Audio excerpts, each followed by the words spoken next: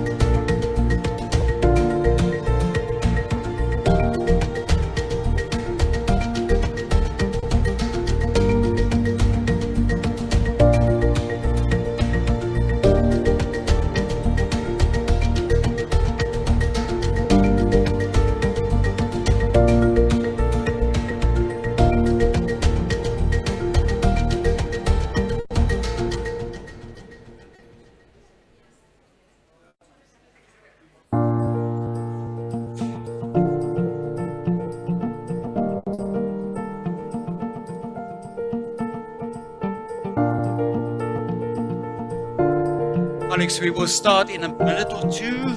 So we're just waiting for people to finish drinking coffee. Thank you.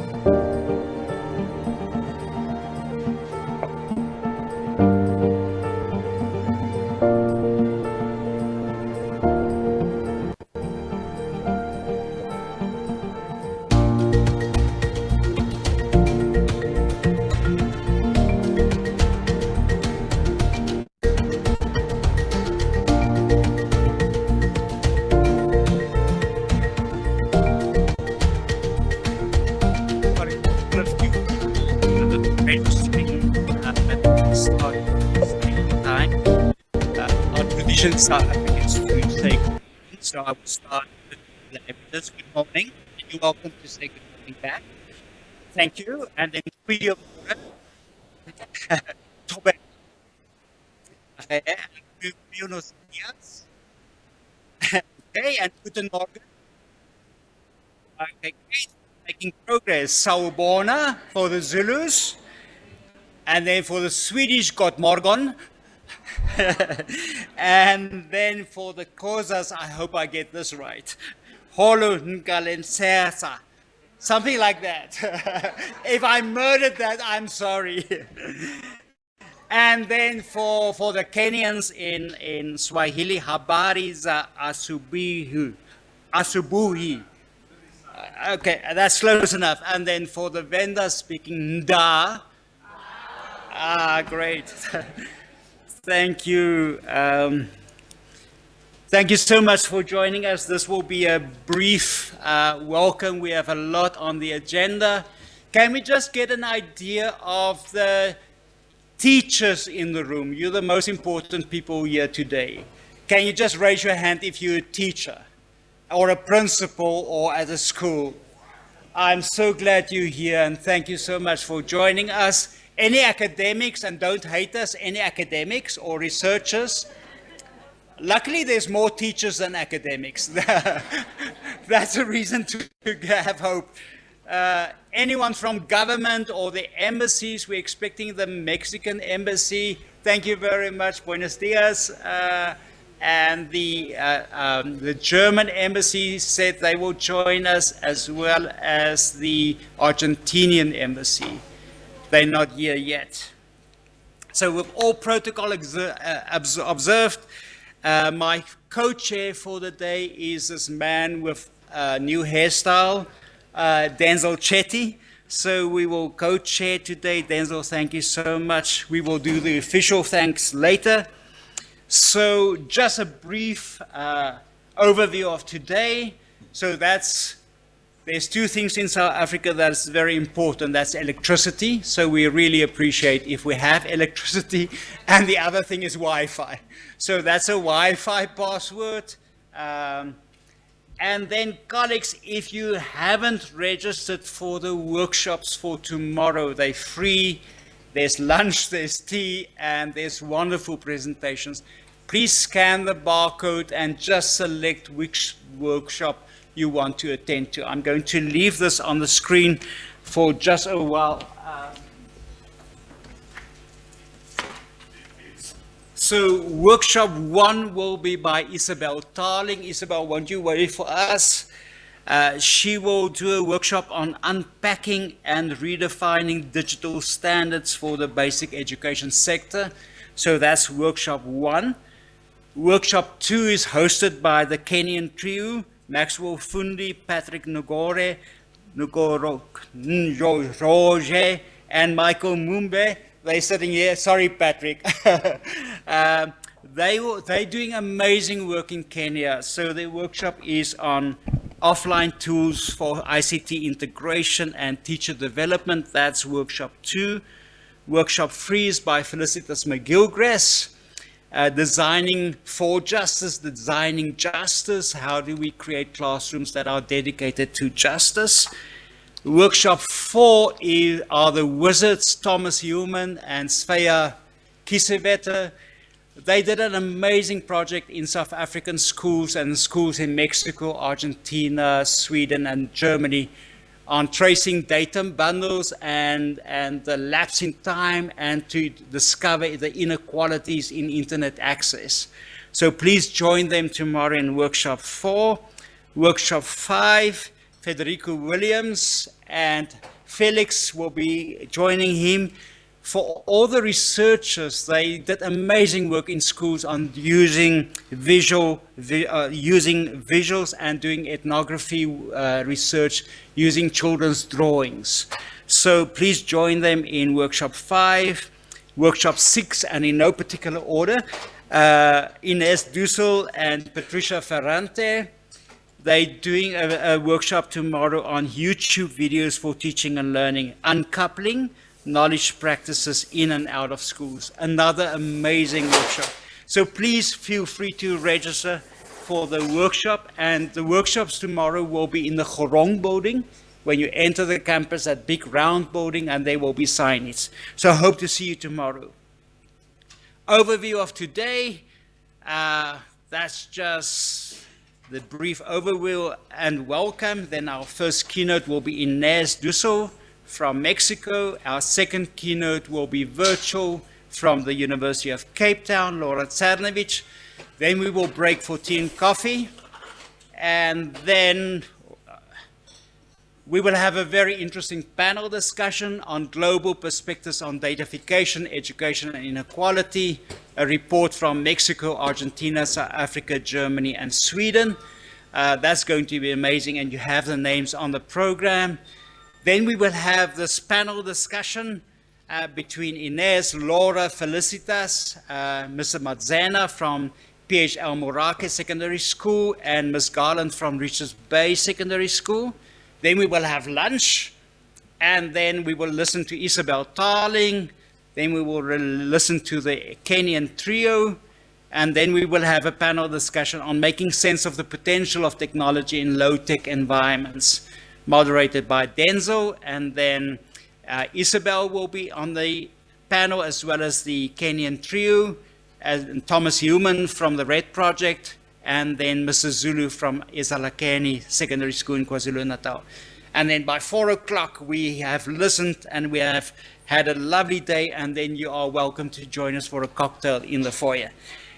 With having said that, Denzel, can I invite you to the podium to introduce to us the official welcome? Thank you very much, Denzel.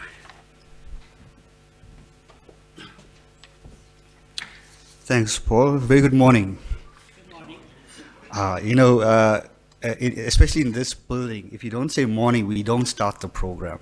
And a lot of our principals used to do that. Unless you say good morning in a way that you energize, it means that you're not ready for a Monday morning. Once again, thank you, Paul, for welcoming us. I should actually say that we are streaming as well. We're streaming on the MS Teams channel, and I know if you want to share it, especially with our international guests as well. And we also stream it on the UNISA YouTube channel as well. So while you see a lot of people here, you also have an online audience as well who would want to welcome this morning for joining us. It's our pleasure this morning to welcome Professor Mawela. He's actually from the College of Education and is in charge of teaching and learning. And while he makes his way to the front, Professor Mawela, I must actually say that the College of Education at UNISA is the largest college in the university. So it has the largest student numbers, and it's one of the most critical spaces in terms of our collaboration with the government as well. So please put your hands together as we welcome Professor Mawela. Thanks. Thank you very much. Good morning again. Good morning. You can hear this is the voice of a teacher now, isn't it? So all who are here, we are from teaching. So they've actually asked me to come and speak on behalf of the teachers and welcome all the teachers. Isn't it nice? Thank you very much. Mine is a very short one to welcome all the colleagues who have find time to come and join us here at the University of South Africa. I thought we must mention it, that this is the University of South Africa, found in Africa. That's the reason we also have colleagues who are coming in different countries from where? From Africa. And as we say welcome to South Africa, we also say welcome to the champions of the world rugby. Exactly. We are just waiting for another world champions, but yesterday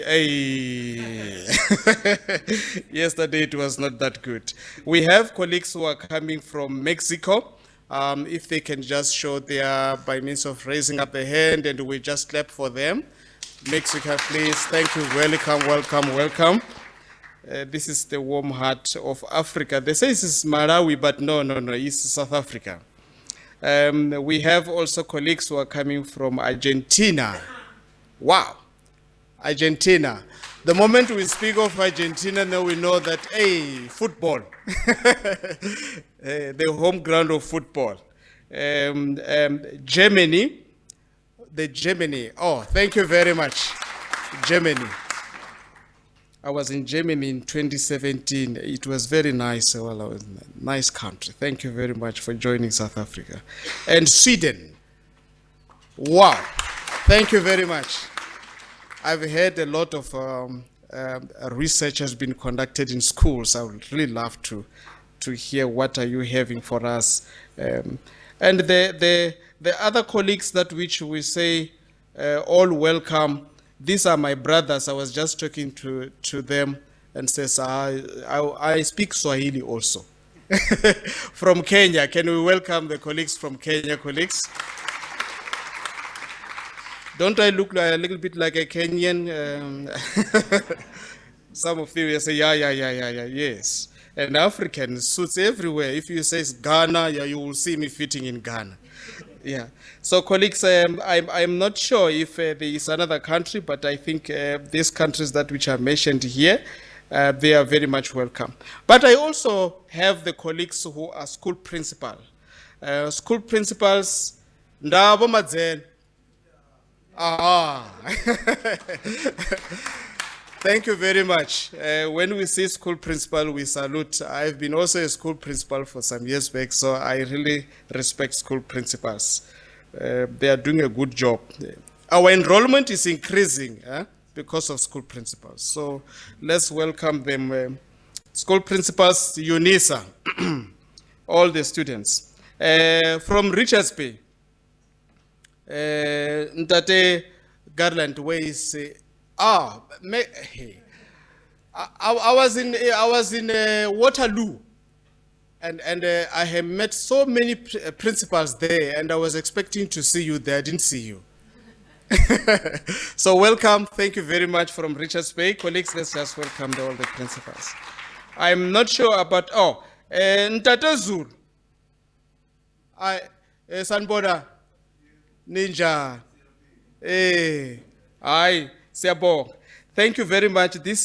I'm speaking in isiZulu. Those who are coming from Mexico, it's isiZulu. Sanbona. Sanbona. It's simple like that. It means I can see you. That's how simple it is. I am not sure if I'm missing other colleagues that which have joined us here. Lastly, is the Unisens. Professor Linkambula is the University of South Africa. She's the Vice Chancellor and the Principal. And I think it is important for us to mention that she'll say all who are coming from different countries, you are welcome. Feel at one of the best institutions in this world. We are the Odell institution, I think, as it says. We established this thing called Odell in the world. Even if you don't agree, I thought you would clap hands for that. So we are the ones, and we have just celebrated 150 years. You can see that this is a milestone.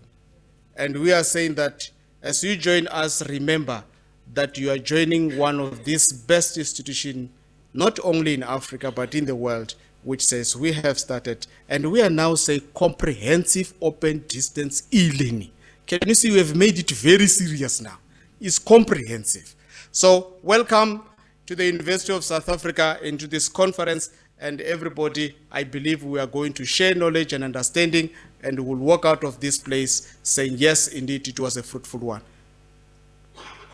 Was it not going to be a fruitful one? Thank you very much.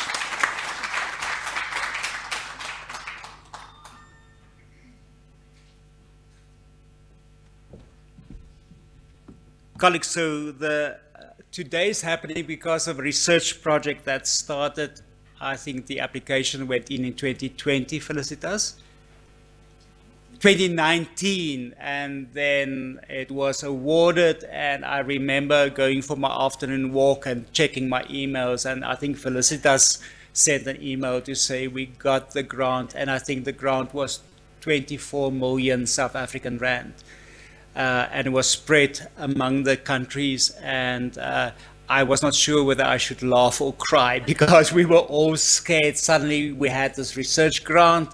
We were spread from Mexico, Argentina, South Africa, Germany, and Sweden. And then the magic started. And before I introduce our first keynote, I would like to honor my three very, very special colleagues of mine. So Tom, would you just don't stand up, we can't see you. Now, Thomas Hillman is a professor of applied IT for education at the University of Gothenburg and deputy head of the Department of Applied IT. His main interest is the relationship between digitalization and knowledge. His research aims to understand changes to how we learn when technologies transform how we produce, gain access to, and work with knowledge. This aim is pursued through the examination of knowledge processes on the online digital platforms used by millions of people. Learning with these platforms is shaped by both the design of technology and the practices that develop when the technology is used. Then Felicitas, She's a project lead from Germany. She's the head. She recently moved to the University of Oldenburg in the northern part of Germany. She's co-editor of the journal Learning, Media and Technology. If you want to speak to an editor of an amazing journal, please speak to Felicitas. And her current research focuses on the discourses and practices around educational technology, including critical and speculative approaches to digital education and datafication. Her projects ask which policies and practices are shaping change in today's schools, with a specific focus on inequality. And then our first keynote, Inés Dussel. From Mexico, she has a PhD from the University of Wisconsin-Madison. She's currently a full-time researcher at the Department of Educational Research, CINVESTAF in Mexico, a top leading public research institution in Latin America. Inés served as director of the Education Arena, Latin American School for the Social Sciences in Argentina from 2008 to from 2001 to 2008. She has published 10 books. If you want to know how to get a book out, please speak to Inés. She's good at it. She has edited 4 books and she's written close to 200 chapters. I think these statistics are from 3 years ago. So 200 chapters in books and articles published in refereed journals in 6 languages. I think the last time I checked Inés' H-index for all the academics in the room, the H-index is what we live by, and I think it was 64, if not more. So she's a very, very renowned researcher, and we're very privileged to have her here. Lastly, she received the Humboldt Research Award, granted by the Alexander von Humboldt Stiftung in Germany, in recognition of her outstanding research trajectory. Inés, please join me on stage, and thank you very much, colleagues.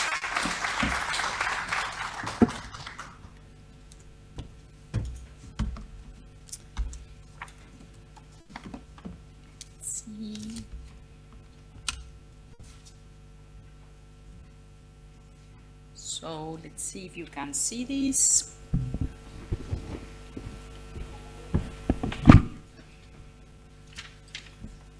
So, let me see. Yeah, perfect.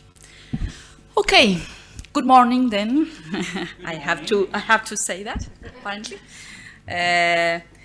Well, buenos días, and many other languages which I cannot speak. But so I want to start saying how honored and grateful I am to be here at this conference. I want to thank in particular Professor Paul Prinsloo, who has been a wonderful colleague and host, and whose intellectual depth and energy is a source of inspiration for me. Thank you, Paul, for having us here.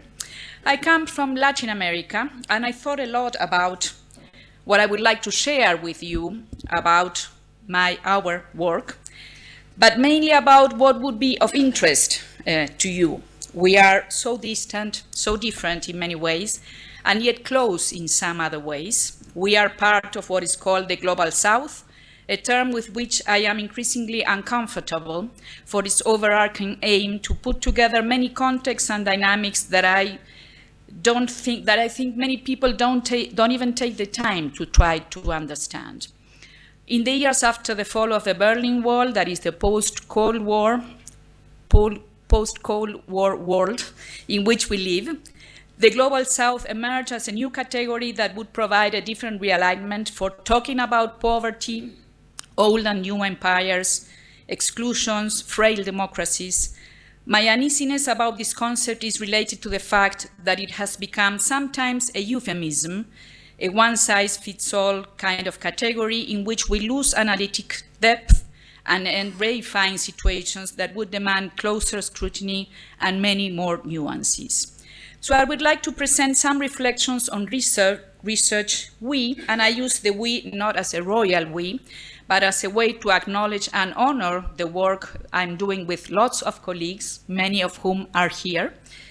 So we have been doing work and research for many years now on the changing configurations of schooling in Mexico, and particularly during and after the pandemics. I grew up in Argentina, and that is where I studied and became an educator, an educational researcher. I did my PhD in the US. 13 years ago, I moved to Mexico. I had lived in Mexico before, where now I work at this public research and graduate studies center, which I think is really a source of pride for many Mexicans. This life experience has taught me to pay more attention to differences and translations between contexts. I feel in some ways like Krakauer's exiled observer who adopts an epistemic position that does not take for granted any assumption. Sometimes this position can be a curse in my daily life because I'm always the foreigner, but it can also be a blessing as a scholar, and that is I would like to present today. So these changing configurations of schooling in Mexico are very complex and can be related to several dynamics, but I would like to stress 3 issues today that, from my hindsight, are worth looking into at depth, and which will be the core of my argument. The first ones, I put them, the 3 here, are the new socio-technical conditions, which we can refer to with the shortcuts digitized world, which have not only enhanced our human capacities, but also brought new economies of attention, more ephemeral, more transient, more the field of a dispute. They have also brought new ways of knowing, new cultural authorities, new economic and political players, new ontologies of presence, that is, new ways in which we are being present in certain places and times. The second is related to shifting educational policies that have brought inequalities to the fore, and this is quite visible in the Latin American region. So Latin America is the region that is the most unequal in the world. And we have seen in the last 2 decades, with their ups and downs, the emergence of pro-equity governments that have tried to alleviate inequalities. There is a public rhetoric extended in most countries in which inequality is perceived as morally wrong, as something that needs to be overcome. Some policies and programs speak openly about the struggle against inequality. This is not necessarily the case in other societies and government where there is a higher tolerance and justification for inequalities. I am using here Charles Tilly's and Albert Hirschman's approach to inequality as a relation and multifaceted process rather than as a fixed condition. If inequality is not natural, then it persists because it is reinforced. It has a history and a particular configuration. It needs schooling and pedagogy to be accepted. So this is what I would like to discuss. The third issue I'd like to reflect upon today is the role that pedagogies play in these changes, both in the imaginaries and discourses available for school actors, are also in the daily interactions in classrooms. The daily grind of schools is sometimes taken as unchangeable, as part of the grammar of schooling or school form that is amazingly stable and hardly changes, despite the efforts of the reformers. I'm sure you heard this talk.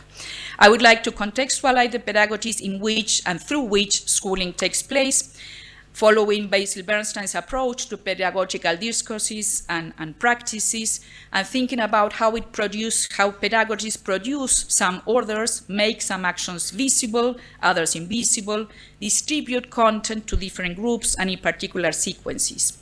I would also like to highlight that it is important to ground the analysis of pedagogies on a social material, ecological approach. And perhaps this is not something that Bernstein did, but I think we now have to do it, and particularly if we study digital media in schools. We now have a different kind of social materiality of pedagogy that we need to think and we need to take into account. No?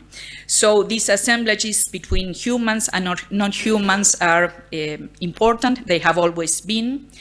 And I think it will be sure in what follows. It is not the same to work with a book or with a blackboard than with a computer or a TV or a screen, WhatsApp in a cell phone with limited data. These technical dimensions are entangled in the pedagogy and not externalities.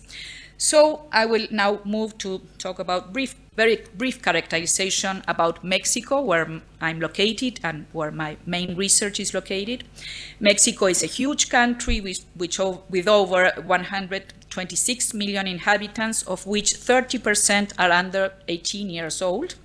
So I think in Africa that's much higher, but still for the rest of the world is quite high. It's a very young country, one could say, not young country, young population, but exactly it is not a young country. What is now the territory of Mexico used to be populated by indigenous populations which predated the Spanish conquest by several millennia. The civilizations were in some cases very advanced. This is now a 3D, this is the play of history and technology, 3D reconstruction of what Mexico Tenochtitlan looked like. You can browse it in Google it. It's very, very interesting now what they are doing in archaeology and digital technologies. So they were very advanced with their technologies and social organization, and for very complex reasons, they were defeated by the Spanish conquistadores in the 16th century, who established a powerful colonial outpost in this region, including what is now Texas and California. The Nueva España was for a while the source of silver for the whole world, even China, many other things. It was a very rich colony with affluent ruling classes, but also with popular groups who still had the memory of a different social organization and were not so easily governed. Long story short, after the independence from the Spanish Empire in 1810, 1821, Mexico, as most Latin American countries, embraced republicanism as a way of government, which was essayed in different forms. In Mexico, indigenous identities became a source of pride and differentiation from the colonial times and became constitutive of Mexican national identity, particularly after the Mexican Revolution in 1910, in which a post-revolutionary nationalism stated the mestizo identity as a unifying cement. This is the cover of the first national free textbook, 1959. This is like the icon of, if you want, Mexican national identity. If you go to Argentina, the iconography would be completely different, much more white, much more European-like. While the mestizo nationalism takes the indigenous past as a foundational myth, other forms of racism persist, and studies about educational inequalities show the extent to which children from indigenous families perform worse in schools, both in terms of the school year they are able to achieve and in terms of the learnings they are able to consolidate. Today in Mexico, there are over 20,000 indigenous schools, preschool and primary, basically, with 2 million students. As a side note, these schools receive little more than half the indigenous population, the indigenous children. A significant portion attends general schools where teaching is monolingual in Spanish. It has to be taken into account that in Mexico, 1668 indigenous languages are spoken with 364 dialects. I think this is not so different from South Africa. Groups and individuals migrate, making it difficult for policies to define how to attend these needs, as programs attached to a particular territory are not enough. So we have here the World Inequality Report 2022, the Piketty report, we can call it. You can see Mexico as one, with South Africa and many other countries, unfortunately, one of the most unequal countries in the world. Mexican economy ranks 15th in the world and is highly integrated to the United States, both in terms of industries and migration.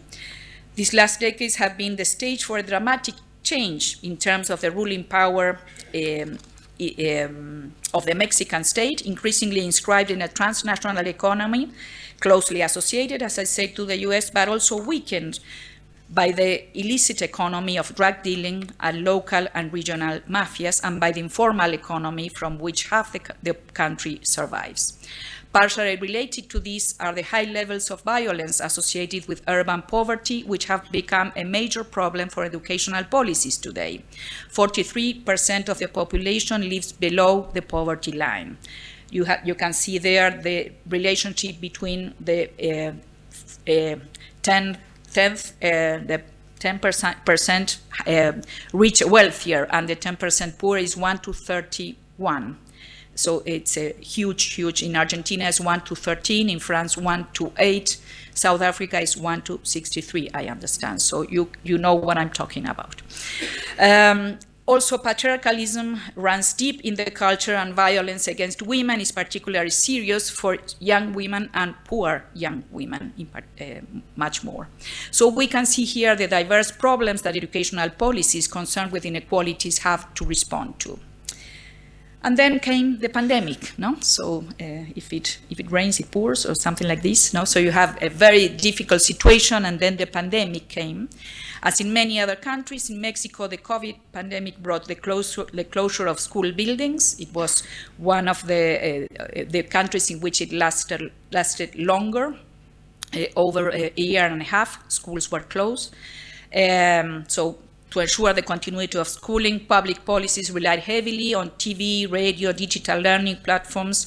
Yet most students connected through their cell phones, and remote education tended to be more local and dispersed than what the broadcast streaming and central coordination had initially foreseen.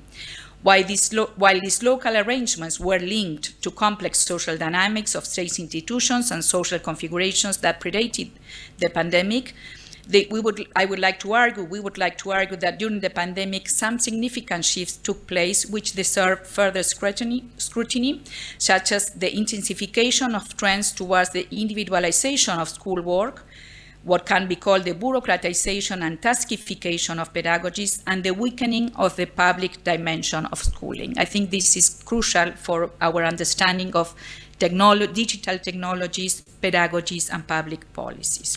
So we did a research together with a team on 36 public schools in Mexico. We interviewed teachers, students, families. We documented also students' work during the pandemic, qualitative design. We wanted to study the interactions between educational policies, technological infrastructures, pedagogical traditions, and inequalities. So the analysis of this research will be the main core of my talk today, which I think I'm sure you had similar experiences in South Africa in terms of what the pandemic made visible and what has taught us about previous inequalities and new inequalities in digital times. So educational inequalities are part, of course, of broader picture of long-term social inequalities. No? You can see here, well, the Gini coefficient, I already referred to that, but in terms of school enrollment, despite the growth experienced in the last decades, Mexican education, I don't know if you can see it, is right there, like in the middle. It has not grown as much as other countries in Latin America, and it's still falling behind the region's average, particularly at the preschool and upper secondary school levels. Public policies to alleviate educational inequalities have tended to focus on access, that is, the creation of new schools in underprivileged areas or direct allocation of resources through scholarships. And they have been conceived as actions impinged on social actors that are external to state operation. Yet the boundaries between state and society have been more elusive, porous, and mobile than discourses of and about the state led us to believe. Recent state theories, I don't know, I'm thinking, for example, of Gupta, all the post-colonial studies, Stoller, and many others, they have underlined this porosity, the porosity of the state, allowing us to consider the relative weakness of specific states not as signs of a perennial underdevelopment or chronic corruption, or at least not as only the signs of that, but as the result of complex historical processes that cannot be measured against an evolutionary standard. In Mexican education, the porosity of the distinction between state and society has been directly connected to the state's limited capacity to redistribute resources in favor of the least advantaged. And this despite several revolutions and several inclusive, I would say, movements in Mexico that have tried to change this. Local societies have tried to make up for what the state will not. So there's lots of research, no? So even if there is free education enshrined in the Constitution, in many rural and urban regions, parents have often paid fees for public schools, even if it's not mandatory. And adults in local communities have contributed their resources and labor to build or repair schools buildings or teachers' lodgings. Parents and teachers have emptied their pocket to pay for school materials in some cases, and we saw this in the pandemic a lot. Teachers paying for students' cell phones, for data, for sending things, copies, books, etc. And one could say that these local efforts have regressive effects as the burden on the poorest is greater. Families organize raffles, food selling, film projection, and all manner of activities on a regular basis, with the whole community invited to contribute with a fee. This works out cheap for central government and the wealthy, but it's dear to impoverished rural and urban populations who pay a high price for very modest progress. To these long terms, the dramatic changes in Mexican economy, further integration with the US economy, and the growth of an informal and illegal economy based on drug dealing and extortion have led to a change in the ways of government, of governing or the way in which the Mexican state works. According to Claudio Lomnitz, there is an oscillation between a rational bureaucratic order, common in most Western states, and a communal familial one, in which extended families constitute the moral and economic support of individuals, visible in the fact that migrants' money accounts for half the income in several rural areas. What has emerged in these last decades of the war against the narco, internationalization of the economy, increased corruption and weakness of the state institutions is a new type of state that combines a weak administrative capacity with loud sovereign claims, seen in its centralized bureaucracy and nationalist rhetoric. Lomnitz argument is that the more the state is incapable of administering justice and defending right, the more it falls back on rituals of sovereignty that fill in these weaknesses with heightened performance of control and allegiance. Lomnitz refers to this performance as obsessive rituals, given that the state has given up on most of its basic functions of providing welfare and caring for people's rights and lives, but insists on a rigid bureaucratic control of people's work and lives. And you can see this very clearly in schools, and I will show. So, let's see about the public policies. This is the general, if you want, context and the struggle against inequality, the public policies. But then what happened in the pandemic?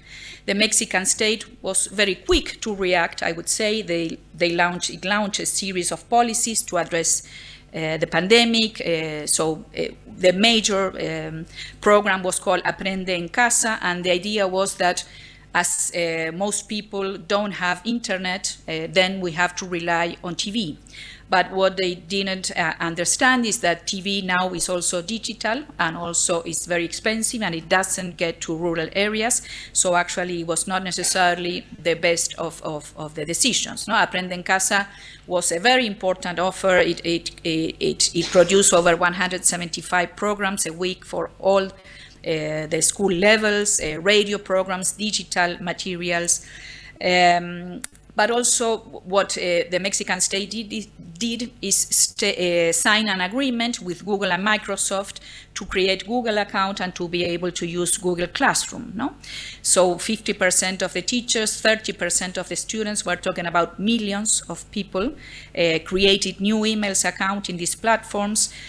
Over 500,000 teachers received training from Google and Microsoft. And so you can see that this reflects the huge advance of private tech corporations into public education. But in the context of the health emergency, this privatization has mostly escaped criticism and has been presented instead as a good market solution for the state's deficiencies. Still, I think we need to think about the long-term consequences of what this is producing. So there is no doubt that the effort to produce educational materials, and particularly Aprende en Casa, was impressive, and that the government officials worked day and night to support the continuity of school actions. One noteworthy development in an educational system traditionally monolingual and structured around racist hierarchies was the fact that TV and radio material there was launched also for mother tongues, so lengua materna in the curriculum.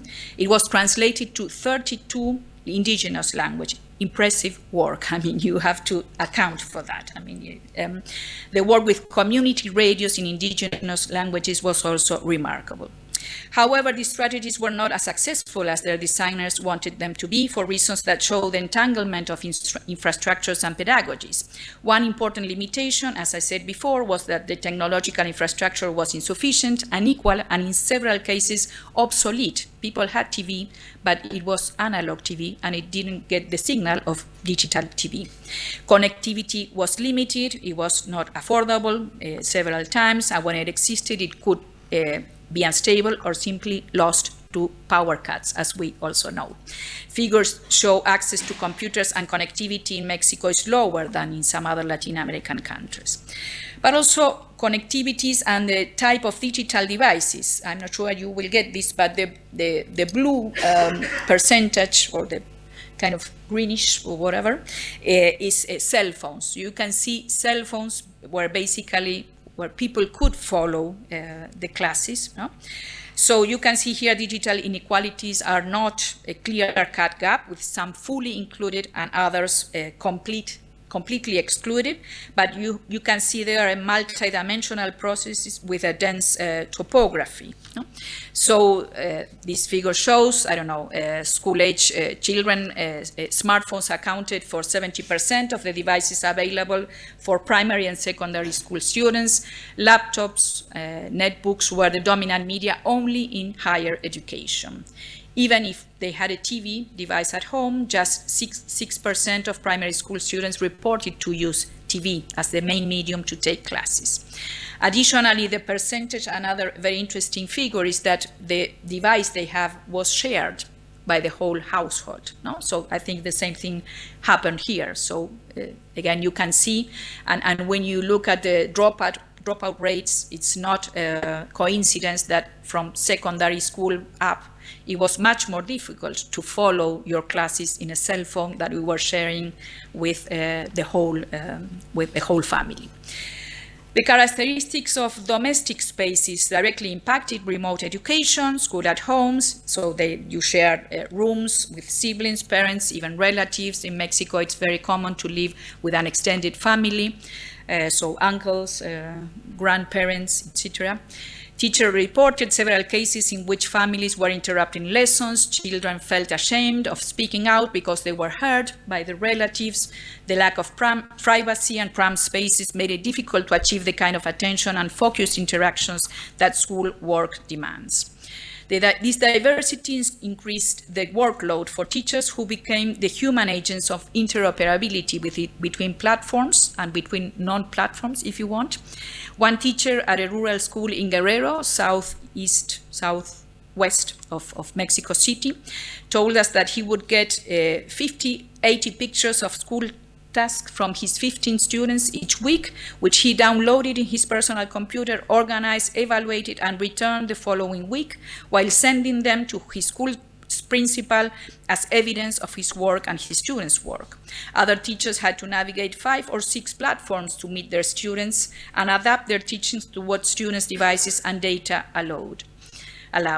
More broadly, teachers had to take on the job of gathering and organizing the scarce records of schoolwork scattered through different platforms in order to monitor progress and to be held accountable to the authorities.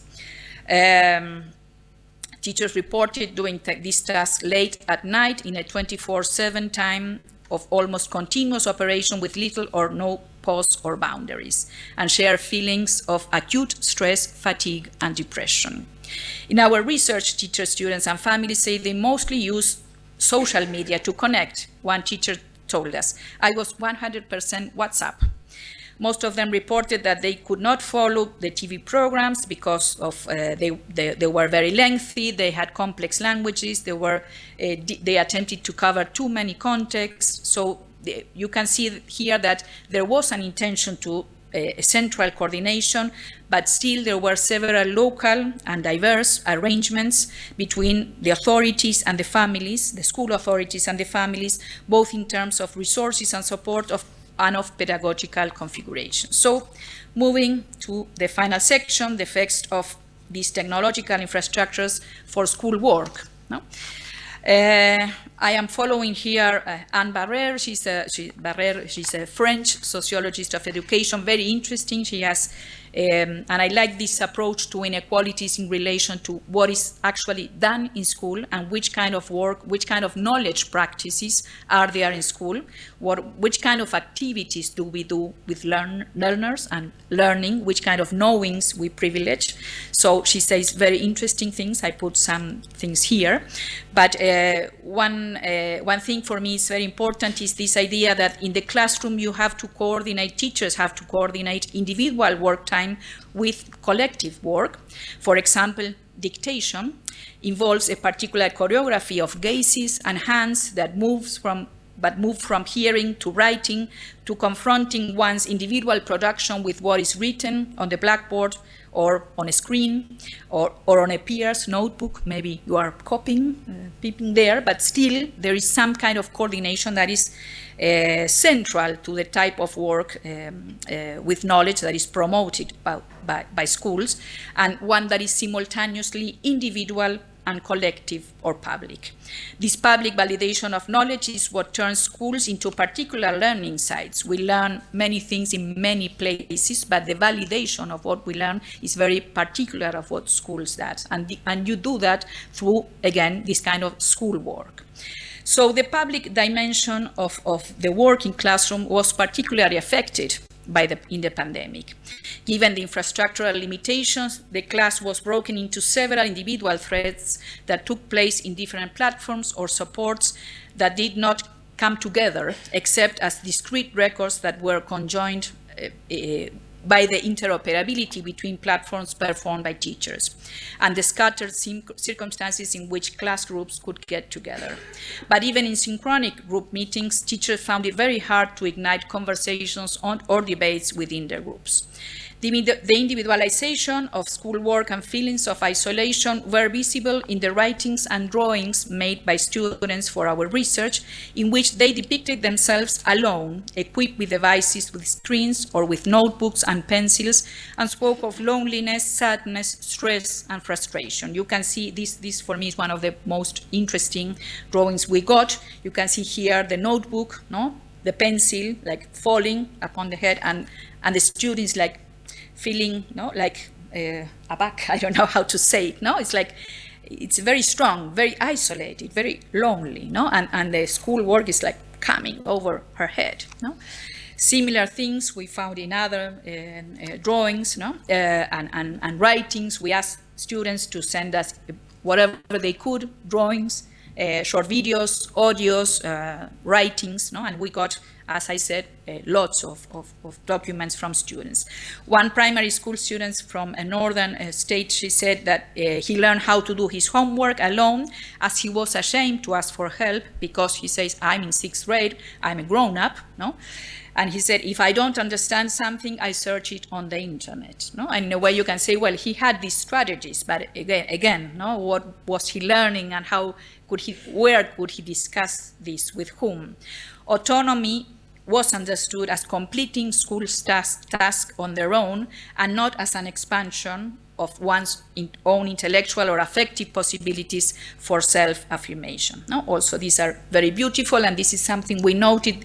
This here on the right is the only drawing in which the student was actually looking outside. All the other drawings were people isolated in their rooms, and this student was like taking note of the world, looking at the world, which I find is beautiful, and it's also what the school has to do. No? And so this domesticization of the school work in terms of closing the world of students, no? And again with technologies. No? What was most remarkable in our fieldwork was the overarching presence of school assignments or tasks, no? La tarea in Spanish, as the centerpiece of what constituted schoolwork during the pandemic, and not only during the pandemic. Teachers were very clear about this, the equivalence. Primary school teachers said the assignment, the task is the class. I say it because parents say, teacher, tomorrow there is no class, and that is because I will not send them any task for whatever reason. This is how it is now.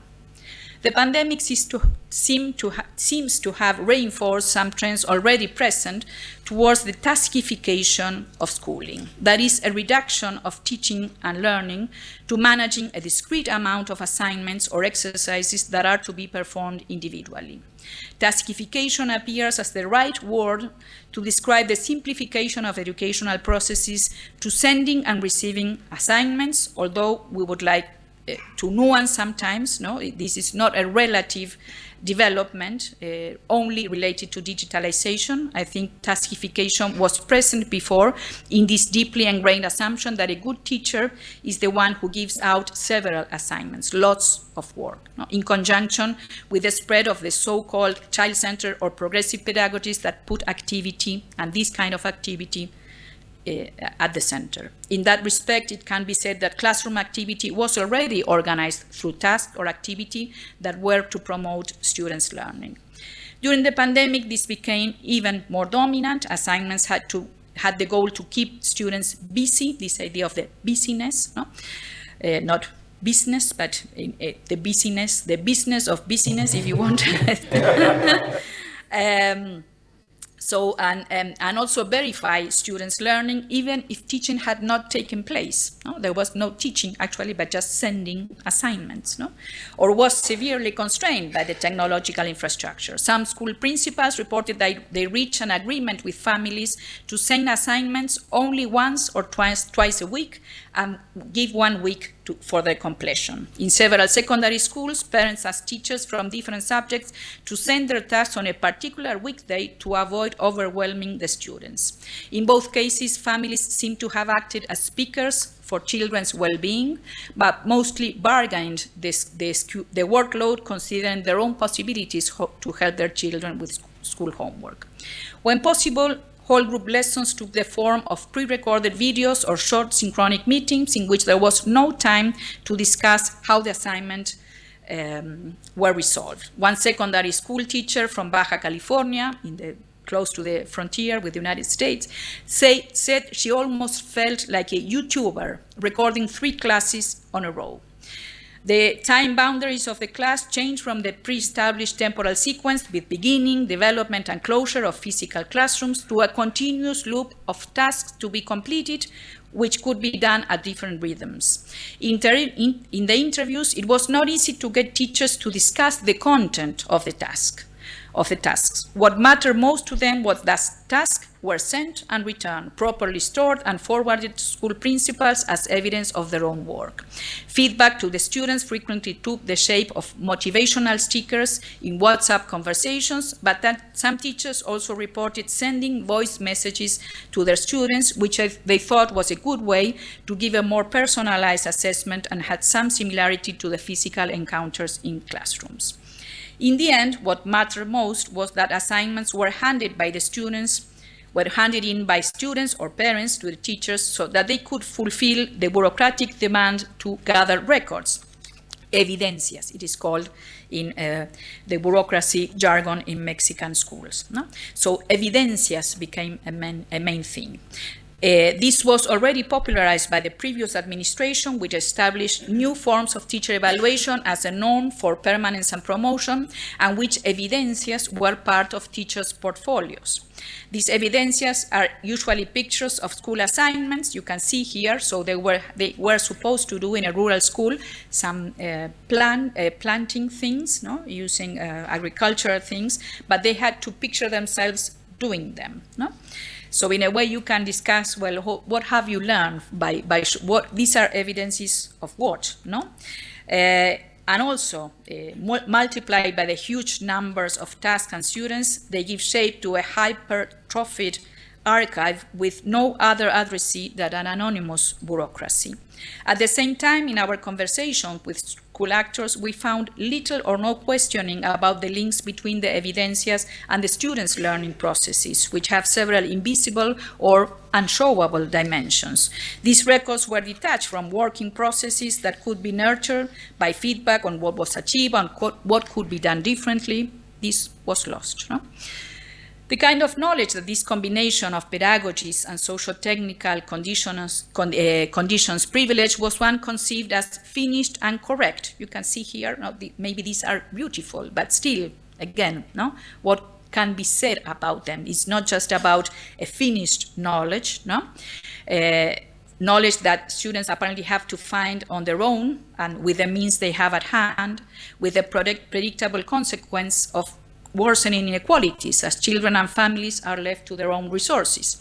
In some communities, families try to negotiate, as I said, smaller workload, contain school demands, but unfortunately, this left children more isolated and helpless in terms of their relationship to school knowledge.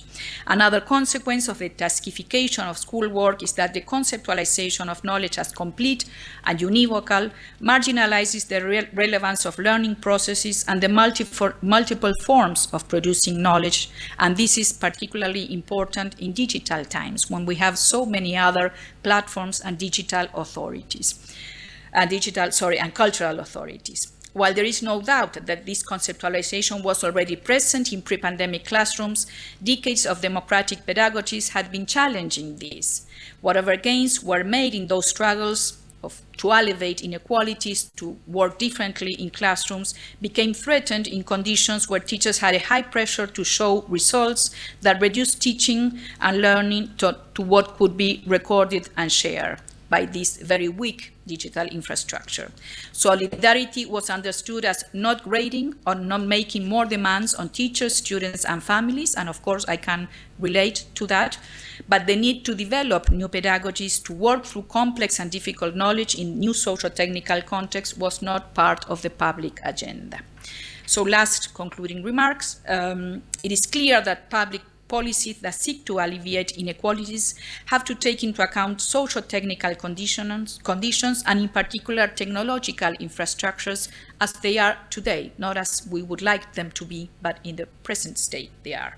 Without acknowledging and improving those infrastructures, the possibilities of having more impact in the reduction of inequalities will be severely curtailed. Maybe we're coming back here to the old issue of access. Yes, we still need access, and the pandemic was a dramatic reminder of that. But access to what?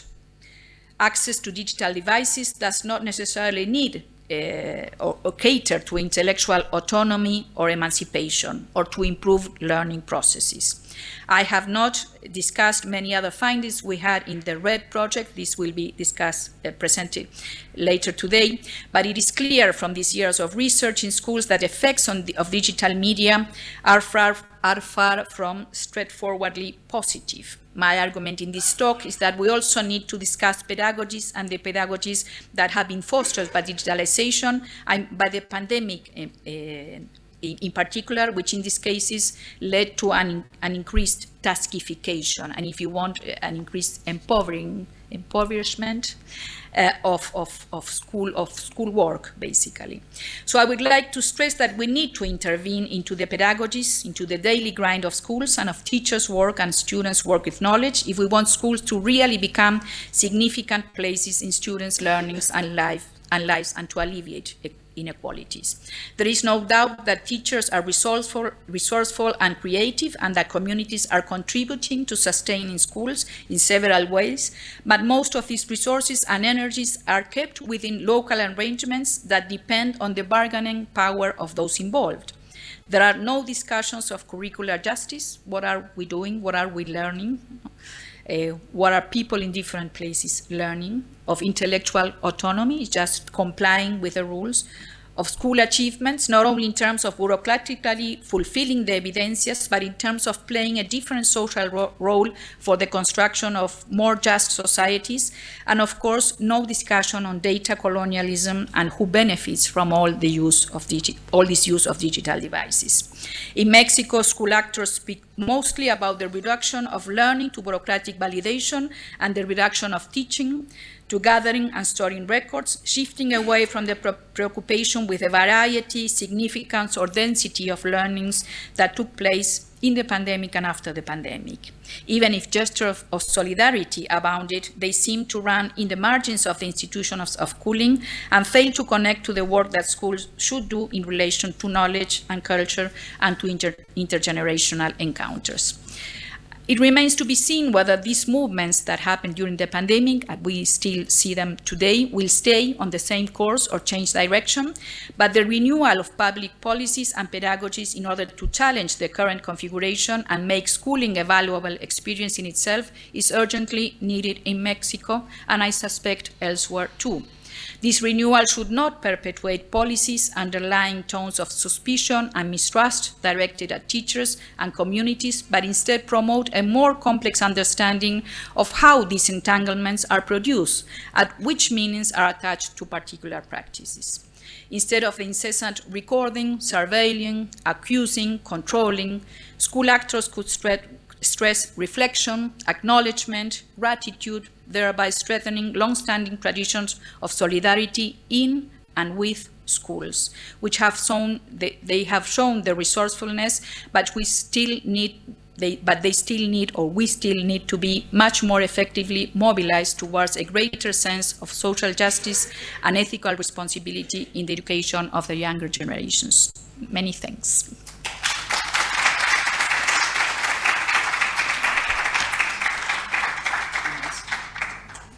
Okay, should I?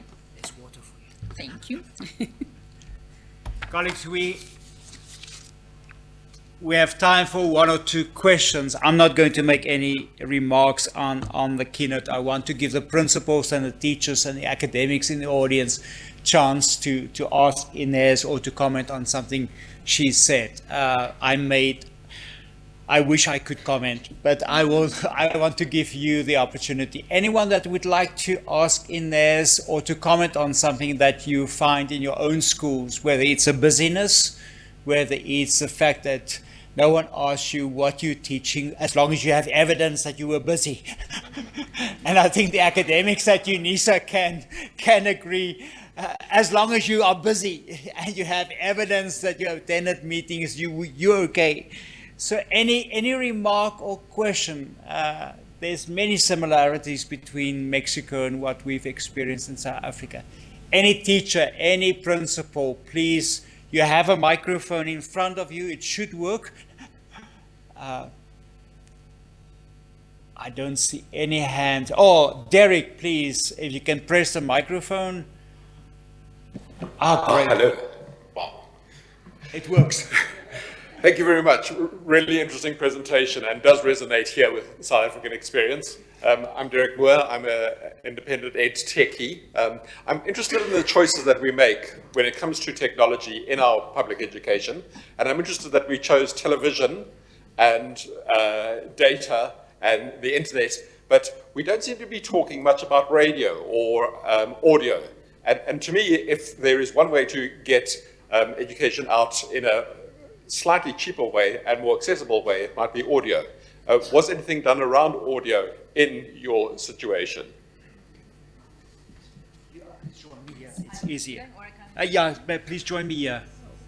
Then it's easier for the cameras. Yes, there were efforts to use radio, but this was done at a local level, I would say. And this was very important. I read a very interesting study done by in Yucatan, South Cancun, you might have heard. Cancun is not in Yucatan, but it's close. So this area, which is Mayan communities, are very, very strong. They use radios, communal radios, to produce literacy programs, and that was a very interesting use. But this generally was not coordinated by the state, but this was more local arrangements, as I said. And I think TB had to do in the Mexican case because there is a strong tradition of telesecundaria. Telesecundaria is how do you say, branch of secondary schooling that started in the late 60s, and it has big studios, and they have a history of producing for masses, if you want, for millions of students. So they use the infrastructure of Telesecundaria to produce Aprende en Casa, the new program. And in a way, I think they had the experience. I think for the state that was convenient, but it was not necessarily the best of decisions in terms of, as you were saying, no? Both what can be done locally and now that TV is not the TV for 20 years ago, no? Now you watch TV on your device, you watch TV, or you don't watch TV, basically. So that's something else, no? One of the things that happened, and I think, yeah, you have to look at the TikTokization of audiovisuals, no? So these programs, which were almost 1 hour long, students were bored very easily, no? So they wanted very short things, and so they started changing, but then it was 1 hour of TikTok, and so it's like, stop, no? So I think, and also, well, the pandemic made it very, very hard, no? So I think it has been a great challenge. I think those who work on educational media in Mexico learned a lot. They worked a lot, they learned a lot, but I agree with you, radio and audios, and also we were surprised by this finding that teachers really valued the ability to send audio messages to their students, no? And they said they work, no? And perhaps if I send a PDF or a photo of it doesn't work. The audio works, but then the intensification of teachers' work, because you have to send audios for I don't know how many students, and how do you do that, no? So in a way, it was a reduction. They did this once a week, once every 2 weeks, no? And the feeling was that this was really not working as it was intended. Great. He says a teacher would like to comment about how you step in when the state fails in the provision of infrastructure. Teachers step in to provide data. Teachers work on Saturdays to allow students to catch up. Teachers provide lunch and breakfast for the students when the state feeding program fails. Any teacher that would like to share South African experience of how teachers in your context stepped in when everything else fails, teachers stepped up to the challenge? Anyone? It looks like a prayer meeting. Everyone looks down. Hello. Please, we have a principal. Great. Thank you, sir. Yeah. Just introduce yourself and then to Ines. Yes, it's true. Nowadays, there is a lot of pressure when it comes to the issue of producing results, especially with the focus of this competition that is here in South Africa, whereby provinces are able to be number 1, number 2, schools like that. So you'll find that now teachers always, they go an extra mile in trying to catch up or to go with times, you know. So they have introduced now the usage of gadgets and so on, and inviting learners to come for extra days and so on. So in most cases, you'll find that now it is very difficult to can access the resources which are provided by the school in holidays or during weekends and so on. So they normally agree either with the parents or with the learners that maybe they'll have to come with their own provisions to school and so on, so that they can do a catch-up. And then also, there will be maybe class meetings with the parents, maybe a specific class that the teacher would like the learners and the parents, maybe the learners to come, to say to the parents, please buy data for your child and so on, or use your phone, because sometimes we'll find that the learners, they don't have these gadgets. They are with their parents or their sisters at home. So the extra work that the teacher will do, it will be to buy more data for herself or for himself. And then at home also, the parents will have to buy for their own children and have time allocated. Maybe the teacher will say between 10 and 11 or between 10 and 12, like that. So this means at home life will stop for a while, and also the teacher's life will stop for a while, so that they can do a catch-up.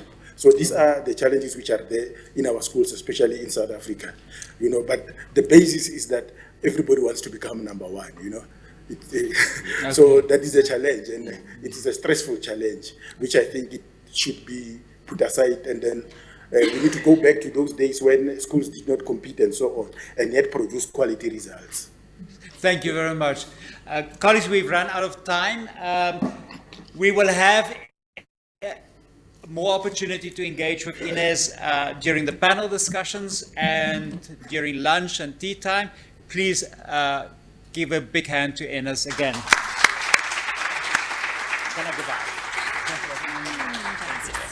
Thank you. I'm handing over to Denzel Chetty for our second keynote, which will be virtual. Thank you, Denzel. Thanks, Paul. Thanks, Paul. Can I check, is Laura on with us, Richard? Hi, Laura, if you can hear us before I introduce you. Yep, I can hear you. Thanks, Laura. Okay, so colleagues, it's our pleasure today to have Laura with us. She's joining virtually from Cape Town. Laura was the first director of the Center for Innovation in Learning and Teaching at the University of Cape Town. And she had a time span between 2014 to 2020. She also served as a previously led UCT's, the University of Cape Town's Center for Educational Technology, Open UCT Initiative, and the Multimedia Education Group. Many roles in education over the years include academic researcher, strategist, advocate, teacher trainer, and educational publisher. Throughout her work, she has focused on equity and digital inequality. There have been permeations in her research interests which focus on the changing nature of higher education in a post-digital society and new forms of teaching and learning provision. She plays a key strategic and scholarly role in areas of blended and online learning, as well as in open education, institutionally, nationally, and internationally. So Laura, it is our pleasure to welcome you virtually to the platform. I'm sure you can see many of the colleagues that are here. You've got about 35-minute presentation, and then we can take about 10 minutes discussion. Thanks, Laura. Thanks very much. Now I'm doing that thing that one does, which goes, can you see my slides? We can see you, so that's positive. Okay. I'm getting a little message that says, working out a few details. Oh, perfect. You're good. You're good to go, Laura. Can you see them? Yes.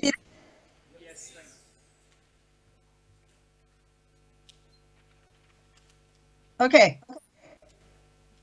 I'm assuming that you can see my slides. Can you just confirm in the chat? Yes, we can. Thanks, Laura. Oh, okay, great.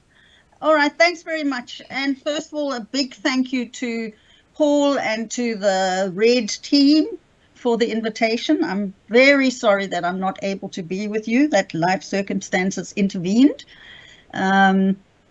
The project is amazing. I've been watching it and following your blog and the research that you're doing, and it's really impressive. And a big thank you to Inez for just the right, I mean, it's such an excellent keynote. I took copious notes. Thank you for introducing me to a number of theorists. And also, I think that your talk around inequality during COVID works really well, because I'm going to be moving on to talking about artificial intelligence, which from the point of view of educators is a really tough follow. Right, let's see if you can see my next slide. Okay. Sorry, I'm just trying to move on. Can you see my next slide? That Yes. says introduction.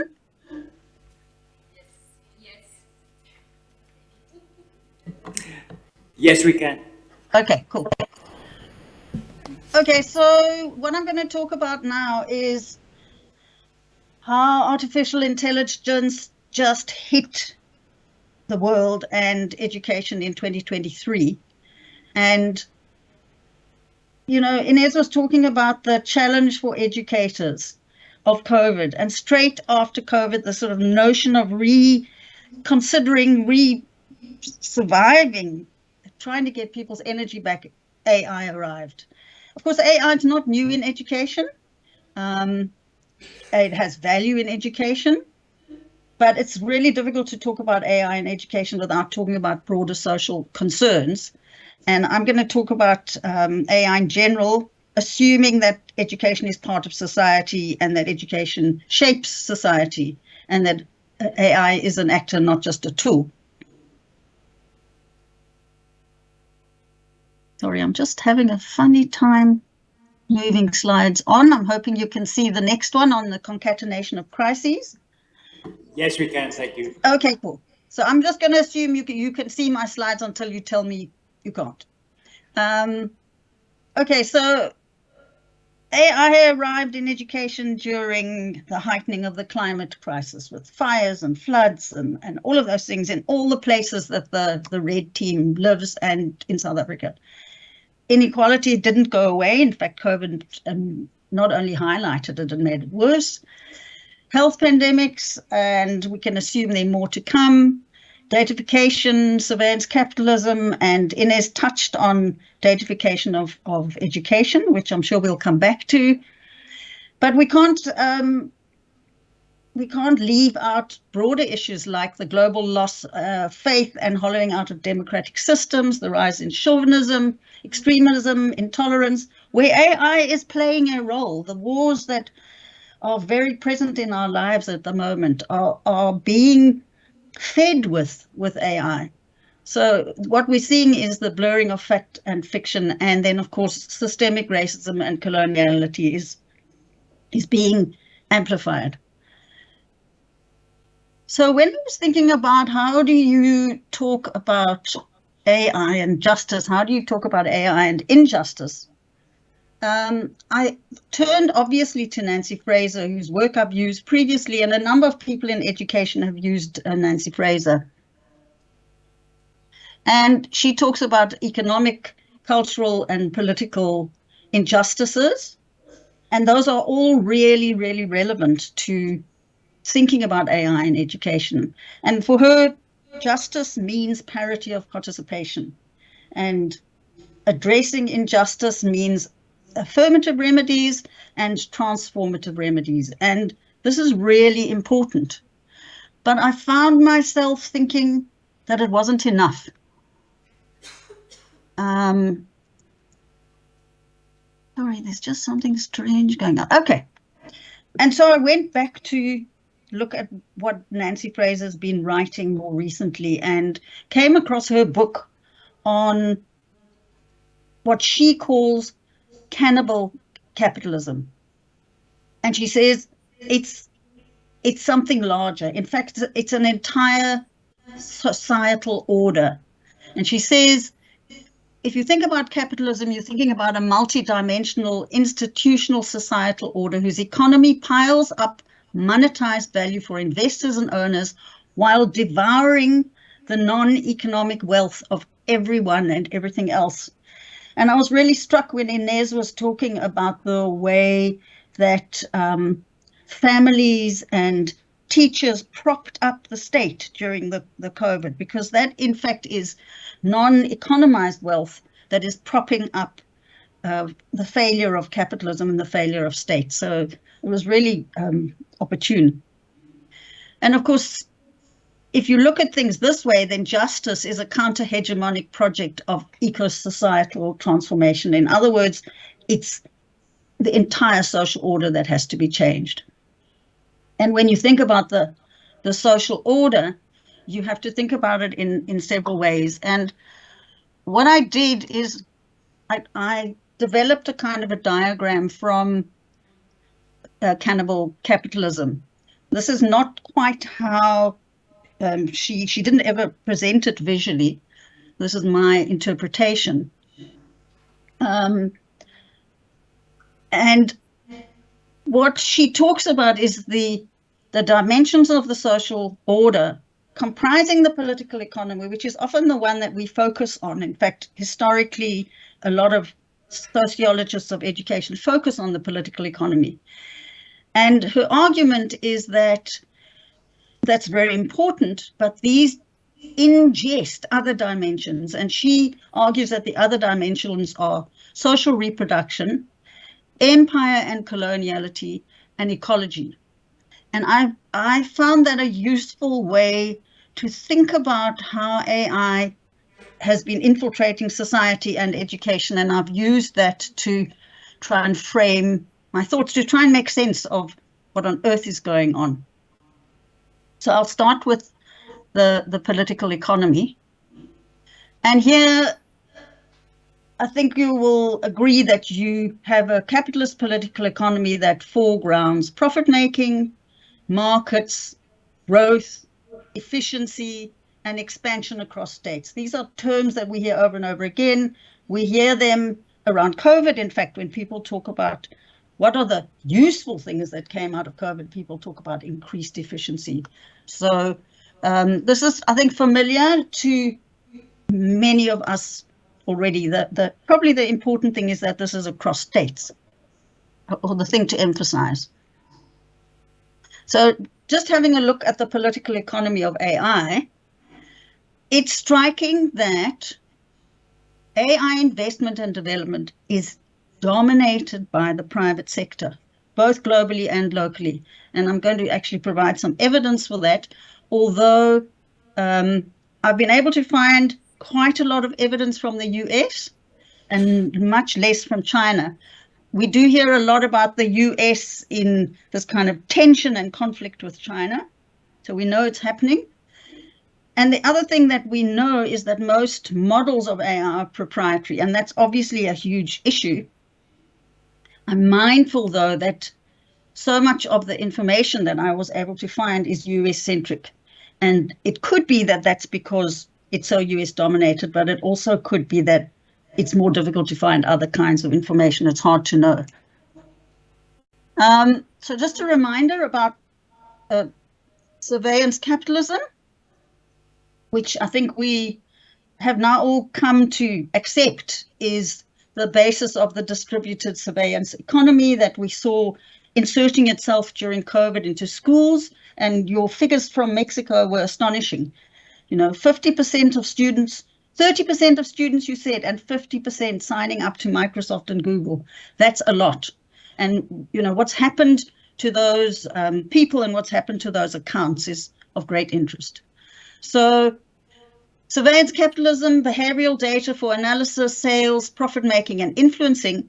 And this is an astonishing paper, which by mistake, Microsoft made available its spreadsheet of the different aggregators and sellers of data, the middle people, if you like, and their labeling that advertisers use to label individuals. And there are 650,000 ways of labeling individuals, which means that the most specific and private and targeted advertising is possible. We know this, but this evidence is quite gobsmacking, actually.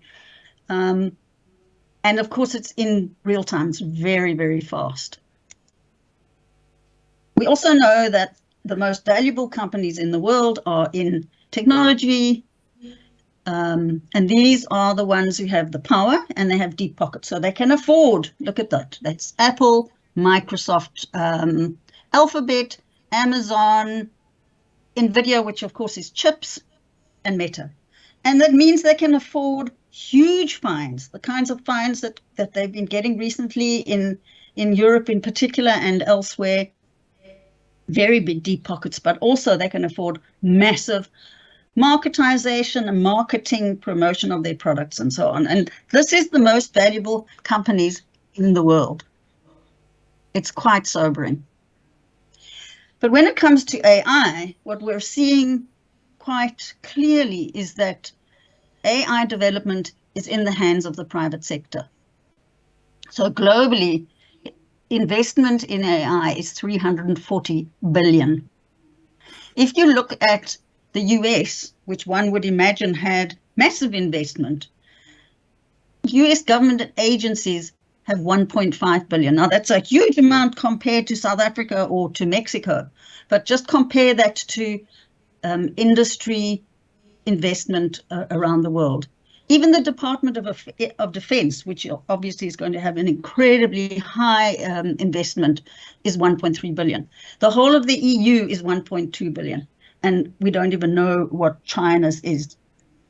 So you can see that the investment is just in the hands of the private sector.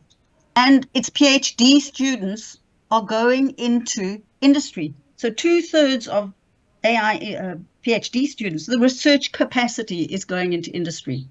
And just an aside, that little note on the side is about the fact that most of these are male.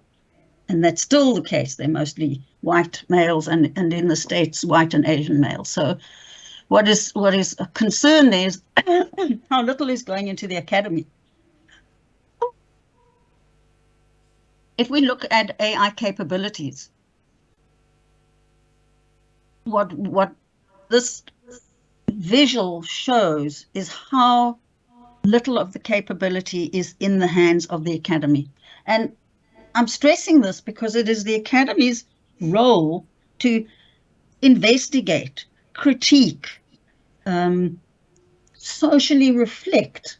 You know, we talk about bias, for example. We are leaving issues of inequality and injustice in the hands of industry. And we don't even know what kind of capabilities states have. And that resonates once again with what Inez was talking about, weak states. The other thing that I found very interesting, as I said, I was really struggling to find information about China, but if you look at publications from China, the publishing that comes out about AI is largely the most important, the largest amount is coming out of China. And these have a lot of implications in terms of knowledge production, what kind of knowledge, who owns the knowledge, etc. What about in Africa? I'm afraid I didn't get to look in Latin America, partly because I'm horribly limited by language, but I'd be interested to know. So a report on artificial intelligence in Africa found that 4 countries are the most active: South Africa, Nigeria, Egypt, and Kenya. And the majority of the activity that is happening in AI is once again in the private sector. And you know, when we talk about what is the role of the public sector, whose interests are being served by the public sector and the private sector, these are the questions that Inez ended on and that I would like to echo, because the data really points to the fact that profit making and expansion are what is driving the activity. And profit making is setting the agenda. And we know that shareholders want immediate returns. They're not interested in long tails. They're not interested in loss leading. They're not interested in public agendas. The other serious concern about this is that so much of this is proprietary. Even OpenAI, which has the misnomer of a name, which started off as being open, we know is no longer open and has been massively invested in by Microsoft. And this lack of transparency means that what's actually happening is a serious black box, and it makes it very difficult for academics to study. The other aspect around AI, which is worrying, in fact, it's worrying, as we saw from that most valuable companies, is the monopoly dominance. So it's a serious risk for public interests. Let's just have a look at Google. What I've mapped out here is all the Google companies, far more than people are aware of. We saw that 50% of educators in Mexico signed up to Google or Microsoft, and probably more to Google, I'd be guessing. If I look at the work that's coming out of Brazil on mapping big tech, Google's been very, very high in terms of Google Classroom. The back end of Google is going to be cross-referencing and aggregating data across school data, search data, maps data, I mean, all of those different tools. And Google in Brazil actually spoke, the head of Google in Brazil spoke frankly and said, one of the advantages of offering the service to schools is to build our user loyalty from an early age. I mean, you couldn't get more explicit than that. So what about teachers? There's been research that has actually made it clear the extent to which teachers and educators are playing a role training AI. checking AI, testing AI.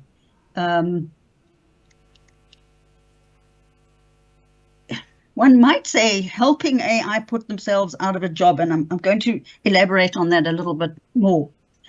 The other thing that what we're seeing is that when Zuboff was and others spoke about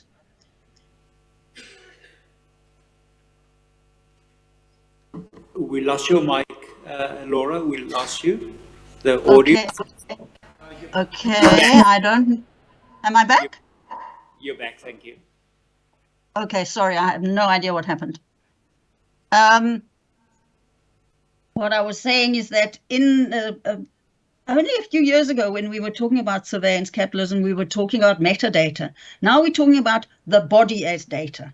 So some of you will remember that there was an outcry earlier this year when it was discovered that Zoom was using our talks, these kinds of talks, to train AI, and they retracted.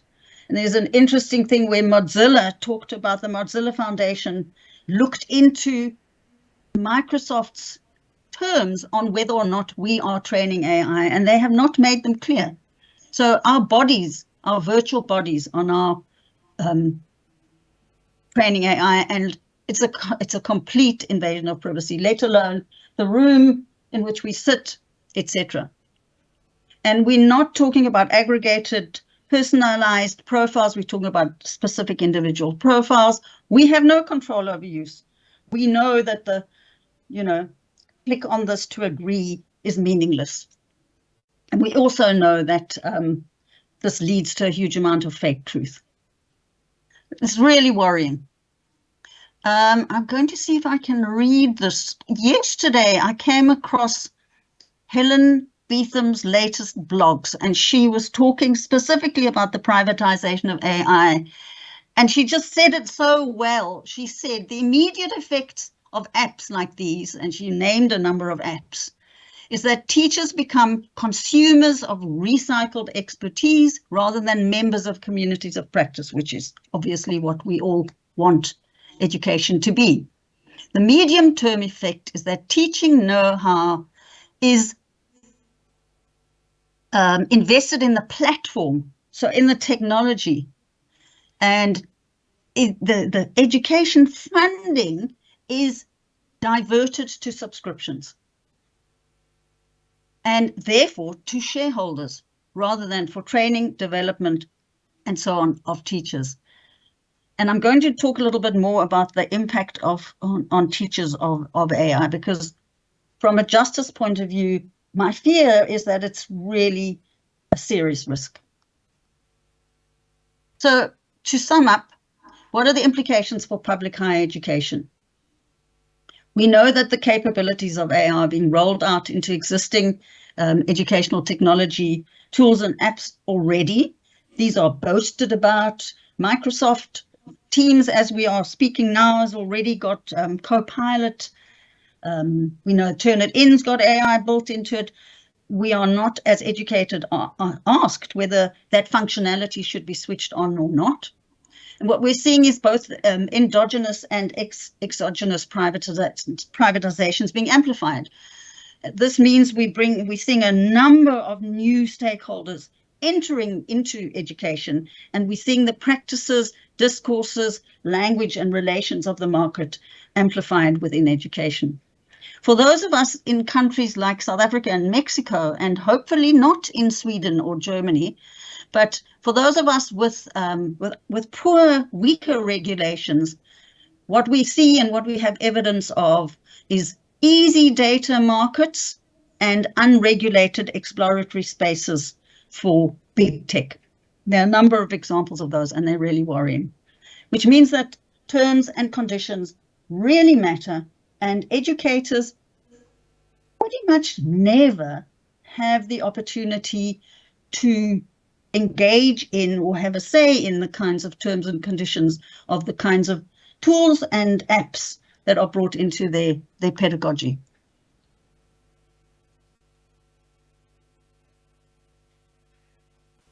So that's the political economy. What I'm going to talk about now is the social reproduction aspects.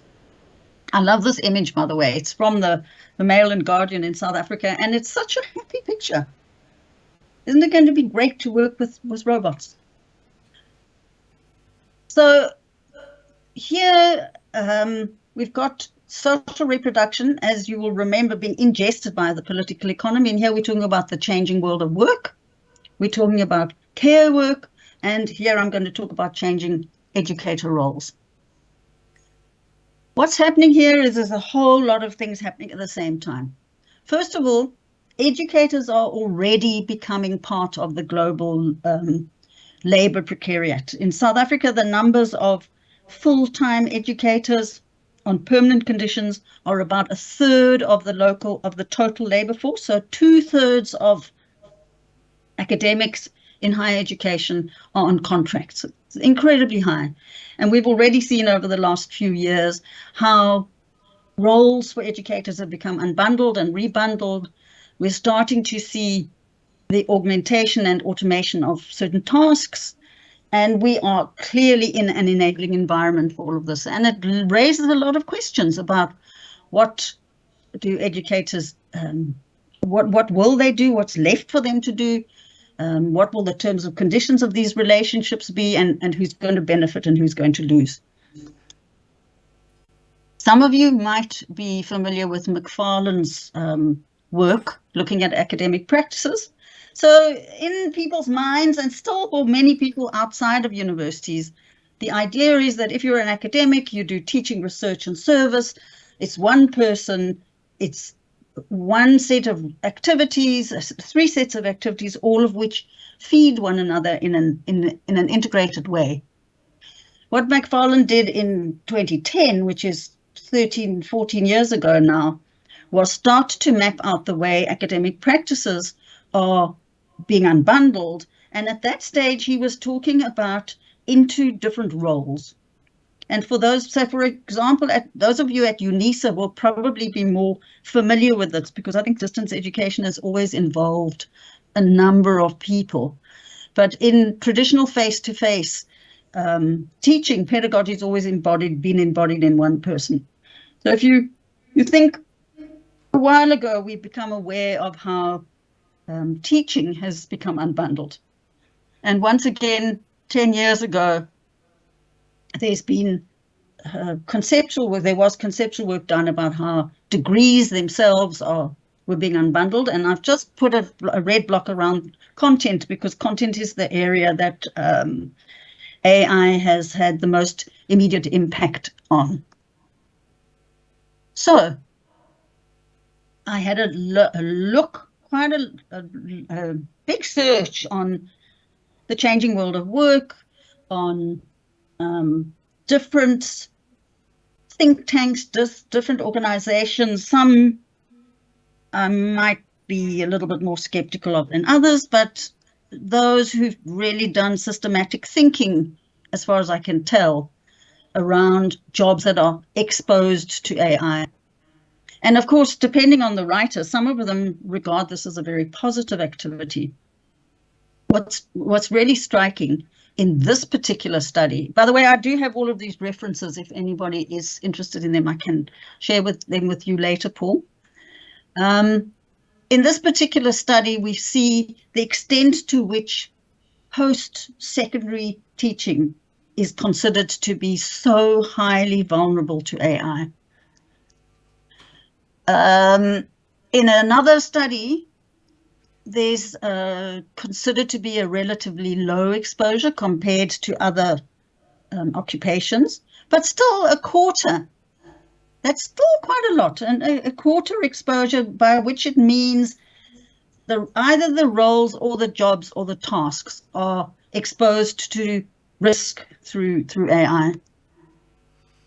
And then there's another one. This is a World Bank forum, and the interesting thing about this particular study is that it's not just talking about exposure to particular tasks, it's also talking about new types of roles for different jobs. And I think that's really relevant if you start thinking about what educators might find themselves doing or having to do as a result of AI, and the AI that's now embedded in in the systems such as Microsoft Pilot. And I'm only mentioning Microsoft in particular because we happen to be using Microsoft.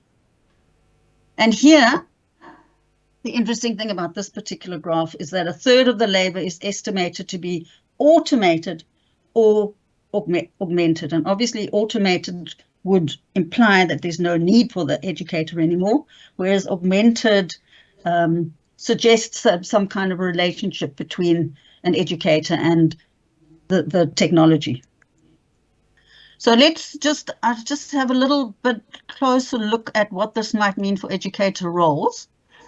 And here, strangely enough, I think that what's going on in Hollywood right now with AI actually affects us all. Strange as that may seem, and I know that the writer's strike has been resolved in favor of humans, but the actor's strike has not been. And I suppose we tend to think the entertainment industry, what's that got to do with us? I would argue it's got everything to do with us. We're already seeing advertising or promotion of tools, perhaps scaremongering, but an element of truth with the idea of teachers being substituted by technology. And then, of course, there are examples, and here is a particular version of it, of a university using a dead professor to teach an online class. So in this case, a lecturer had made online videos and the course continued to be taught by the lecturer who had since passed away. What we can see from the Hollywood example is that body scans are already being taken of actors and they are being used to make avatars. We're already seeing that actually in the influencer industry, where influencers are providing content 24 hours a day by creating avatars of themselves. So what is now possible is that educators, through something like Microsoft Teams, this is not science fiction, can be offering their virtual bodies, and these can be used to become virtual teachers. This is not impossible, and that's why the outcome of those actor strikes have global significance, legally speaking. Okay, away from science fiction, let's think about this. If educator roles are partly provided by AI, what might that relationship look like? And here I'm drawing on and adapting work by Pava, Ritala, and others who developed two axes, AI capabilities and the nature of knowledge work. And they spoke about AI capabilities from very capable to not capable, and very rules-based to very contextual and abstract. So using those two axes, there are four categories: human vulnerable, which would really be automation; human augmented; human proficiency, where humans would be at the forefront; and then human ingenuity. So here we have areas that we know, and here I'm focusing on education, that humans are particularly vulnerable, where AI is particularly capable. A student said to me that this particular category, you might call it a cheat sheet, as those who play games would know. So these are tasks that AI can already do in education. So summaries, literature reviews, and content generation. And if you think back to that unbundling the degree, these are whole areas of degrees that are part of an education. Then we have human augmented, and this is where you might say this is like a front-end loader, where the work, the heavy lifting is done by AI, but at the end of the day, the human has to judge, assess, pull together, and in fact have real content knowledge to know whether the AI is on track. And so examples that we're all familiar with would be first drafts and obviously assessment. Then we have areas where you need human presence. And we're talking about manual apprenticeships, so carpenters, plumbers, basically vocational. It's very interesting. If you look at the world of work surveys, the predictions are there's going to be more need for vocational teachers. So if you're thinking of reskilling, become a vocational teacher. The area that's interesting is what's called, what they call human ingenuity.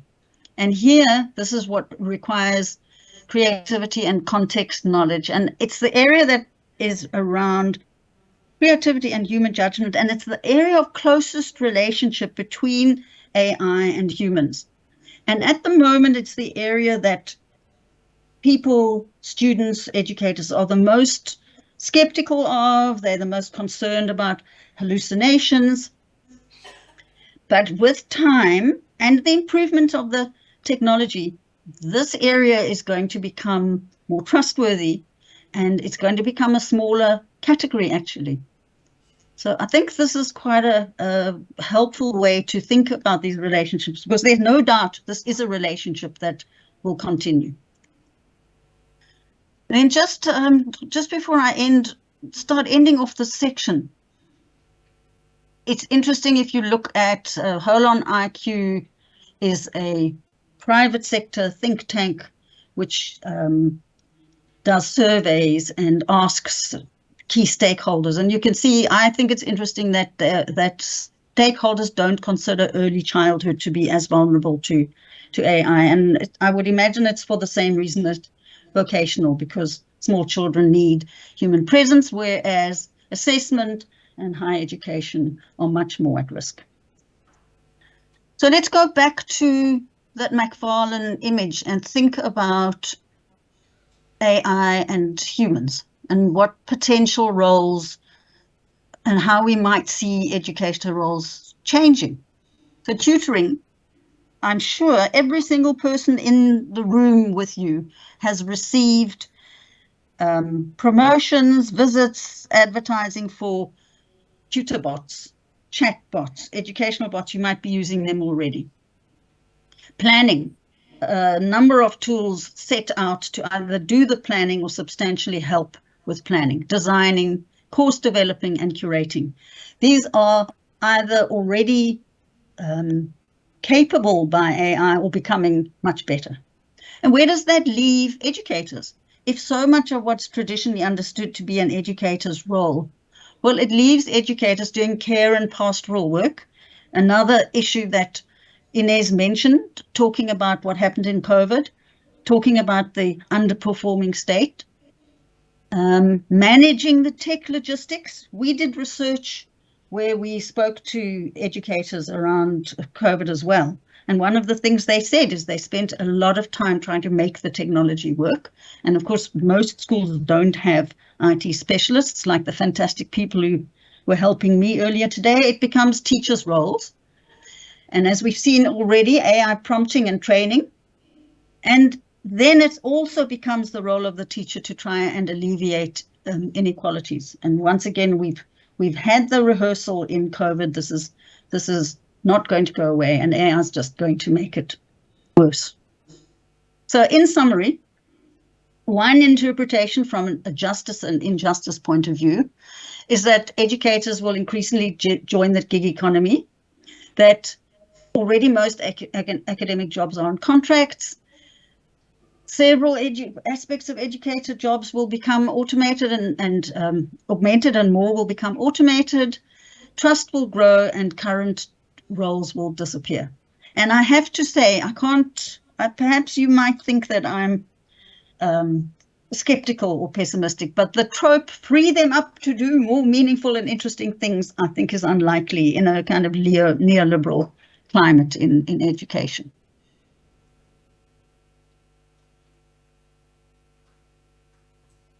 Right, so to go back to that overarching framework around looking at injustice, the next category to touch on is empire and coloniality.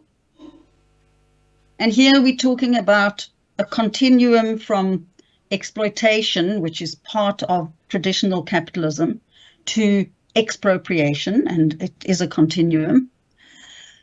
The core and the periphery, and as I noticed your skepticism of the term global south, and I share it, but I do think I think we would both agree that the core and the periphery is perhaps more useful. structural racism which is embedded in society, and decolonialization. And I use the word decolonialization on purpose. Here we're talking about a whole range of things. First of all, I've mentioned the global north dominance of investment, agenda, capacity, and research.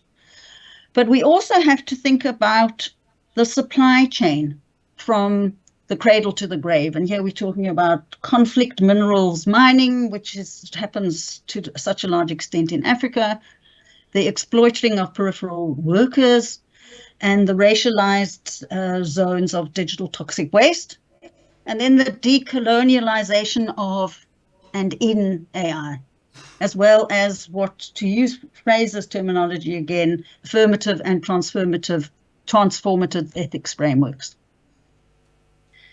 If you have not come across this work on the Atlas of AI, I highly recommend that you read the book, but also online you will find this astonishing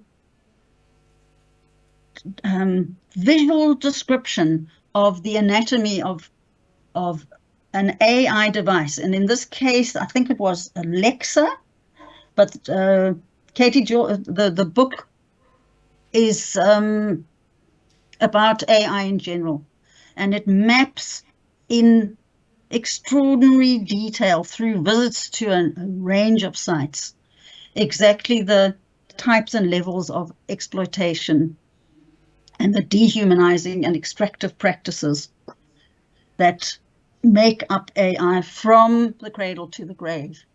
I can't remotely do it justice in a talk like this.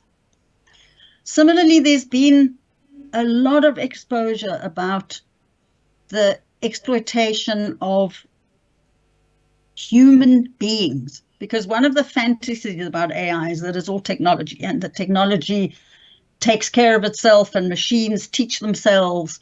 But actually, AI is very dependent on humans. And it's dependent on outsourced humans. So it's the story on the right is Kenyans who received a lot of exposure through, I think it was an article in Time magazine. But if you're interested in this and dig just slightly, you can see the level to which people are overworked, underpaid, stressed, scared, and living the precarious life.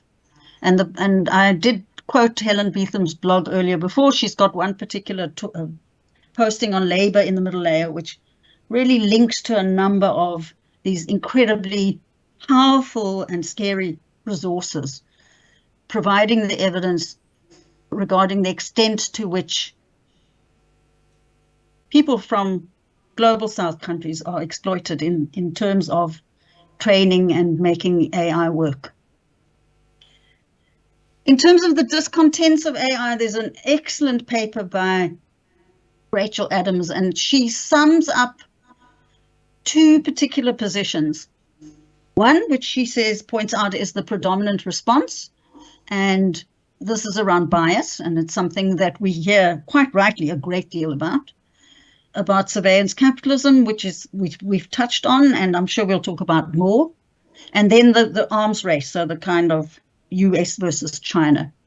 And here it is the dominant response, and it's around ethical principles for benevolent AI. So it's based on an assumption that AI can be useful, and it's an assumption that I shared, that I said at the beginning of this talk, that if the terms and conditions are improved, AI can be used to support the commons, AI can be used for good. And here the question is actually about decolonizing AI. So what can decolonization do for AI? But Rachel Adams goes a step further, and this paper that she writes talks at great length about decoloniality. So in other words, what does AI mean because of colonialism? And here, decoloniality aims towards the radical transformation of the Western symbolic order of the world. And she says that without thinking about the decolonial paradigm, which demands a critical position of AI amidst the historic totality of colonialism and race, we, as critical thinkers of AI, run the risk of reproducing the very problematics decoloniality seeks to disrupt.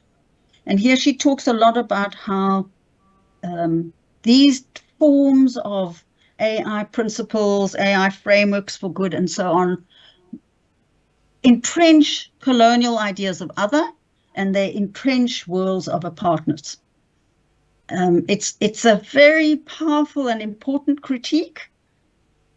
And I think a bit like Nancy Fraser's work is arguing for a complete rethinking of the social order, actually, in order to address these kind of critiques. Right, and then my last section, and I see that that's just right for time, is ecology. And, you know, these pictures of the cloud. Cloud always sounds so nice, doesn't it? It sounds so charming and, I don't know, dreamy. Of course, the cloud, as we all know, is great big data centers and huge amounts of material objects. And just to remind you that when Fraser's talking about political economy ingesting ecology, we're talking about the relationship to the natural world. And the first thing that we have to talk about, it's really essential, is water. It's something that we're very familiar with. Mexico, South Africa, we know that AI, a single data center, can consume from 13.5 million to 45 million liters per day. And we've seen examples in Mexico, in Arizona, in Ireland, of protests against data centers being built because of water crises. There are a couple of very good studies. So training GPT-3 in Microsoft's state-of-the-art US data centers can consume 700,000 liters of clean, fresh water. If these had been done in Microsoft's Asian data centers, this would have tripled the water consumption. And then the often quoted simple reference to water consumption is that ChatGPT needs to drink a 500 milliliter bottle of water for a simple conversation of about 15 to 20 questions and answers. And of course, email uses less water, it uses less power. So the kind of notion that AI is intrinsically better or intrinsically more engaging obviously needs rethinking in the light of the ecological consequences. Some of you may remember that not that long ago, Cape Town, where I live and where I'm sitting now, hit a situation where day zero was very closely on the horizon. Cape Town was about to run out of water. And we know that Cape Town is heading for El Nino. We know we're about to hit a period of a water shortage. And Cape Town, it's a beautiful city, is the home of a number of data centers from other African countries and from all over the world. Right here in Cape Town, there's a massive set of Amazon activities and buildings and data centers being built. Microsoft's already got data centers in Cape Town. This is of great ecological concern, and it's not straightforward because we know that the promise is always jobs. Nevertheless, these are the kinds of tensions that are very, very real. Then ICT sector emissions. As I started this talk, I was talking about the climate crisis. The ICT sector represents 4% of global electricity consumption in 2020 and 1.4% of global greenhouse gases. The interesting thing here is that the first item before data centers is user devices. And once again, this is a tricky one because we heard about in COVID. How did students manage to get through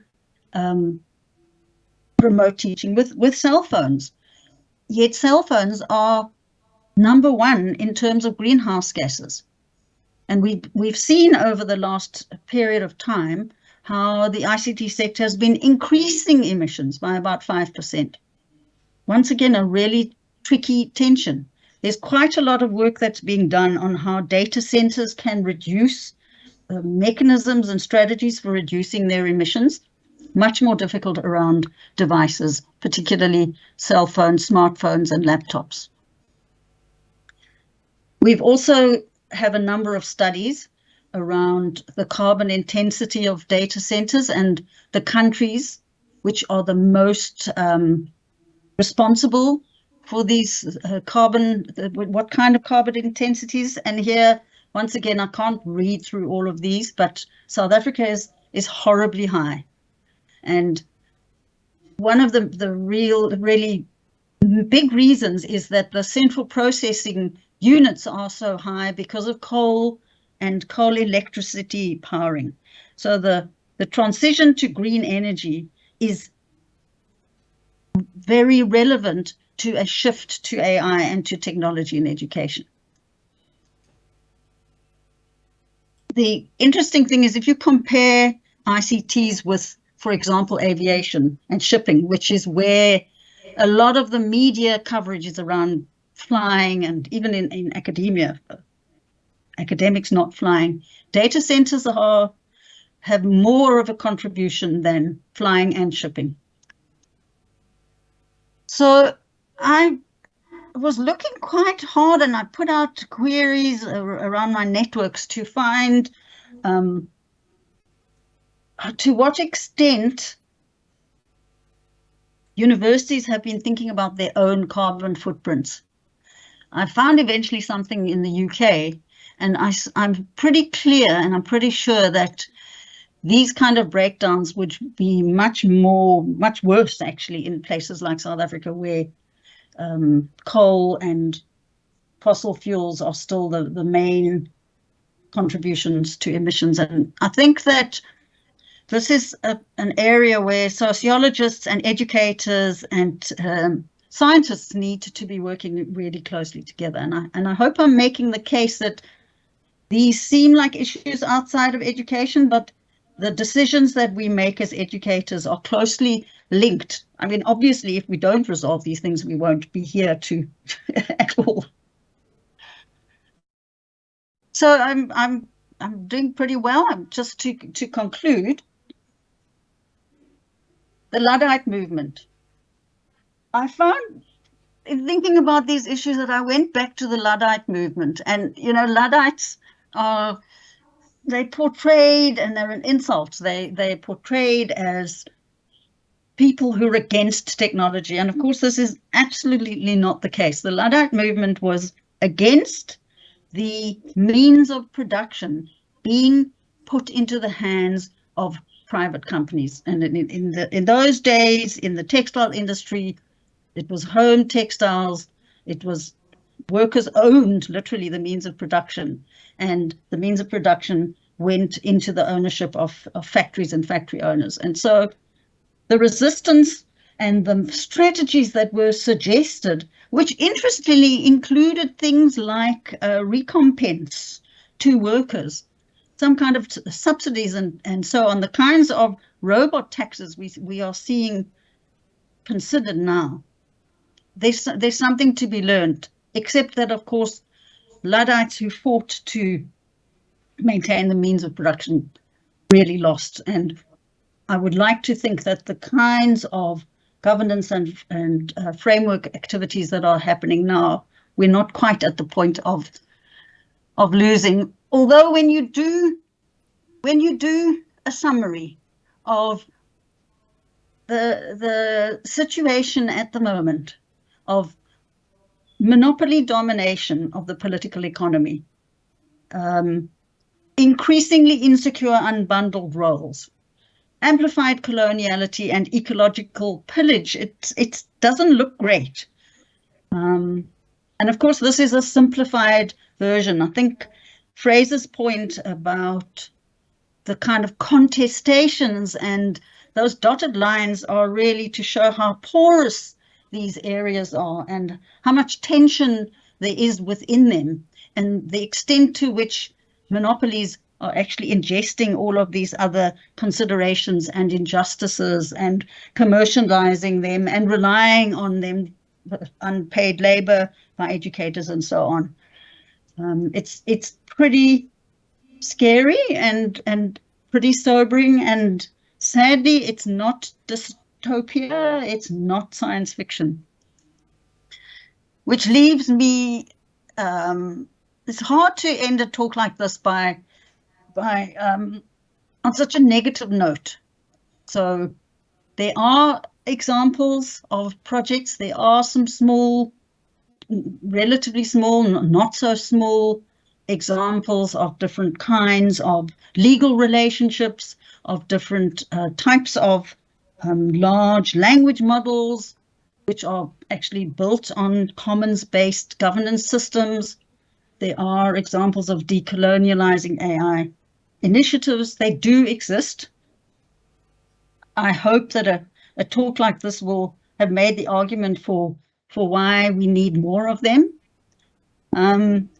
And of course, I'm going to end by pointing to a book that has just been published that a colleague, Catherine Cronin, and I edited, that set out to make arguments for good, that set out to counter this frightening and risky trajectory of higher education, artificial intelligence in education, and to leave us with some kind of hope.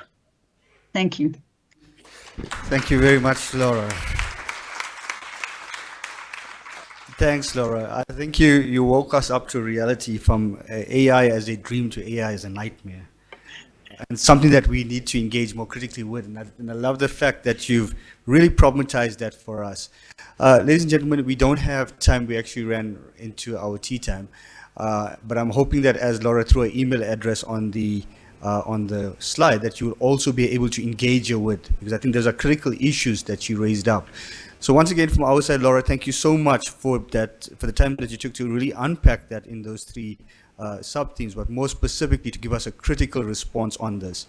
So we won't take any questions now, but I'm hoping that later on in the course of the day and even in tea, that the rest of us can engage with this a bit more in terms of the complexities that it offers us in terms of our education and school education as well. Ladies and gentlemen, we have tea. Paul, if you can help me with time, we're already 10 minutes or so beyond tea. Can we still take 30 minutes, or you want us to reduce? Okay, so Paul has graciously said 30 minutes tea, and we'll be back after 30 minutes. Thanks, colleagues. Thanks, Laura, once again.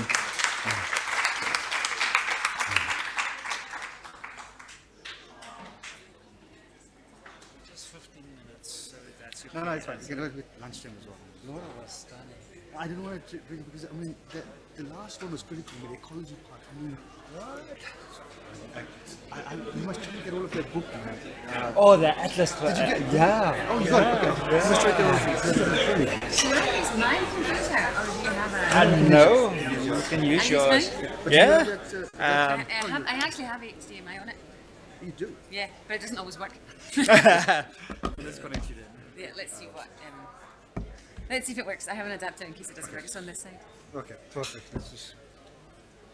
Let me see that the right thing's opened up first. Hold on.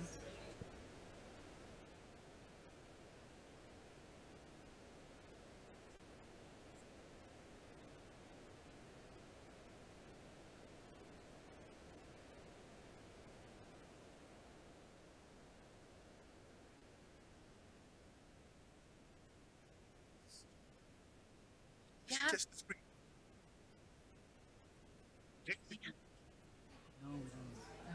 Because this key's broken, and we've got 7 speakers. I didn't realize we would use my computer.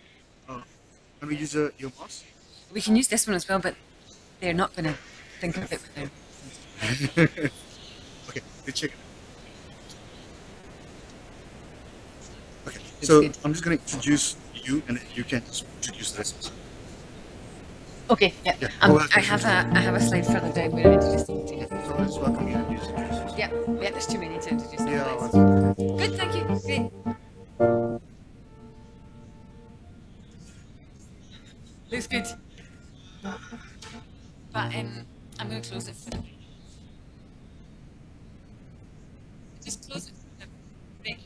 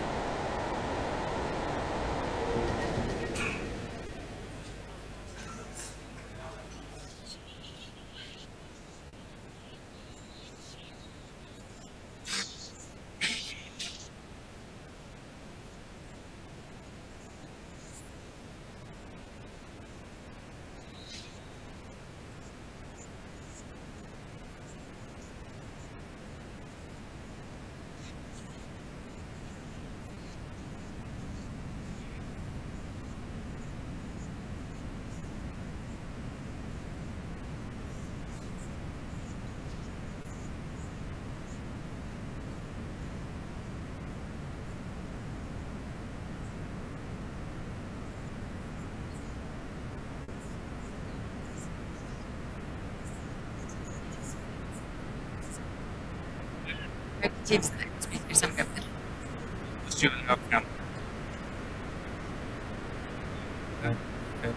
System set for. It was just in this place. And you do want to make battery now.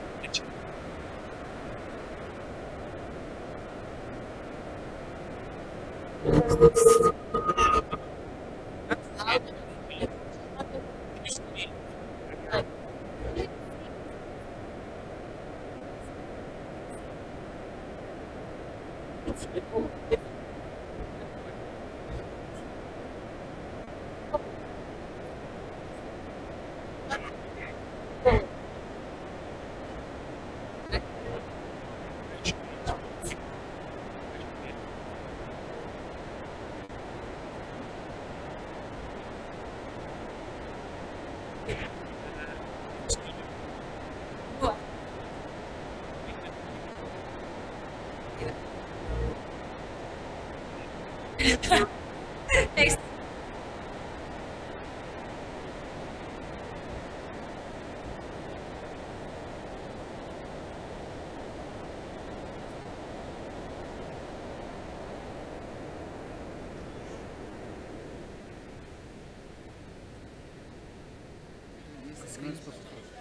You can mute. Can I just ask the participants?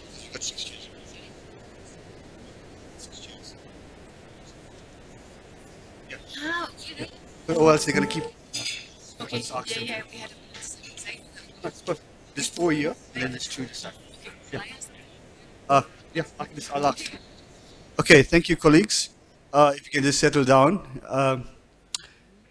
Can I ask the participants for the next session, or this current section on global perspectives on edification, just to join us in the front? There's 6 seats here.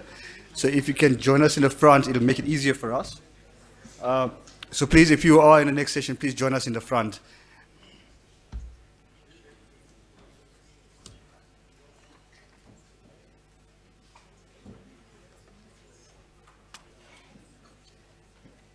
Okay, thanks. You got 6 seats. So if you can please make your way to the front, it'll be easier for us. So we don't say, yeah, 2 can to the side and 4 on the other side. Thanks. Okay, thank you, colleagues. While we're getting settled down with the next panel, just to note, tomorrow's workshop will not be streamed, right? So we're not streaming tomorrow's workshop. So you have to be here. You must be here to attend the workshops tomorrow. So you please remember that. We're not streaming online, so you must be physically here to attend the workshops tomorrow.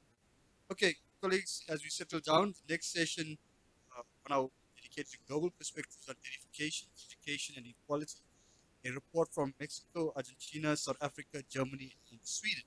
And I'm going to invite Felicitas to coordinate the session for us. Thanks, Felicitas. Please put your hands together as a company.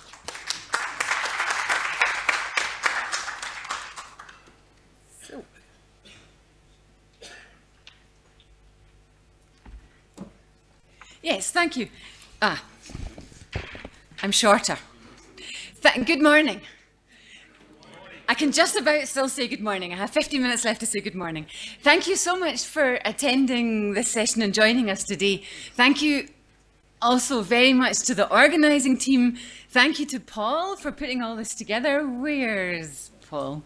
But this event was definitely not organised by a generative AI. There's a lot of human power in organising this event, so thank you so much. Thank you also to the technical, exactly. Thank you also to the technical team for all the work you're doing with the slides and the videos and streaming and everything. We are now, in the next 50, 60 minutes, we're going to present some initial findings from the RED project, Reconfigurations of Educational Inequality in a Digital World.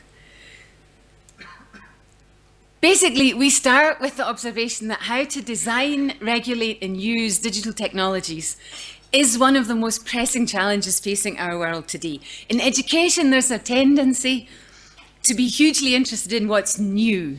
People are interested in seeing what can we use, how can we use it, what technology is there. There's a good big focus also on digital competencies, digital skills.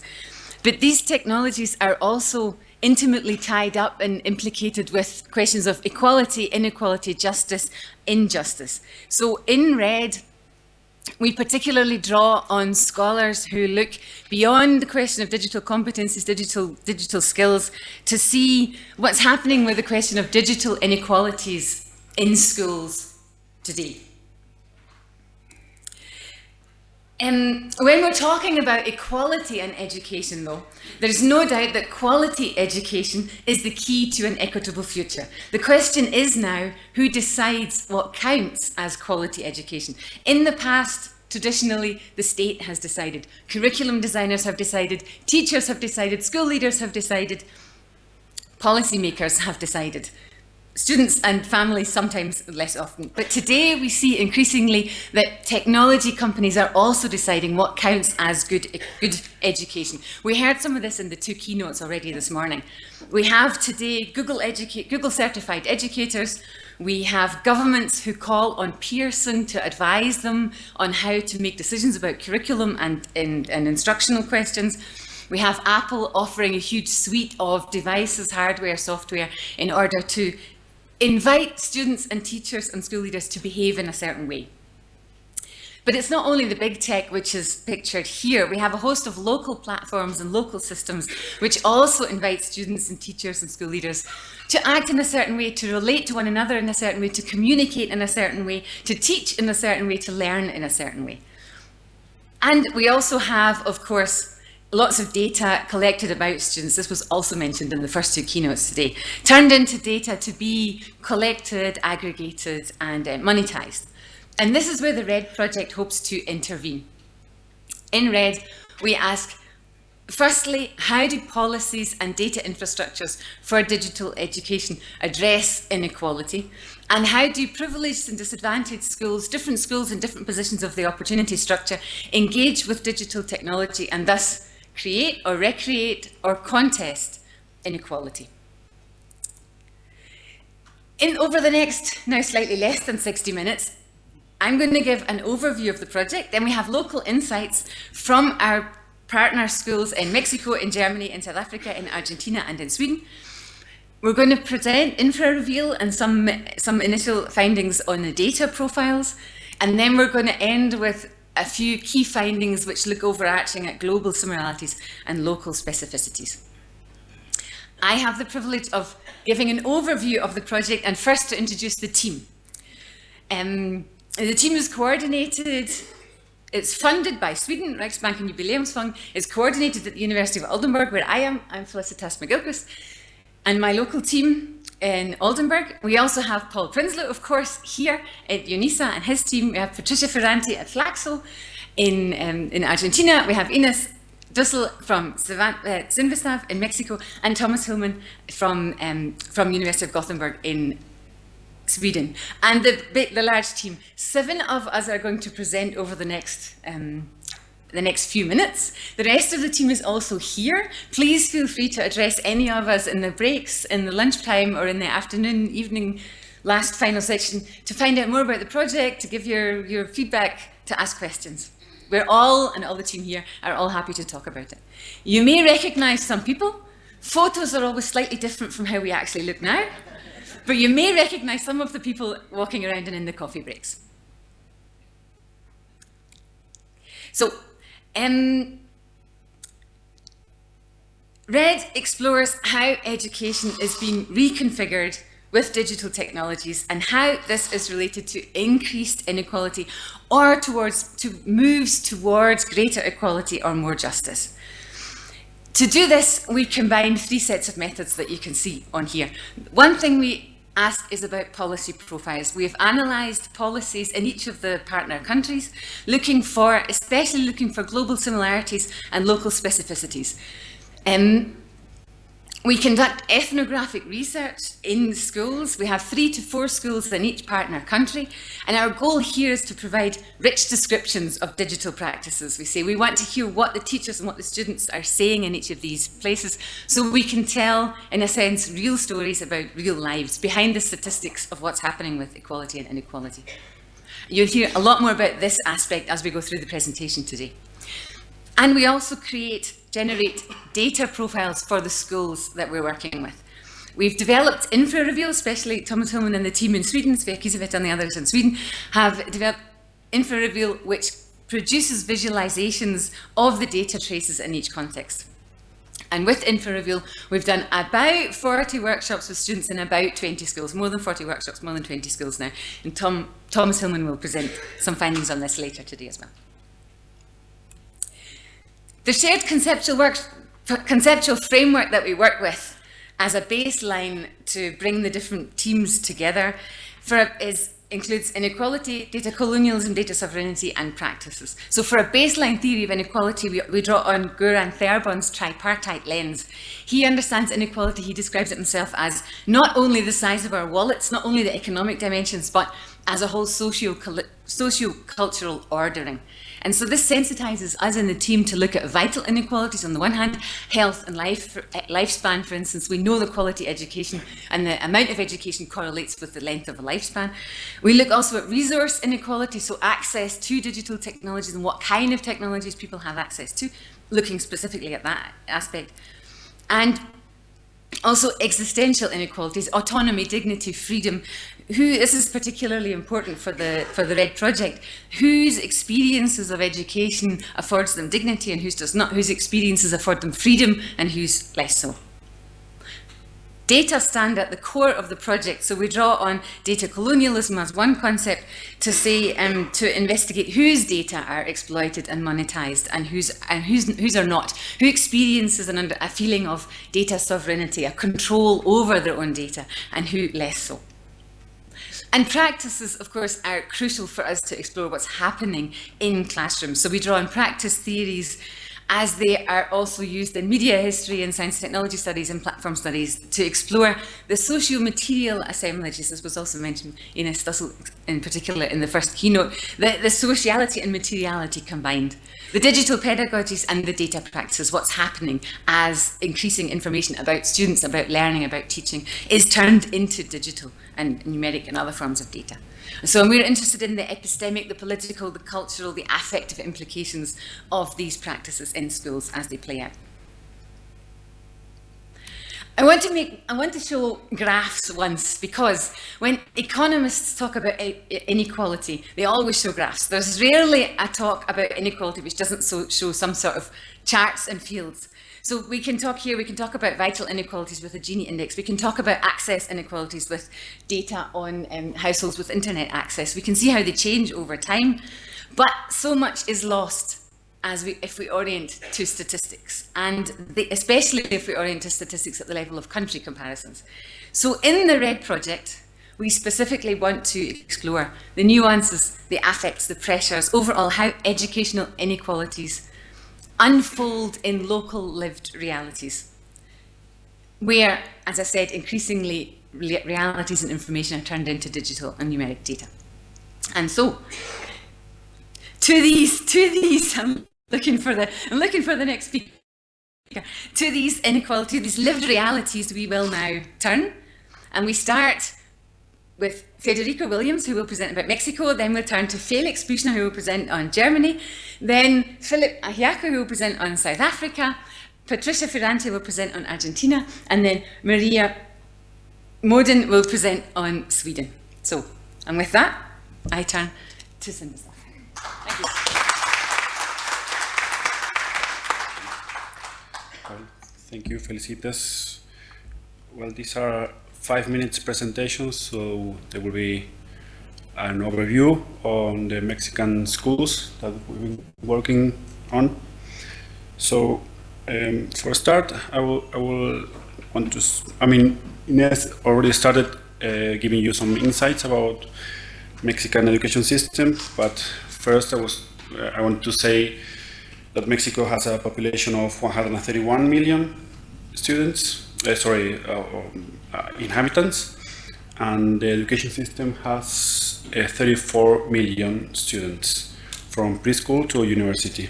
So it's a big education system, and it has, for example, it has 11.4 million students in secondary and upper secondary education, which is close to the total number of students in South Africa.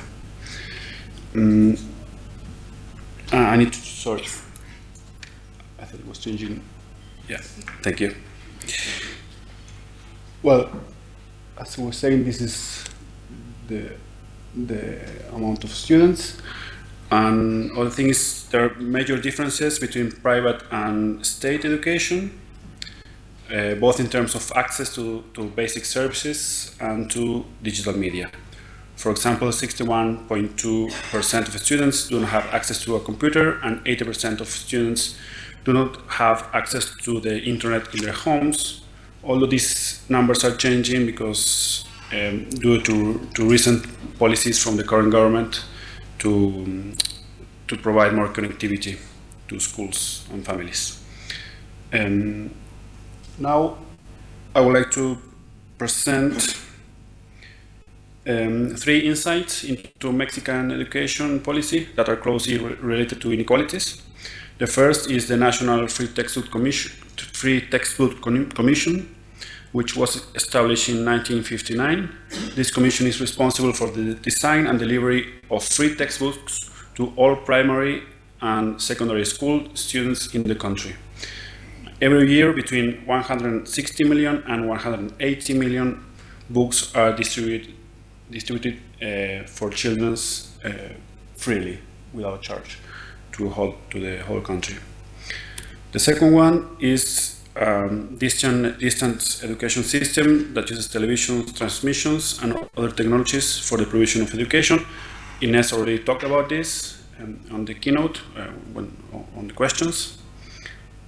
But it's also like a very important policy that shows how the state provides these policies to education.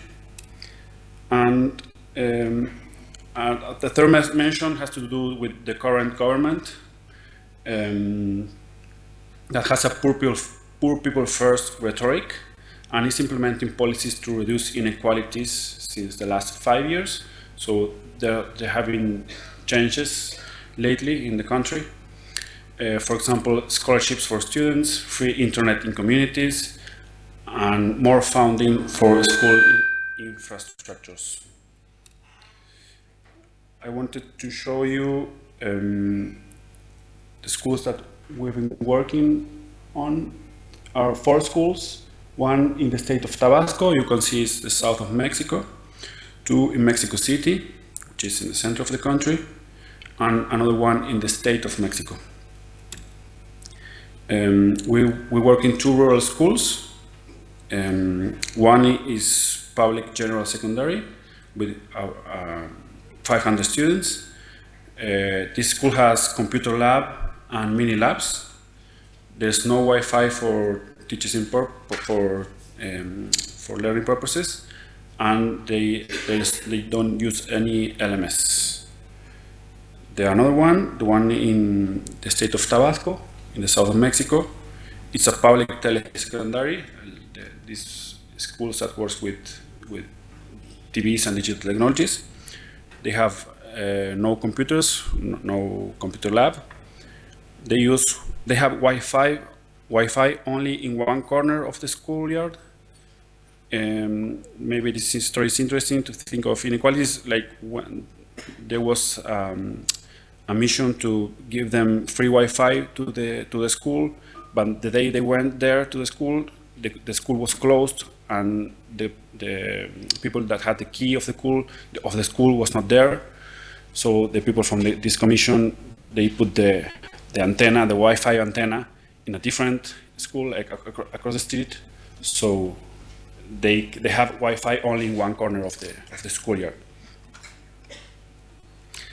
Well, the other two are urban schools. One is a public technical secondary with 450 students. They have computer lab, and it's similar. They have free Wi-Fi. They have Wi-Fi, but only works in 2 classrooms, so it's not enough for the whole school. There is no LMS. And the fourth school, it's a private school with 600 students. They have computer lab. They have Chromebooks for each student. They have Wi-Fi in the whole school, and they use Google Classroom. They have like an agreement with Google to provide them with Chromebooks. Well, some final thoughts. Here we have like only 2, but this idea that in the public schools mainly, the success of schooling seems to be dependent on teachers and parents' resourcefulness and goodwill, including their readiness to pay for school materials or provide credit for students' internet connections, as Ines was presenting in the keynote. And this other general idea that there is no significant pedagogical reflection on the changes brought about by the new knowledge infrastructures in schools. So, thank you very much.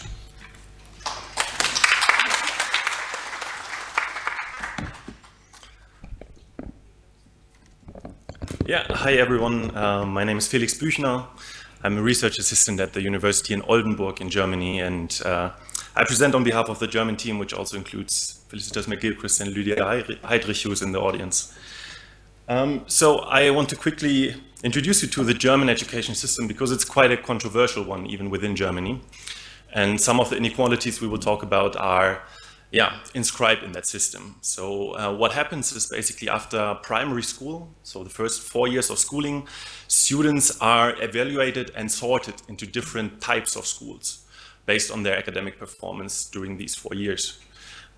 So if they didn't achieve well in elementary school, they will be sorted into what we call Hauptschulen, or secondary general schools, as they show here. And they will visit these schools for 5 years. It's more about practical training to qualify them for employment and practical jobs. So after 5 years, they will graduate and go into like professional training, mostly practical jobs, right? If they perform a little bit better in elementary school, they will be sorted into what we call Realschulen, or secondary schools. It's 1 year more. And after they graduate, they can also do professional training, but in different fields, more into maybe trading or administrative stuff, or bookkeeping, let's say. And if they perform really well in elementary school, they will be sorted into what we call Gymnasien, or academic secondary schools. So these are academically oriented schools. Students go there for 9 years, and then they will be qualified to attend university afterwards. So these are basically the 3 types of schools. And then there's also, you see it on the right side of the slide, the comprehensive schools, which it's a newer development. These are schools where students of all academic levels are schooled together, they share the classroom, and then they can leave after, let's say, the first certificate, after the secondary general school certificate, or they can continue schooling up until the Abitur, which is the last one, which qualifies for university. So this is controversial because we can see that this system stabilizes social inequalities that exist within Germany. It hinders social mobility. So we can see that students from working class families, from families who don't have an academic background, will also attend non-academic schools. and students from academic backgrounds will attend academic schools. So, and this also all happened like after elementary school. So their path, their academic path, their career path is kind of predetermined very early, and it's very hard to, to achieve social mobility, right? So we were interested in how these structural inequalities in Germany play out when it comes to digital education. What are the relations here? So we visited 3 schools in the northern part of Germany, in a state called Lower Saxony, as you can see on the map here. These are the 3 schools from outside, and we wanted them to represent the structural inequalities within the educational system. So the purple school is a secondary general school, orange one is an academic secondary school, and the red one is one of these comprehensive schools where everyone goes together. Oh, I hear myself. So let's have a look at them. Some basic information, so I don't go into detail here, but we can say, and this really represents the structural inequalities, the purple school has kind of a bad reputation when it comes to academic outcomes and other stuff. So it serves mostly students from low income and migrant families, whereas the orange school has a kind of good reputation, mostly students from high income families, from white families also. And the red school serves mostly diverse group of students, as it's supposed to, as a comprehensive school. So when we look at digital education, the most striking differences between these schools is digital infrastructure and digital equipment. So we see in the purple school, they have a computer lab, and since a few months they also have smartboards in schools, but they don't have a Wi-Fi connection. They are still waiting. They are promised by the school district for several years, but Wi-Fi doesn't come. They don't have a learning management system, so they don't share material through digital platforms. Yeah, and so all media education, all digital education takes place in that computer lab where students have to go to, right? And in the other 2 schools, the digital is much more ingrained into like the fabric of the school. So they have tablet classes, which means every student has their own iPad, and they will use it in every subject. So they would use it as textbooks, as notebooks, as everything. So it's really part of everyday schooling. And they both use a learning management system. The orange school used the city one, provided by the city, and the red school got a lot of funding because there's political interest in these comprehensive schools right now, so they have a lot more money, and they could choose their own learning management system. So here the digitalization process is even more advanced, I would say. So what does it tell us about inequalities? Just a few thoughts to end this up. In the purple school, we can say because of this lack of digital infrastructure and digital equipment, maybe there's a broadening of what we call the digital divide. Right? So there's differences in access between different populations, and these students in this purple school who are already disadvantaged because of various reasons that I got into, they might be even more disadvantaged now because they don't have access to digital inequalities. So social inequalities might deepen. But then there are more sides to this because, as we heard in the second keynote by Laura, there are surveillance practices, and there's a lot of like hyper visibility when it comes to digital technologies, right? Students' activities are recorded, they are uploaded, they even commercialize maybe students' learning data, students' personal data because of these commercial actors that got access to schools and their platforms. And then what we see in the red school also, where digital technologies are really part of every interaction. I observed, for example, physical education classes where they used digital technologies to record each other, failing and succeeding in sport lessons, right? So there's a lot of vulnerability in this like hypervisibility, and this leads ground to also types of violence like cyberbullying, and these violences, and this is something we also see in the different contexts. A little bit more dangerous now because of the fear of virality. So the violence is not only between the students within the classroom, but it can go viral, it can go global, it can go worldwide, and students really are affected by this. So with this, I want to hand over to my colleague Philip from South Africa. Thank you.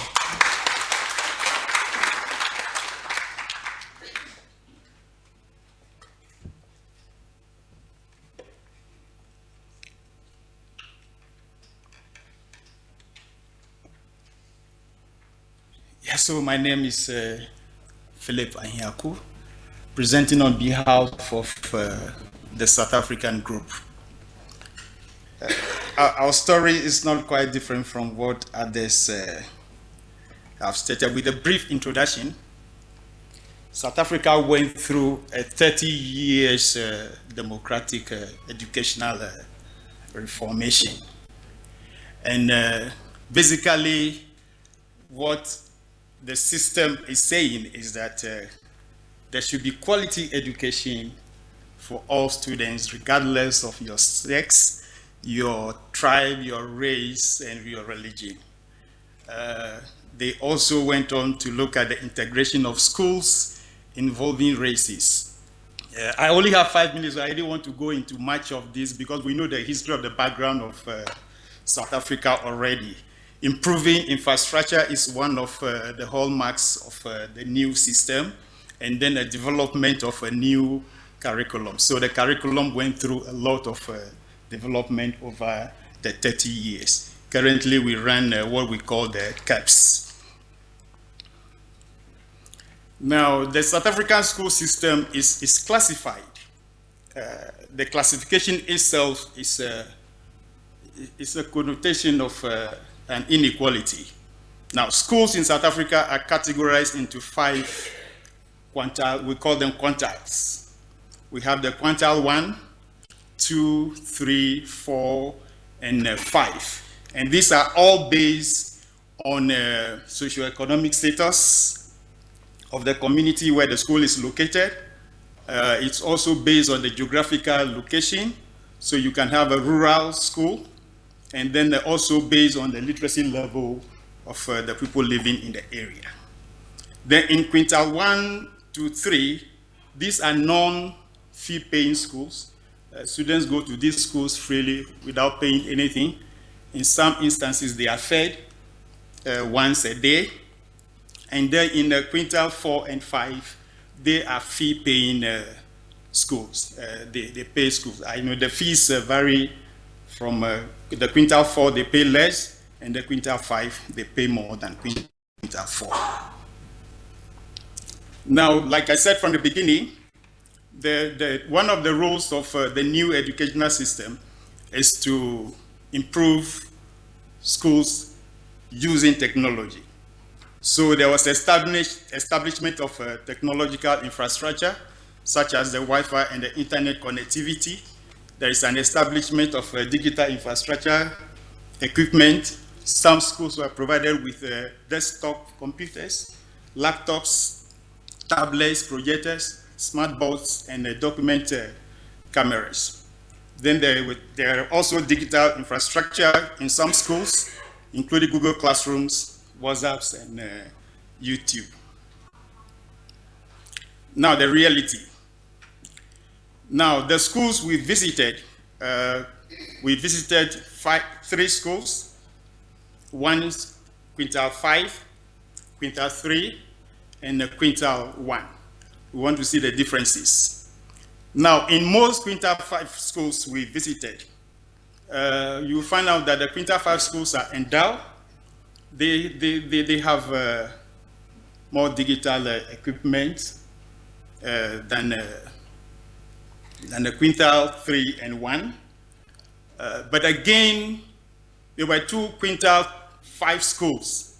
One is a mixed race, where we have whites and blacks. Then we have one that is completely a black quintile 5. You find out that the rate of this equipment in the schools are quite different. In the mixed school, they have almost everything, including what was more fascinating in one quintile 5, mixed quintile 5, was the use of the document camera. Unfortunately, I couldn't pick the photograph. Very interesting. It's to augment shortage of textbooks. So while other schools are complaining of textbooks, these schools do not complain of textbooks because they use the document camera to augment. So the teacher gets to the classroom, use the document camera, and project the textbook onto the screen. And all learners are reading from the textbooks. while in the quintile 3 and 1, there is none, and therefore you find a group of learners, 5 also, with 1 textbook. A situation we found very, and again, in quintile 1 and 3, we also find out that digital technologies completely are absent. I remember when we were even looking for a projector in quintile 1 school, they had to go deep into their boxes. It took them well over 25 minutes to get the projector. So it tells you that the whole school has only 1 projector, while in quintile 5 schools, almost all the classrooms have overhead projectors.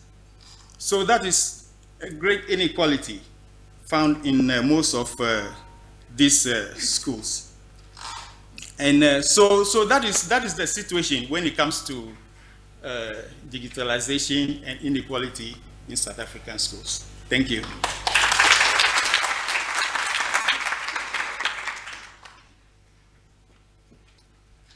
Hi, good morning. I'm here to present our case study in Argentina, which I ran along with Alejo Gonzalez, who is sitting there. The idea is to introduce our system and what we've been doing in 4 schools in which we work, as my colleagues have just done. I need the glasses. Okay. This is the brief characterization of our educational system. It was developed in the late 19th century with the idea of providing common education for educating the new citizens, including migrants and their children, and producing a national identity. That's the map we use as school students. It's a very, I think that for generations we have been using that. Whenever the teacher asks you to bring a map, that's the map every student brings. The secondary schools were conceived with the political goal of elite cohesion and was structured on the basis of a humanistic and encyclopedic curriculum. The secondary school enrollment expanded greatly in the second half of the 20th century, first from 1945 to 1955 during Peronism, and again in the last 2 decades of the 21st century, this strongly attached to the development of digital education policies. The digital education policies became a central policy in 2010 with a massive plan for connecting and providing hardware to schools, students and teachers. Also, there was massive training of teachers and extended production of digital contents. There was this very large national plan that's called Connecting Equality, Conectar Igualdad, which provided all public schools, all public secondary schools with netbooks and connectivity and projectors, and not that much connectivity, but yes, netbooks and projectors, and those netbooks were the first computers that entered many of the families in Argentina. Our total population is over 46 million people. Children, kids, adolescents from 0 to 17 years old are almost 30% of the national population. 54% of children and adolescents live in poverty, and 17% are indigent.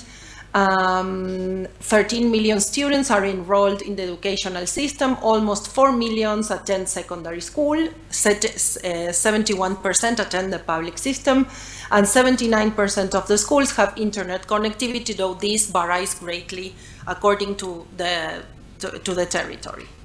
We work, that red dot that you see there is the city of Buenos Aires. We work in the city of Buenos Aires in 4 schools that I'm going to talk about right now.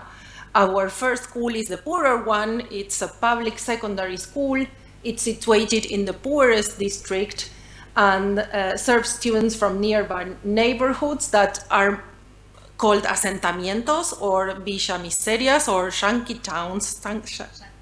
towns. They are really poor. The school is situated in the limits of the city with the greater area of the province of Buenos Aires.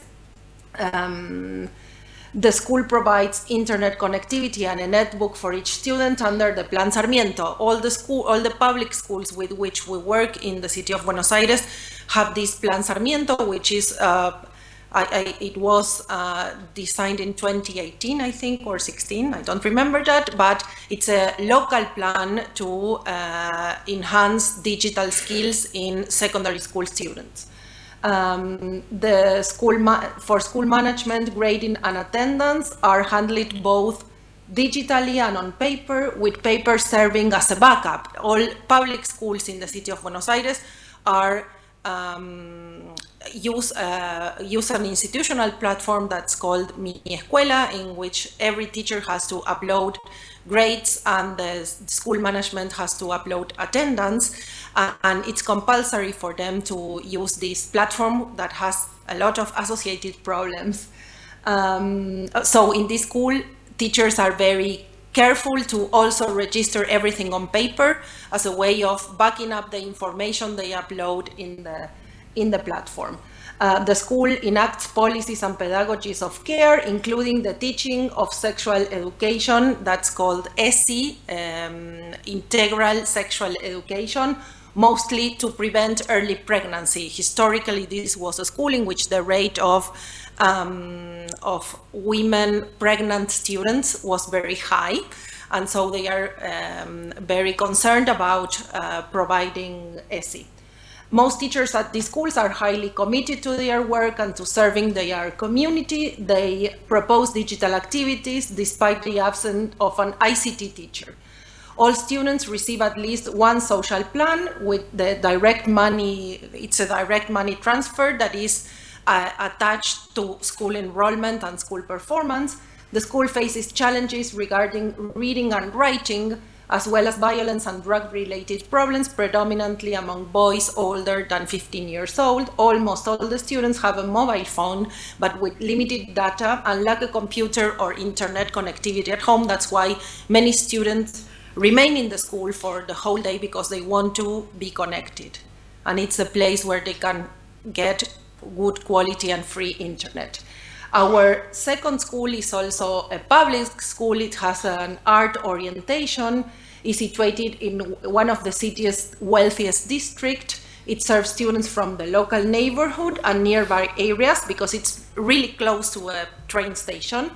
The school provides internet connectivity and netbooks for each student under, again, the Plan Sarmiento. All students have mobile phones with limited data plans, and most have home internet access, an additional device, typically a computer or tablet, but often shared with other members of the family.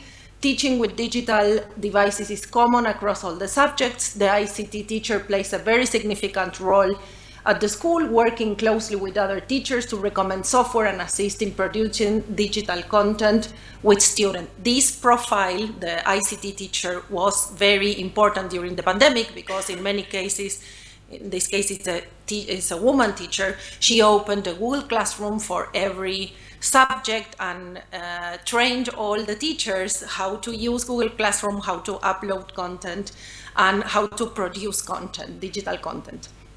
The school principals are worried about digital practices as conflicts that emerge on social media that often explode at school. The principal told us all the conflict starts in social media, so at first we didn't know what to do because we don't use Instagram, but we had to learn how those flows of conflicts develop on and off social media.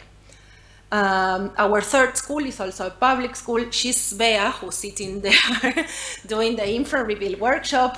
This school is situated in a well-off district in the city center, and it's very well served by public transport. The student body includes local residents, students from nearby areas, and students and those whose parents commute to downtown from the suburbs. The school provides internet connectivity and a netbook for each student, again with the Plan Sarmiento. There is a very important also ICT teacher that works along with the other teachers to train them in the usage of digital devices and productions of digital resources. All students have a mobile phone, and the majority have home internet access and an additional device, usually again shared with other family members. The digital devices are frequently used in teaching across all the subjects. And then our last school is a private one. Is situated in a very affluent district of the city and serves students from the local neighborhood and nearby areas. Instead of providing a device for each student because they already have too much, the school has opted for a computer lab equipped with 32 personal computers that the students go to when they have to work with computers. The principal and teachers expressed significant concerns about digital practices, particularly the public natures of students' activities on social media, issues such as cancel culture and the inability to understand what happens when a video that they share goes public. Like the public dimension of what we do online, teachers and principals in the school always say the students cannot handle those situations. What happens when a video or a photo go viral or have massive distribution in the school community? They don't know what to do, and that is very conflicted. As a result, taking pictures of others at school is prohibited,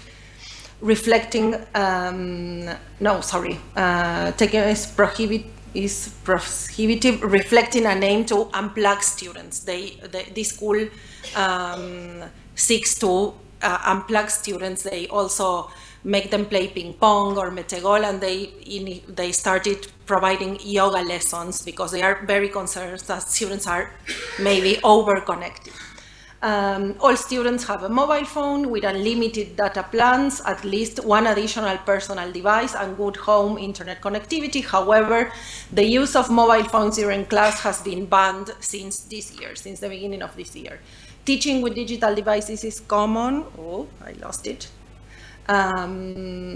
Across all subjects, the ICT advisor plays a crucial role at the school, primarily in recommended software and apps for teaching. Teachers are very skilled users of ICT and have developed a grid to track students' performance, even exploring the use of ChatGPT. And as some concluding thoughts, it's that public schools are hardly connected, and in poorer areas, the school is the place where students can get free quality connectivity and a device other than the mobile. The digital infrastructures are funded by the national or the local state in public schools. The teachers are frequent users of digital devices for teaching and preparing their classes. Though there is an institutional platform mandatory for grading and assistance record, teachers use Google Classroom. School management is digitized, but in public school, records are also kept in paper, which are perceived as more reliable than digital data.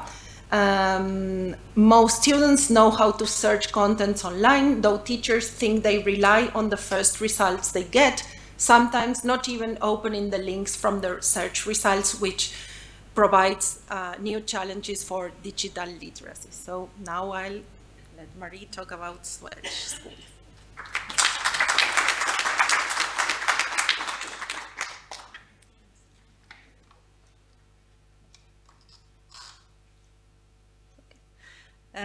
My name is Marie Jutterberg Modén, and I'm a postdoctoral researcher at Department of Applied IT at University of Gothenburg, and I will talk about the Swedish context. And I will start to say something about the Swedish school system. And in Sweden, education is mandatory between ages 6 and 15. And from the age of 1, children can be admitted to a preschool. And when the year children turn 6, they start the compulsory preschool class, which acts as a transition between preschool and comprehensive school. So children between ages 7 and 15 attend comprehensive school. And here all the students study the same subjects during all the years, with exception for different language choices. Almost all students in Sweden continue studying at a 3-year-long secondary school, where there are 18 different national programs to choose between, some of which are vocational and some are preparatory for university. And the Swedish school system is a system with high degree of local responsibility. So the main responsibility lies with the municipalities for the public schools and other authorities that are responsible for independent schools that are private but funded by public money. So this means that Sweden's school systems is highly influenced by market forces and competition, where edtech companies can make profit from publicly funded schools.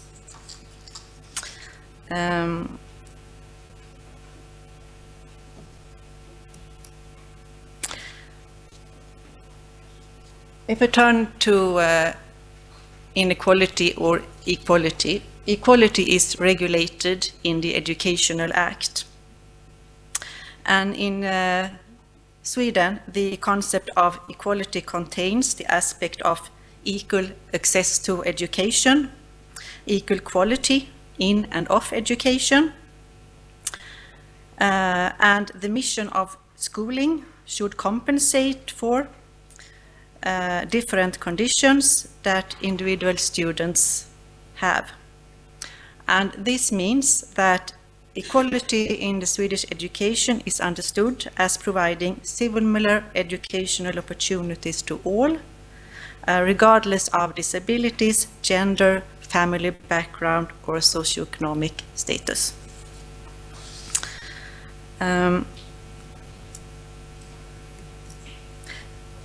From previous studies, we know there are inequality in Swedish schools. During the 2000s, the differences between schools in terms of students' results increased. And students have become increasingly divided between different schools based on socioeconomic and migration backgrounds. And students' background is becoming a factor concerning knowledge outcomes. So if we get into the schools, our partner schools in Sweden, we have collaborated with 4 schools. And these schools represent, and these schools are selecting regarding their representation of different locations in Sweden and their different organizations.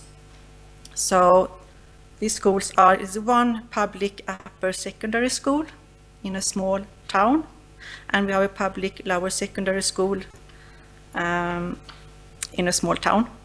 We also have a private, publicly funded upper secondary school in a big city and a private, publicly funded upper secondary school in a rural area.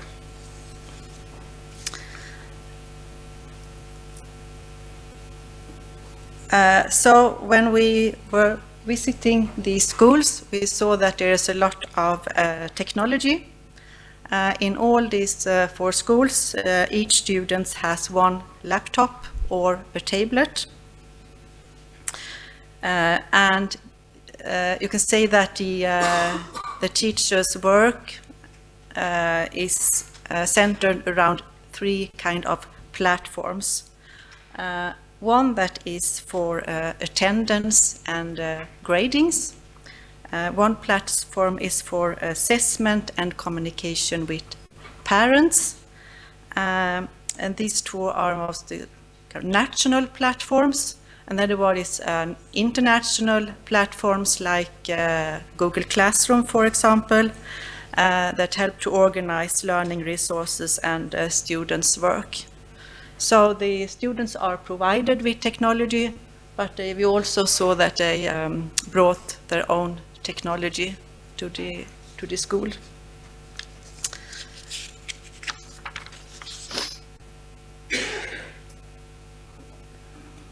And the digital inequality that we saw was that parents who actively engaged with school platforms, they can benefit from their increasing presence because they can get a lot of information about the students' schoolwork and other relevant information to their education. Especially when the children are also proficient in using digital resources. But we also saw that in some homes there is a lack of equipment and a lack of familiarity with using digital resources. And also that some students themselves lack the skills of confidence to independently use school platforms for their schoolwork. And it were also challenges for some parents to get digital access. And the reasons for that could be, for example, lack of knowledge of how to access these school platforms. It could also be financial constraints. For example, not having money on a prepaid phone. And also lack of necessary digital identification tools, which is required to be able to log in to a platform. So, yeah, thank you.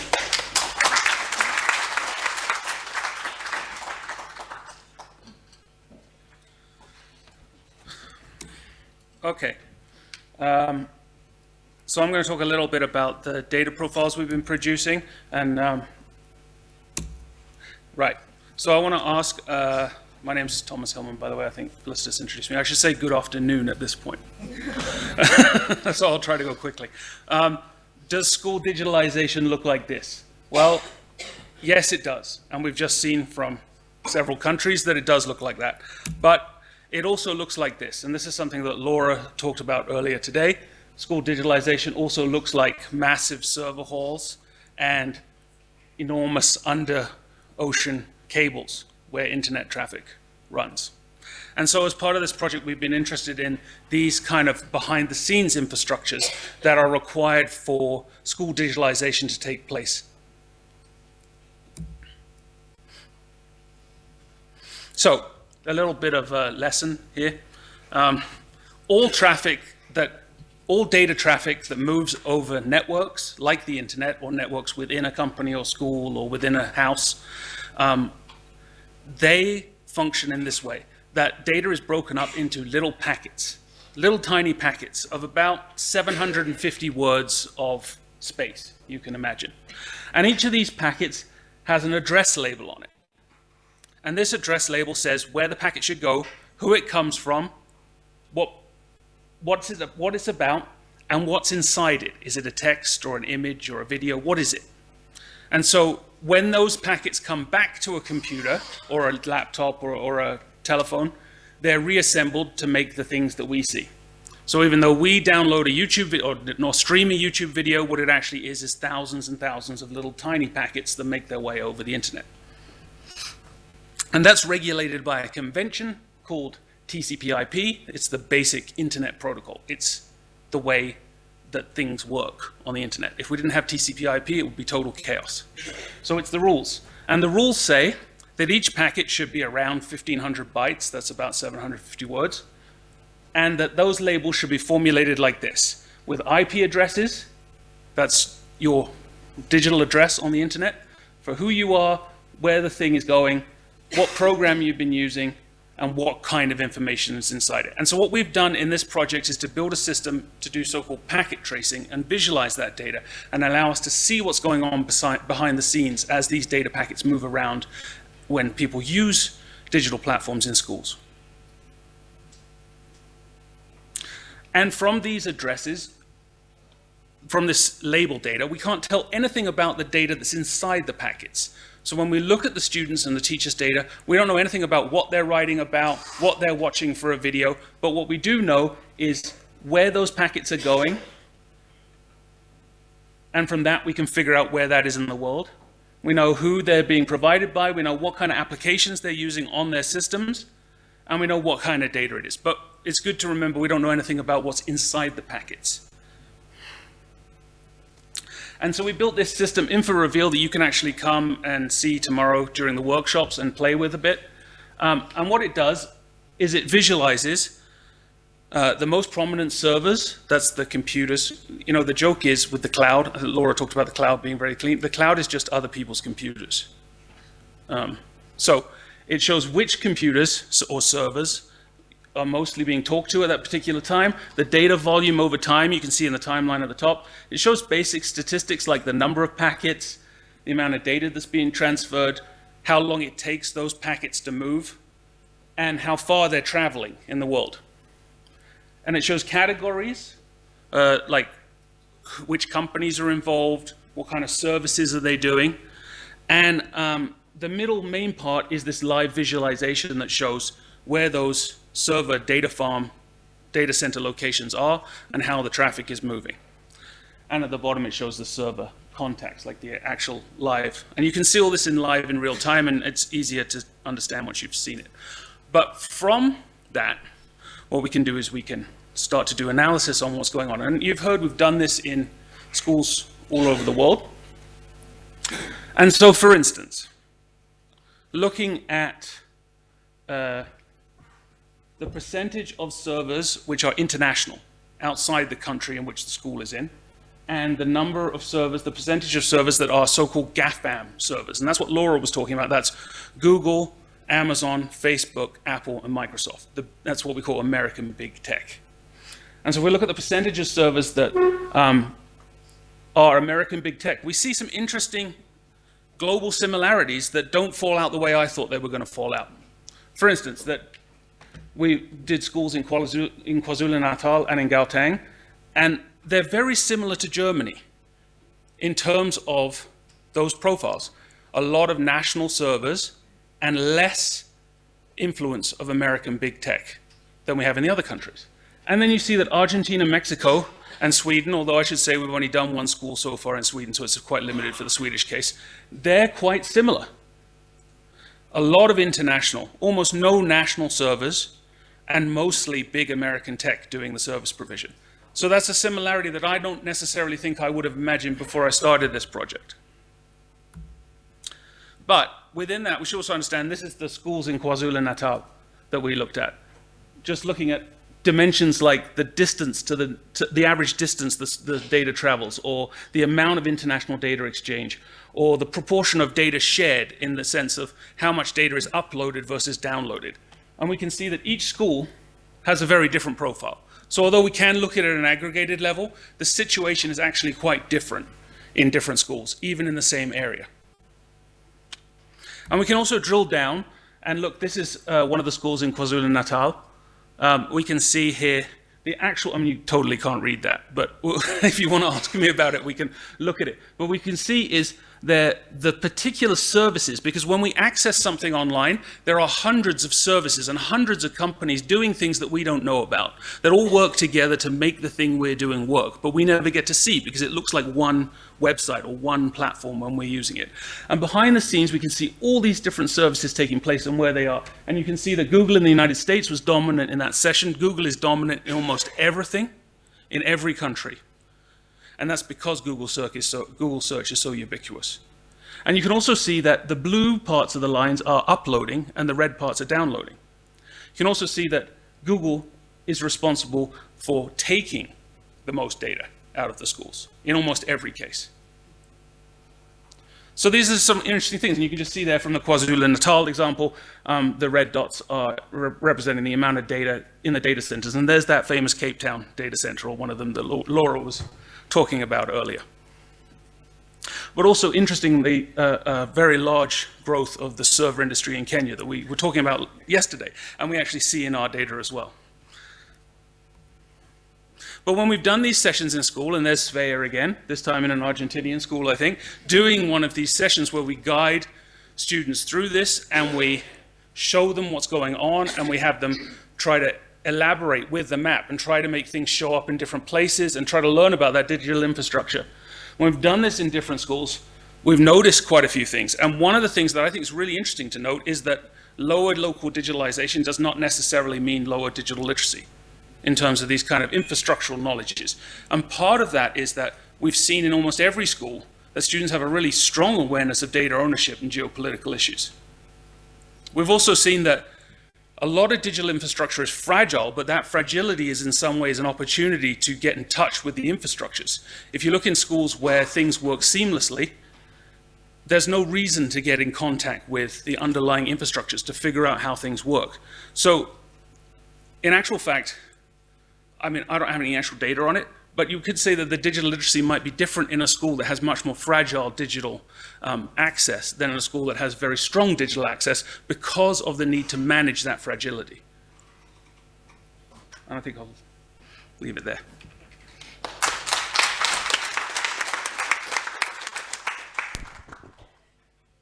Great. Thank you. So we want to come back now just for the last few minutes to talk about some other global similarities and local specificities.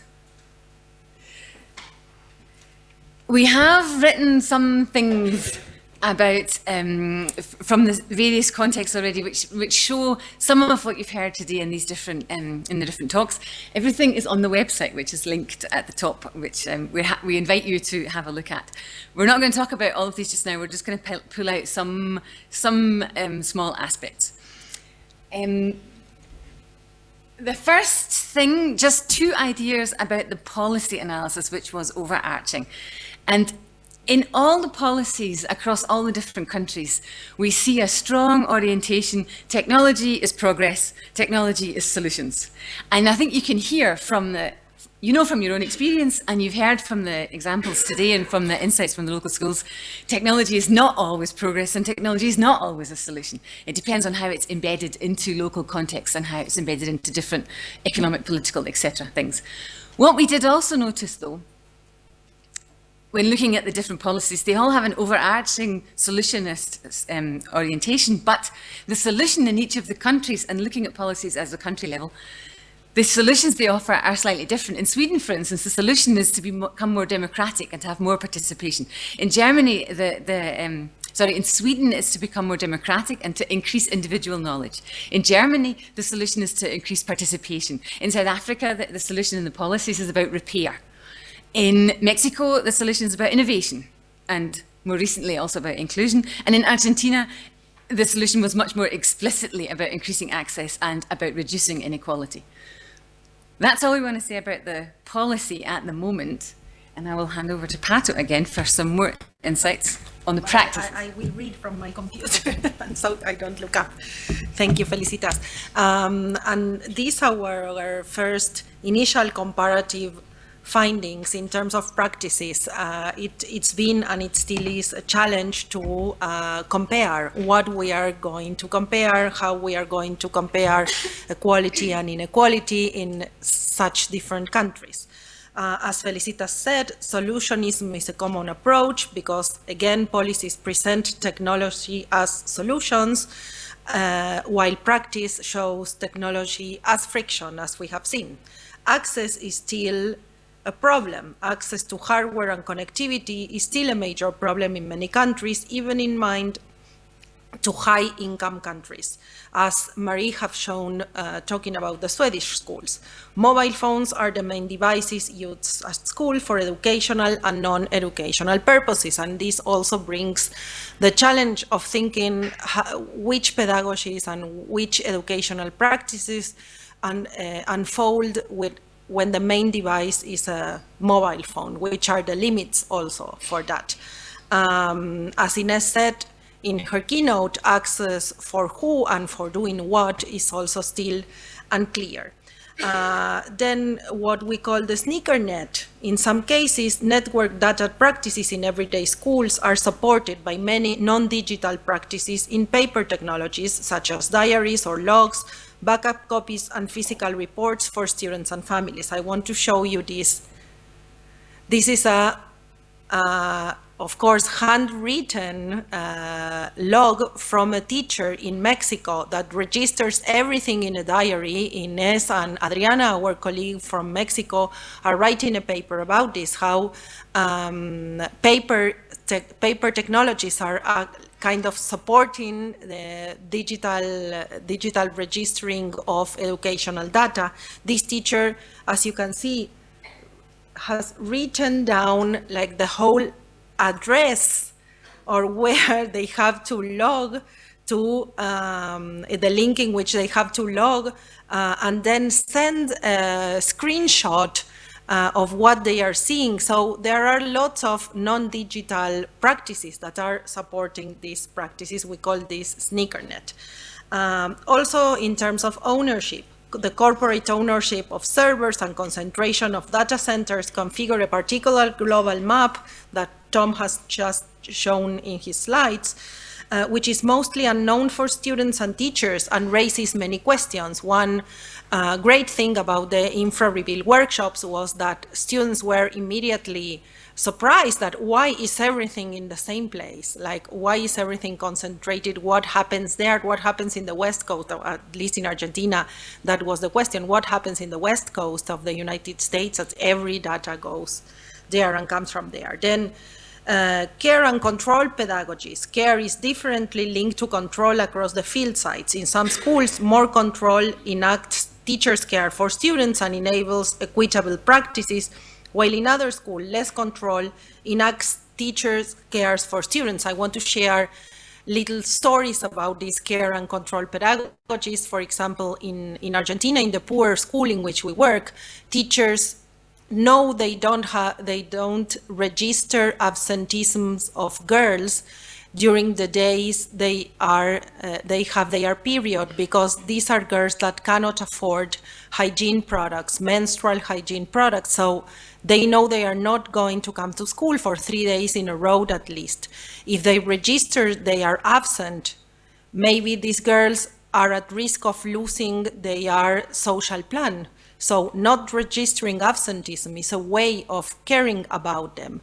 In an opposite fashion, in Swedish school, teachers register absenteeism immediately, and that registration turns into a mail to the families, and the families are alerted that their kids are not at school. So that's also a form of care. Again, in Argentina, in the poor school, when a student is absent for more than 3 days in a row and the family doesn't respond to phone calls, what the teachers start browsing the students' Instagrams and the students' social media to check what might have happened. This also could be seen as an extreme form of control if you don't contextualize how these practices are developing. But maybe they are both care and control. Then comparative findings about visibility. Data technologies make some students more visible to teachers and each other, and other students less visible. This invisibility exacerbates and/or ameliorates inequalities. And to wrap up and to summarize ecologies, digital inequalities involve issues of access, subjectivation, practices, outcomes, and knowledge. Crisscross comparisons show an inequitable distribution of burdens at different scales between and within countries. And I think, sorry. Yes.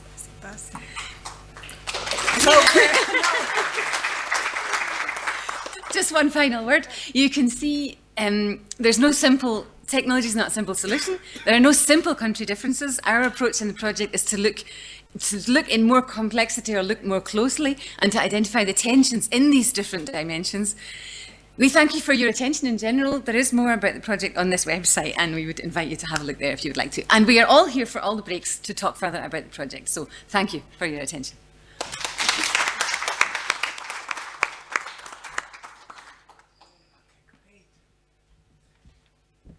I think that was awesome. I think we can do better applause than that. Now, if you will excuse us, we need the chairs. Thanks very much, Tom, Patu, Felix, and Marie.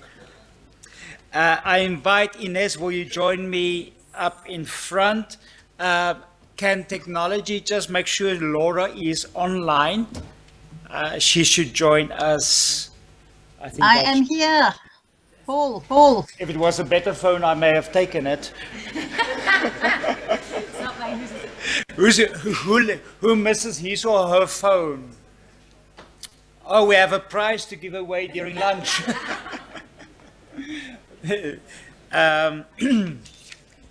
Can I invite to the front, if we can check whether Laura is online. Felicitas, you can join us online, and then and then we're very, very lucky to have Mr. Madzena from PHL Morake, if you can join us, and Ms. Garland. Please join us in front. Felicitas, please take your seat. Yeah, please come sit down.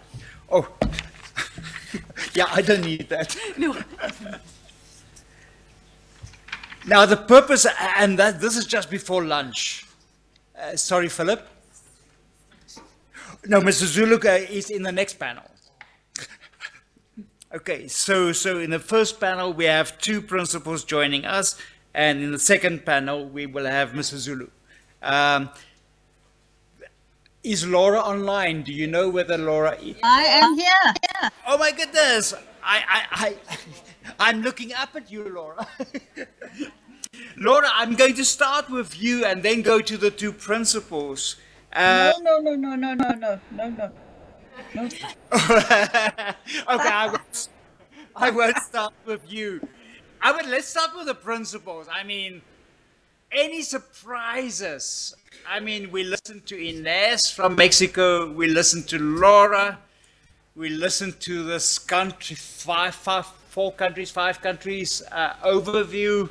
Let's start. If I can ask, if you want to speak, you just press the right-hand side button and then your microphone goes on. Any surprises? What have you? Let's start with Ms. Garland from KwaZulu-Natal, and then let's go to the other principal, Mr. Madzena. Any surprises that you heard or anything that confirms what you're experiencing in school? Ms. Garland, please. Over to you. Thank you. Yes, I was actually surprised to see how much similarity there is in the different schools. And but what I missed a little bit is that the information is very generalized, but obviously this is how the study has to go. But in one school, if I think of my own school, I agree with the things that were said there, but we have to remember that there are highs and lows in a certain school as well. Okay.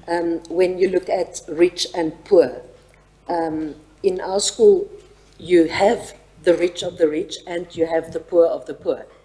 And somehow everything does come together. But I would be afraid to generalize too much. Okay. But then everything I've heard is true, and it's interesting to see that you go into great depth to create something that we are hoping to benefit from in the school system.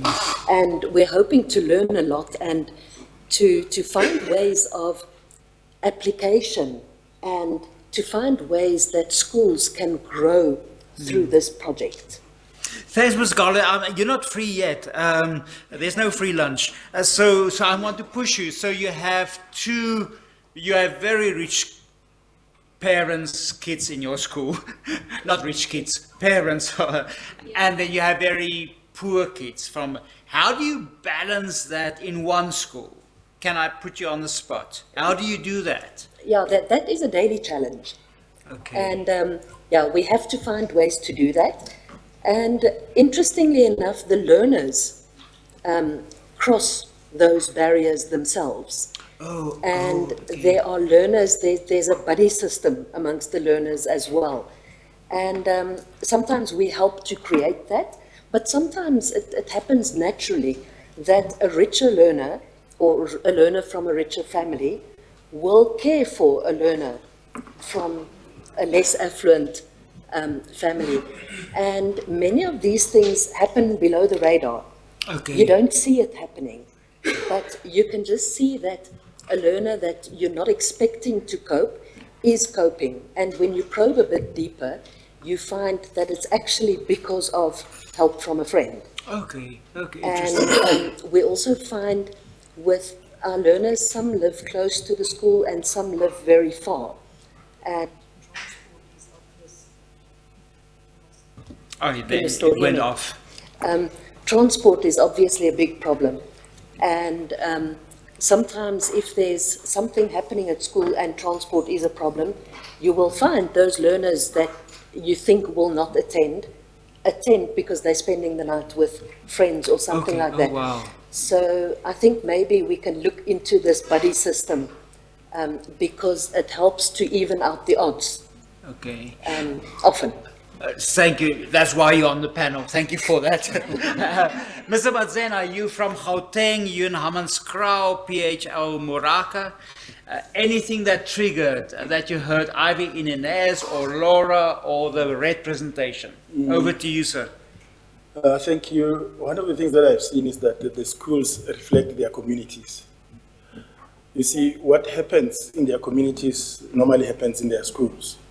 Now, when you look at the diversity of these learners, you'll find that some are from a single-headed family where themselves are heading the family. So that will depict what kind of a device this child will have.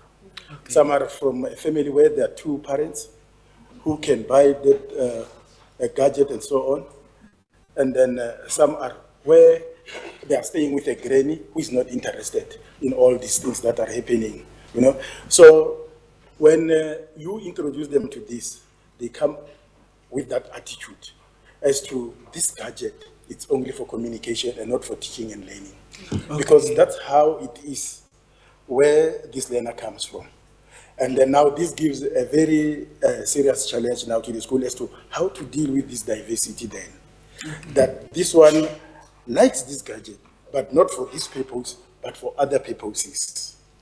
Now, one of the things also which are making these things to be difficult is that schools have got policies how to deal with ICT. So in my area where I come from, we find that now the policies there do not allow learners to carry cell phones. Okay. Yeah, it's a taboo to come with a cell phone to school, you know, because maybe of the experiences that the schools have gone through.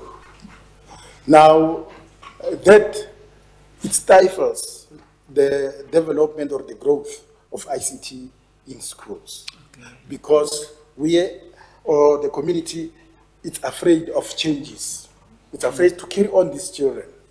And then what do they do then? They come with this phone, hiding them. Mm. Yeah. And then because they are hiding them, they no longer use them for learning their subject, and so they use them for other purposes. Because it's the reflection of the community that is giving them this, that this is not something that can be used for education. Okay. So therefore, there is a need for advocacy, so that we get the parents, we get the learners, and show them that this is a tool for learning, not only for communication, or for films, or for movies, and so on.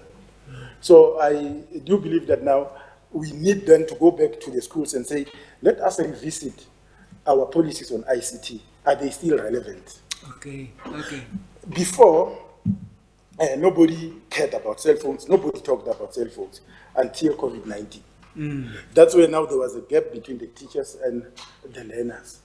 Now, they could not talk with each other, and now that was a problem. So I do believe that while we had COVID-19, it also brought in a new sense of seeing these issues of ICT, that no, this can be used for educational purposes. And now there is change now. Also that there are younger teachers who are coming into the system who uses these gadgets and so on. So that's why now you'll find that now they have established the WhatsApp groups. They have WhatsApp groups with parents, WhatsApp groups with learners. They use the chat GPT. They use all these things now because of COVID-19. It showed them that now you must be ready for any change that can come. Okay. Although the challenge is that not all learners have this. Now, how do you deal with this thing of some learners not having these things? Surprisingly is that even if the learner is not having maybe the gadget, but he knows how to operate, because in their corners they work together. Okay. They assist each other. Laura, can I put you on the spot now? I've given you breathing space. So one of Laura's earlier articles, I think, Laura, it was with Cheryl Brown, you deconstructed the notion of the digital divide and digital natives and immigrants and all those categories. From what we've heard now from Ms. Garland as well as Ms. Madzena is suddenly for most of the technology discourses there's the discourse that giving them access to gadgets will erase the digital divide, but now suddenly from Ms. Garland we hear that students are staying far from school, and that's a factor. What we heard from Ms. Madzena, suddenly it's a one-parent family or a two-parent family or a granny family. So even access. Laura, would you comment on how what you've heard today, how that changes our experience and our understanding of the digital divide? I think your preliminary findings are illuminating in themselves, and I love your idea of the sneaker net. I think the fact that the complexity as students are getting more access to technology is making things much more nuanced. And the shape of the divide's much more complex. And I think that's one of the very valuable findings that you have been suggesting. So your ecological approach and the way that you are also speaking about the link between the digital and paper. And the person who gave that really good example. So one of the problems with the earlier incarnations of the digital divide is they had a very simple notion of what digital is. But actually, what we're starting to be able to research now is a kind of multimodality that includes paper, radio, etc. And it's a much more useful way of researching things, and it's also much less of a deficit way of researching things. And I think that's what I'm finding very encouraging about your project, is that it's pushing those boundaries and it's problematizing what notions of a digital divide is, because it's not so simple. And then, of course, the ecological dimension adds another layer of complexity, which it doesn't surprise me hasn't emerged. To go back to your question about what surprised people that you asked earlier, somebody said that people had an understanding of datafication and they had an understanding of big tech, and that did surprise me. And that's something that I would be interested to hear more about. Because that was surprising. So that's not something I've seen elsewhere. Yeah, I think that's great. I think, Tom, it was from your presentation where Thomas said that in circumstances where kids and teachers had to deal with digital breakdown, their digital literacy or their data literacy is almost better than people that had access to internet and to data and everything, regardless of circumstances. So I will ask Tom to contact you, Laura, and maybe we can have a discussion on that. That's fascinating. Inez, can I ask you to reflect on Laura's presentation? When Laura was presenting, she referred to yours, and now it's your turn. Any surprises or any ahas from Laura's and if you can make the link to your own. Thanks Inez. Oh, lots of things. I love the presentation. I took also several notes, and I was thinking, in fact, you made me reflect on when I was discussing the digitalization of schools. We generally tend to think about devices and the presence of devices and connectivity. And of course, we know better, but then it's difficult to integrate into the analysis. But what we are doing now with RED is related to this presence of data, even if we are not aware. And we are discussing, again, as Tom was saying, we are surprised at some locations where you wouldn't expect students, learners to be so aware of data, and they are, because precisely they have to negotiate through several breakdowns, and so in a way, I'm not so sure that they are discussing data colonialism, or that they are aware of the presence of the big players, or what does it mean for democracy, for the planet, the real actors that we have. Also, we had this feeling sometimes that in schools, students have the idea that there's someone there surveilling them. No? So there's a physical, like in The Life of Others, this German movie. Also, there's somebody there, but it doesn't work like that. So I think we need to get much better.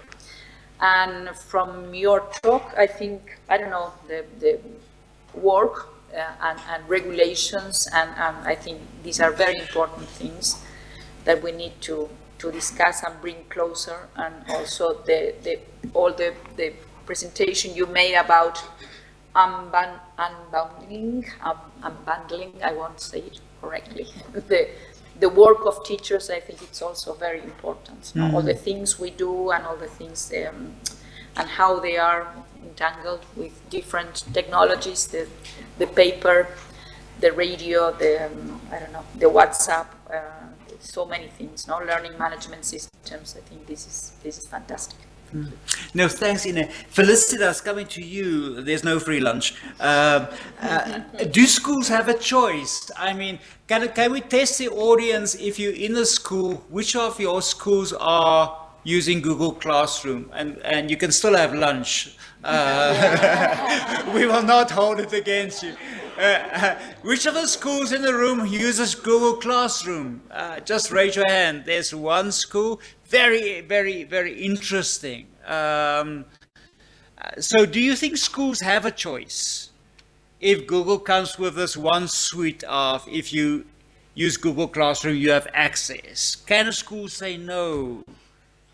What agency do schools have, Felicitas? Sorry to put you on the spot with that question, because I also want to ask Ms. Madzena and Ms. Garland, do you have a choice in what can you use, or is that prescribed? And can you protest and say, we don't want to use Google Classroom? Felicitas, first you, and then Ms. Garland, and then Ms. Madzena. Do you have a choice? How much choice do schools have? And maybe Laura, then you can reflect on their answers. I'm not sure I'm the best person to answer because I'm not in a school. However, since there's no free lunch, I always have an answer to everything anyway. I fundamentally believe that we always have a choice in deciding which technology to use or not to use and how to use it, but always only within the constraints and within the context in which we're in.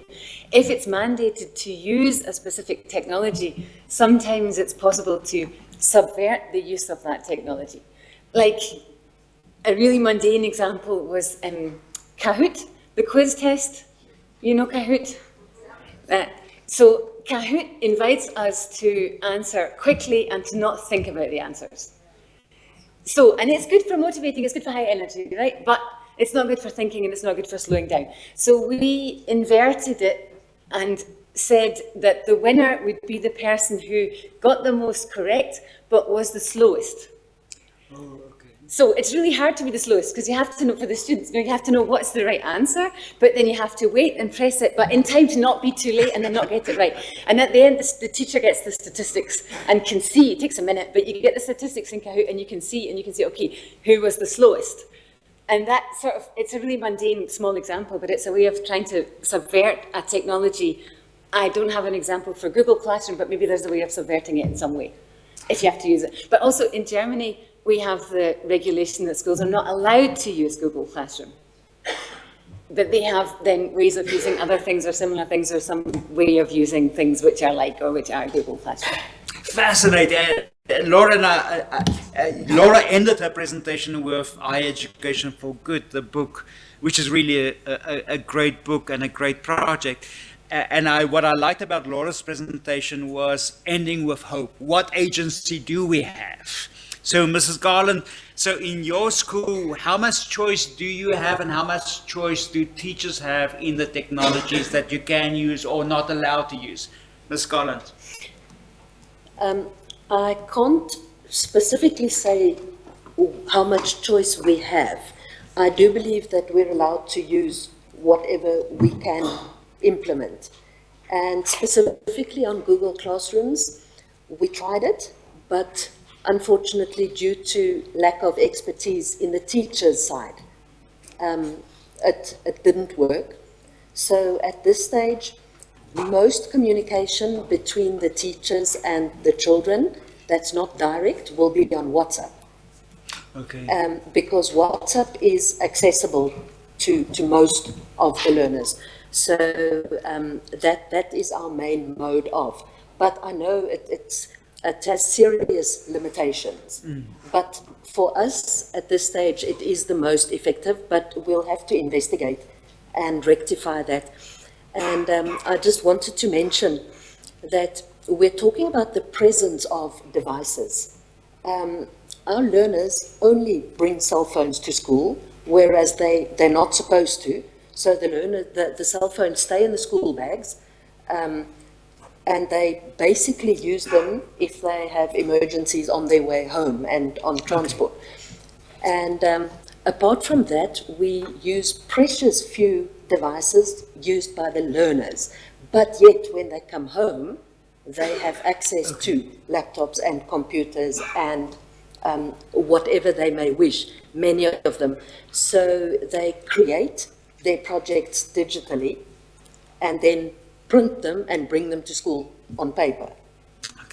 So it's like a transition that needs to be made, but because of lack of training of teachers, it's being held back.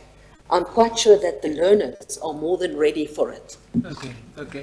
Interesting side point, which I will come back to later, Ms. Mazzena. So I want to ask, not you, Mr. Mazzena, but what I want to come back to with Ms. Garland, how does this impact on teacher workload? If you suddenly have to run 4 WhatsApp groups and to do that on paper as well, just as backup. But Mr. Mazzena, how much choice do South African teachers have or schools have in adopting which technology? Are you free to use whatever? Do you look at the terms and conditions? Yeah, I think teacher autonomy is allowed when it comes to the issues as to how the teacher can impart the knowledge. As Ms. Garland has spoken here, the challenge is that teachers, most of the teachers, the research has shown that in South Africa, teachers are between 55 and 60. In the next 5 years, we'll be having a lot of teachers who will be retiring. So these teachers are not interested in change, So that is the challenge. Oh, ouch, ouch. Mr. Mazzena, your lunch has been cancelled. I'm sorry to inform you. Just before you, Mr. Mazzena. Let me put it differently then. No, there's no redemption. But I want to come, Laura, can you come in? Is it true that older people use technology less than younger people? Laura, you addressed that question in that digital native, are the young ones the digital natives and the old ones the digital immigrants? Laura? Okay, Paul. That's an easy one. The research shows that's not true. So that's an easy one. I actually want to come back to your question about do people have a choice in terms of technology, and make a plea, because what happens with technology in a lot of institutions is that the IT services go through a consultation process, and many educators, if not most educators, and I used to include myself, thought that this was a really boring bureaucratic process for which they didn't have time. And I would really like to make a plea to people to treat those with great seriousness, because I think that educators have more power around the choice of technologies than they realize. But it doesn't come painted in a way that they recognize as being useful. So I think that when people are asked for their inputs in any kind of way, it is so worth making the time to contribute that input and to use your influence, because I think people have more influence than they think they have. And that's something I'd like to end off with as a plea. No, thanks, Laura. Back to you, Ms. Mazena. You've been redeemed. You know, there is now research to show that people with grey hair are not necessarily digitally incompetent, present company included. How much choice do you have? No, there is a lot of choice when it comes, as I've said, when it comes to imparting knowledge to learners. It depends much on the knowledge of the teacher. Okay, you so see, because the learners depends much about what the teacher knows. Okay. And then in most cases, it is if we want to expand the boundaries of learners' knowledge, it's the teachers who must do that. They must start with theirs. Okay. You see, because you see what the learners. You get this. You can have two helpings. Yeah. You see, it is easy for learners to emulate their teachers, and they respond as how they are taught by the teachers. Okay. So what the teachers do is what the learners would do. So the other thing that we do, we try to update them with the development, especially in South Africa, that they must know that there is the POPIA Act, whereby they know that within which boundaries they need to work their things out. They must know that there is this Films and Publication Act. Because you see, normally in the domains of their Facebooks and so on, they use that not for exchanging education, maybe subjects and so on, they use that to attack each other. Okay. Okay. So in most cases, we invite people to come and talk with these learners and update them when it comes to the new legislations that are being brought by government, so that they know that it would be dangerous for them just to film any other person outside when they don't have the film rights and all those things. I'm so sorry, Prof. Mawela had to leave, because I wanted to ask him how the Bachelor of Education curriculum at UNISA reflects this new reality of teachers. But he's not here. Laura, can I come back to you? Sorry, you don't get lunch, you, in Cape Town. Is there a question you would like to ask the principals, or for Inez or for Felicitas? We're wrapping up the panel discussion. So Laura, lastly from your side, a question you would like to pose to the panel or to the audience? Paul, you will guess what my question is going to be. And my question is going to be, from this amazing project from all the different sites, which I think is just really exciting, is what gives you hope? Oh, great. And we have a volunteer answering. No, I'm looking at you in Felicitas as a project leader. Please respond to Laura.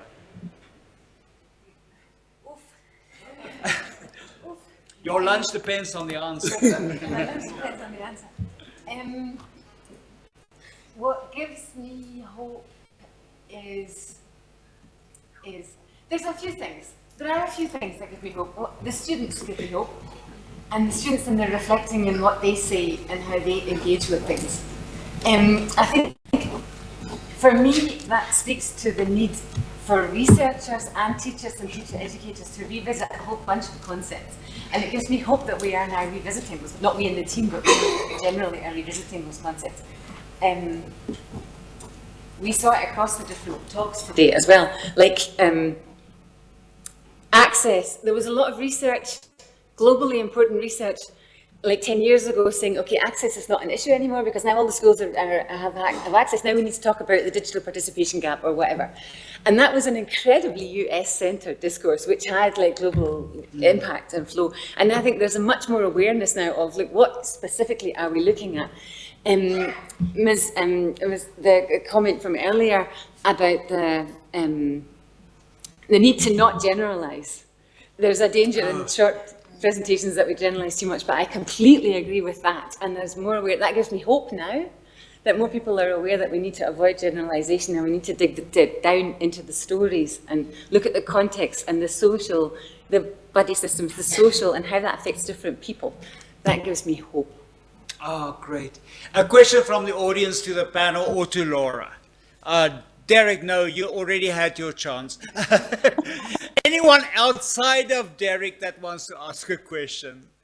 Go. Oh, there's a question at the back. Derek, I'm coming back to you. There's two. Oh, there's. Let's start at the back and then you, sir, and then Derek can ask the last question. Can we have all three questions and then we can see who responds? Please, at the back, if you can just switch on your microphone. Okay, thank you, audience.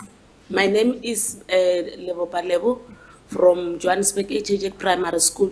Mine is just a comment that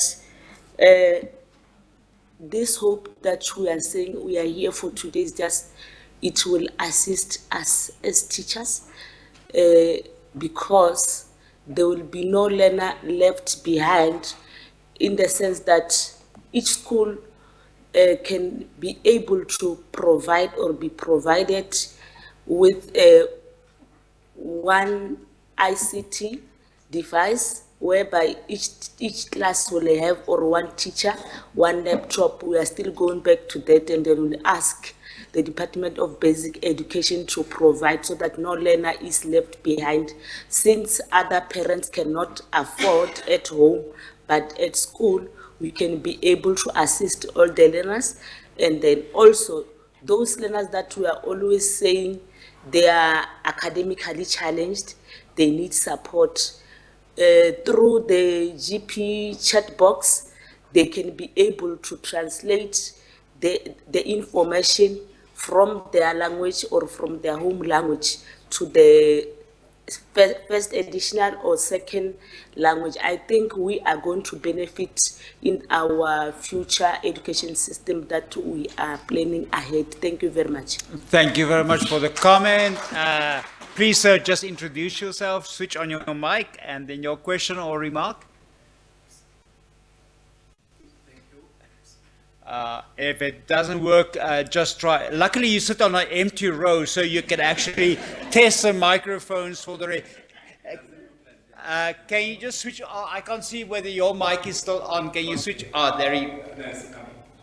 Okay, my name is Tudo. I want to find out from the panelists how can we change the psychology of the student. Because currently, the perception is that the cell phone are not for education, but it's for announcement, as they are saying they're using it for WhatsApp and for entertainment. Okay, how can we change the psychology of, did you say the teachers or the students? Both. Both. And then Derek, your question? Just your mic? Oh, there Paul, you it's go. a question to the panel, but everyone over here. I have been surprised there has been no mention of the white paper on e-education that was gazetted in 2004.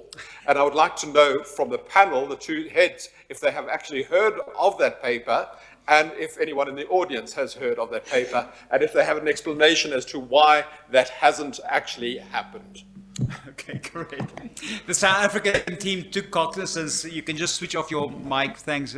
So if you haven't read the white paper published in 2004, yes, you wrote right, it's 19 years ago.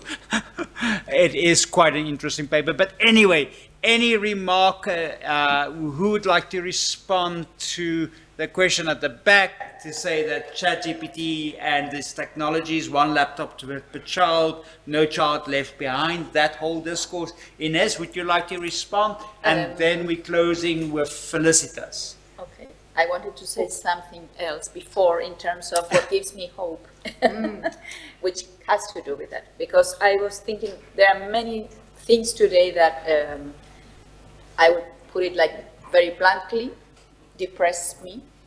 That you say, well, I don't know, when I was working through this teacher's diary that Patricia showed parts of it, so you see things, I don't know, today we have to work, they told us we can start with equality, tomorrow we will have a talk on gender equality, but then you have overwhelming demands. It's a continuous loop of demands in which everything is just the same and everything gets lost. Even the best of intentions get lost.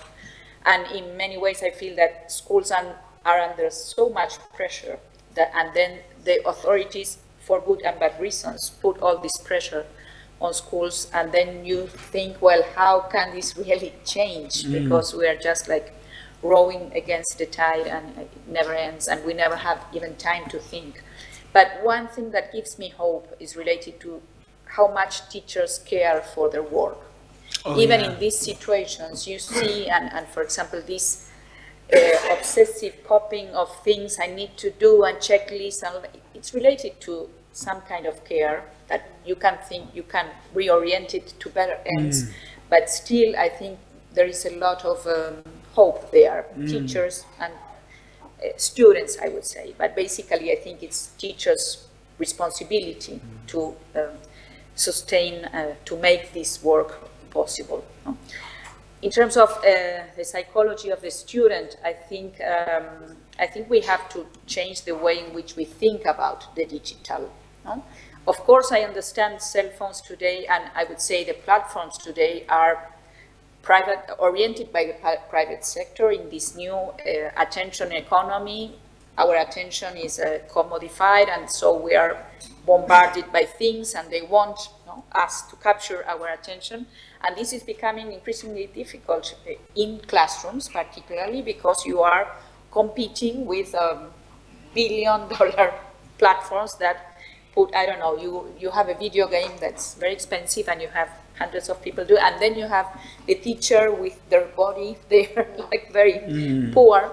On the other hand, as Laura was showing, there are some things there that our capital, I don't know, our body precisely, our attention, our care, our empathy. So I think these things are, for me, some source of hope, and I think we need to do much better in terms of policies. And I insist, pedagogies, teacher education, how we think about these problems and the kind of strategies we devise for this new context. Yeah, thanks. Thanks, Ines. Laura, just before Felicitas wraps up, some last word from you, Laura? Are you okay? No, I want to say that this research project gives me hope. And I'm not just saying that, actually, it really does. I think this kind of research is important. I think it's really difficult to find funding for this kind of research because funding has become so competitive. So congratulations to you for having found the funding, and I hope it leads to more work because it feels like the beginning, and there's a lot more that you know, you're excavating and so much more to be done. So that actually really does give me hope. Thanks, Laura. Felicitas, last word from you, then we go for lunch. I'm honoured to. The last words will come from you, though, Paul. You'll wrap up at the end. I'll wrap up. I maybe three sort of short comments. The first speaker, for me, speaks to the heart of the issues here, and it's the opposite of hope as well. Ines already said it. There are some very simple, straightforward economic decisions that some people could make and could have made and have not made. And they have not been making these since long before 2004. And that is deeply angering, I think. And when we deal with this whole set of situations, political economic decisions which are not the level of teacher, it's not about what teachers can do, it's not even about what schools can do, it's a bigger situation which needs to be redistributed differently.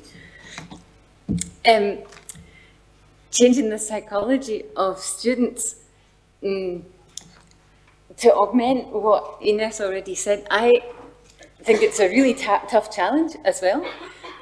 One way perhaps is to weave the two together. I have the feeling that sometimes schools try to replace. We have some schools in Germany where they have the tablet and the tablet is not connected and it's locked down, so there's no games or anything on it. And then the students are kind of like, yeah, what is this? It's like a textbook, yeah.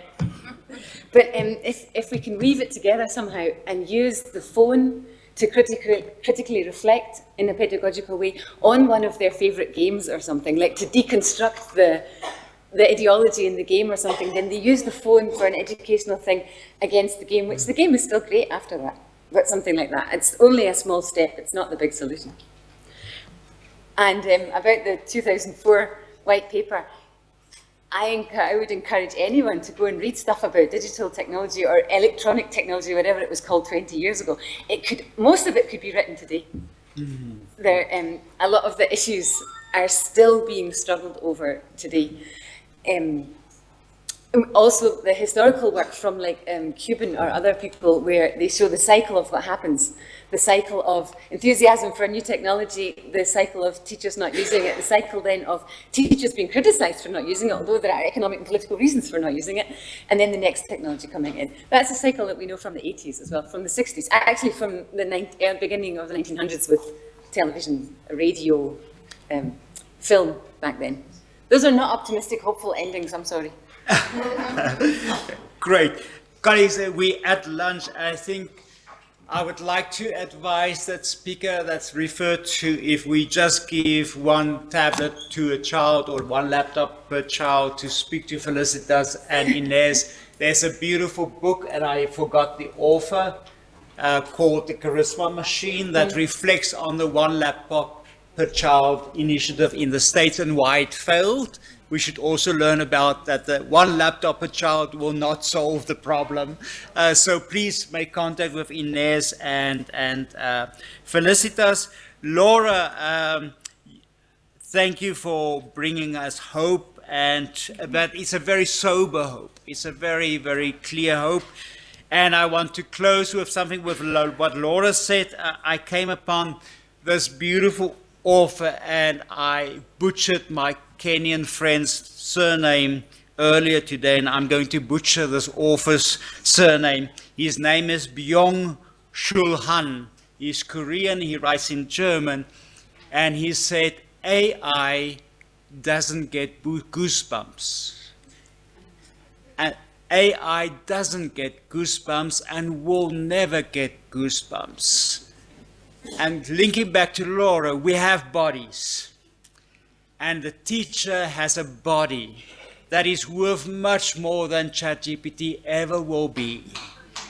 And we must embrace our bodies as a site of resistance, but in a new digital world. Have a wonderful lunch. There's halal and kosher and lactose intolerant and gluten intolerant and fancy word intolerant table in the middle. We see you back here, if we can, 2:15.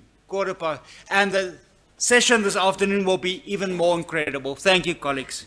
And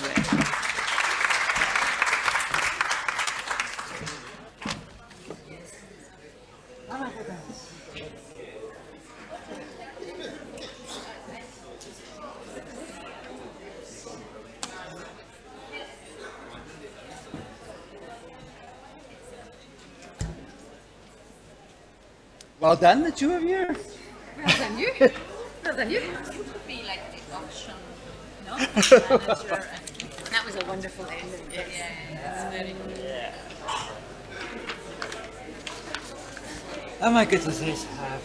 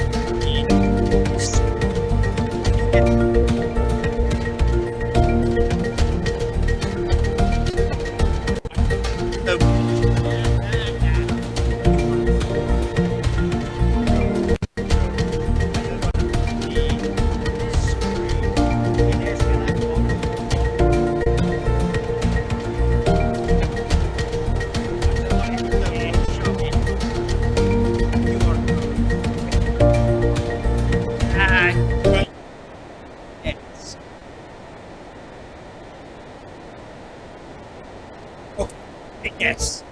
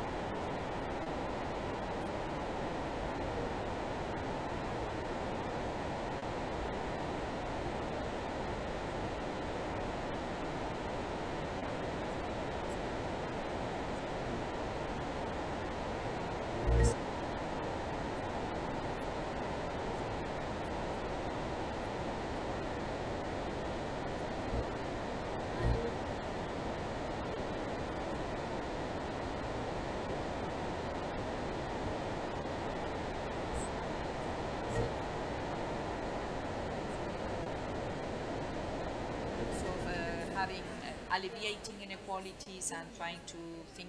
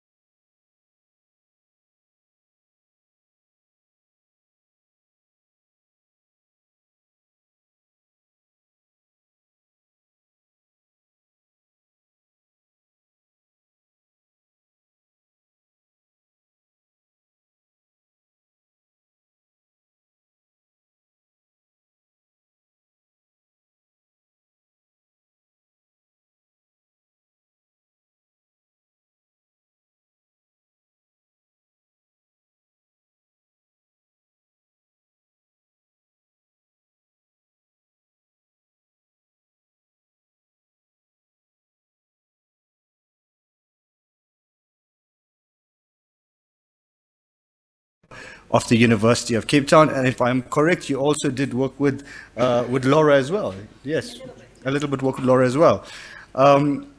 She also worked closely with the Western Cape Education Department, so she brings that experience with her today, in developing teacher professional development courses to equip teachers to integrate edtechs and transform their practices.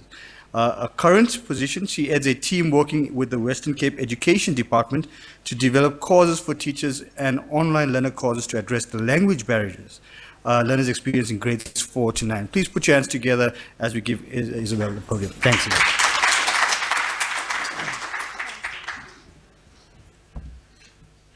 Hi, everybody. I'm shaking in my boots, literally, because having to speak after those incredible messages this morning is quite something. And then it's in the shift after lunch. so if you don't mind, I'm going to show you pictures, because pictures make me happy. And then we can all just relax. So thank you so much, Denzel, for that introduction. That was, I think I might have sent the wrong bio, because that was a couple of years old. So Terence is here. Where is Terence? He was here earlier. At the moment, we're busy working with the British Council and with the GIZ to develop digital standards. And then one of the projects that I'm doing on top of that is measuring the learning gains in a maths curriculum online, MCO, maths curriculum online. So I'll be using MCO a lot. If you get stuck, then that's what it is. And here comes the pictures, and let's hope they play. They don't seem to want to play. There we go. Let's hope. Yes, there we go. So to tell you a little story, I love stories. Africa is all about stories. So I work with this team, and I have been working with them since about 2015, doing their monitoring and evaluation. And the team's name is Green Shoots. Mark and Joe apologizes profusely that they can't be here today. They're the directors that started Green Shoots 13 years ago. 10 years ago. And so what they do is they created this program which is completely CAPS aligned. It's completely aligned to the South African curriculum. So when a teacher is supposed to be teaching fractions for a week, then the computer tasks that the learners can do is about that section in CAPS. So if it's for grade 4 and you're teaching them about halves and quarters, then the section on the computer that they go and do that week is about halves and quarters. If you're doing time, then the section they can do in the computer is all about time. So it's completely aligned to CAPS and the ATPs. And you'll see what they do is it's not about sitting and clicking. You'll see a lot of the learners have to or take their books with them, their textbooks, their workbooks, and they sit and work out the calculations together. They sometimes work together, they sometimes work in threes or in pairs or on their own. And what's really interesting here is that in South African context, we often have this lofty idea that we have to have one device per learner, but in reality, in schools, that's not going to happen. It's like saying we have to have constant electricity flow in South Africa. In reality, it's not going to happen. So get yourself a generator or UPS or whatever. So what Green Sheets have done is they've worked within that parameter to say, how can we help schools, how can we help teachers to use what devices we have in schools and to maximize that use. So you'll see the learners will have tablets. If there's tablets in the school and there's enough computers and tablets for everybody, the learners will work on their own. But there's also a way where the learners can sit together and where they can say, oh, we worked out the sum together, and then log it for both of them. So both of them can then get that result. It sounds like it's a tech tool, and I sound like a tech salesperson here, but I'm not really, because the whole point of this is not about the tech, it's not about the tool, it's about what it's doing to change mindsets, to change teaching, to change how data is used. So, and that's where Paul and I got together in Dakar, and we were talking together because our interest is how can we use data in a way to address the learning and teaching gains that we can find in these schools from the Green Shoots program. So if you've now seen the children working online and you've seen how they've produce their work, they do once a week, they have what we call a brain quest, where they go and do the activity online, and they love it.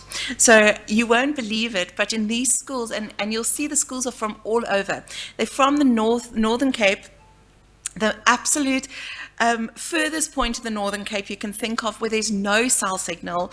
The one school I work in, it's a farm school where I go and do the research. I was telling you can literally put your arm through the walls because the walls are so badly cracked. And then they have introduced green shoots to the school in the primary school, and then the town school created or had a bus service instigated so that the parents can bus their children to the farm school. So the children from the town school go to the farm school to go because they get such wonderful results for maths. When the children have MCO that day, then the attendance goes up astronomically because they all want to do green shoots, they all want to do MCO.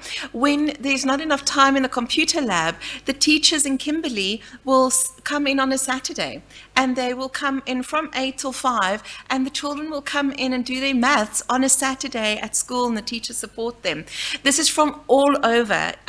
There's schools in, I think you saw that school with Madiba on the background, this one, where you'll see the windows are blacked out because, and there's also the front door and the school's computer lab are sort of aligned, and you can see it from the street. So you have to close the front door of the school before anyone's allowed to open the computer lab because the vandalism and the thievery is so high. So they don't want to let anyone know that there's computers in the school. When the teachers carry tablets between classes, they have to carry them in checkers, brown paper bags, or in material bags, so that no one can see what is in the bag and then possibly come and steal it. The roof of the school was stolen a couple of December holidays ago. So you can understand, and yet the school has increased its maths throughput like you cannot believe. The children that are passing with 50% or more has increased quite substantially. So let me tell you what the program does. It's not about the program. Please understand me, that's not what I'm talking to you about. Yes, it does curriculum coverage. Yes, it does mastery. Yes, it works towards pacing. But the big issue here that we have is that we look at data. Because if you can imagine, 366,000 learners work on this system every week. That data that gets produced from all of them doing these brain quests is astronomical. But the data gives us incredible insights into what is happening in the system. So what Green Shoots does is they've got a dashboard where you can go and look as a teacher. It's called Insights, and you can go and look as a teacher at your class. And in your class, you can go and say, oh, which questions did my learners get wrong? Which wrong answers did most learners choose? Because now I can understand the misconceptions around what's happening here. Then the principal can go and look at the data from the school and can see in my grade 4 group, what is happening with maths in my grade 4 group? Oh, this class is doing really well, but these 3 classes are not. How can I set up a mentorship program where I can get the teacher, and it's often the quiet teacher, the unassuming teacher that's not loud and in your face. How do I get that teacher to come and help the other teachers and to guide them in whatever topic it is that's working? The district can see in their district team at any given time, the circuit managers and the district maths managers can see where the school is with whatever it is that's happening in their schools. They can see who's online, who's not online. They can see who's working on their maths programs, not.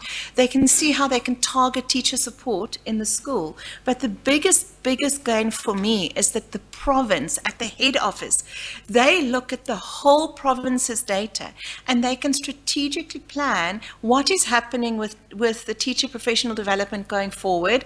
Where do they see gaps? How do they address those gaps? If they understand that 90% of grade 5 learners are getting a certain fraction question wrong.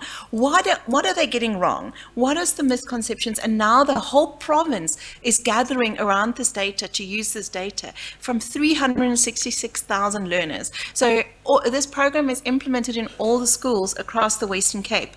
So my job, a very small part of this, is to go and look at, do we actually see improvement?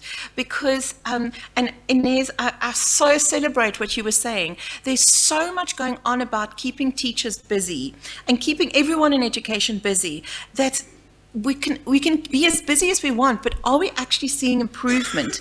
And one of the things we need to see is, if we measure it, we can improve it. If we don't measure it, we don't know if we're improving anything.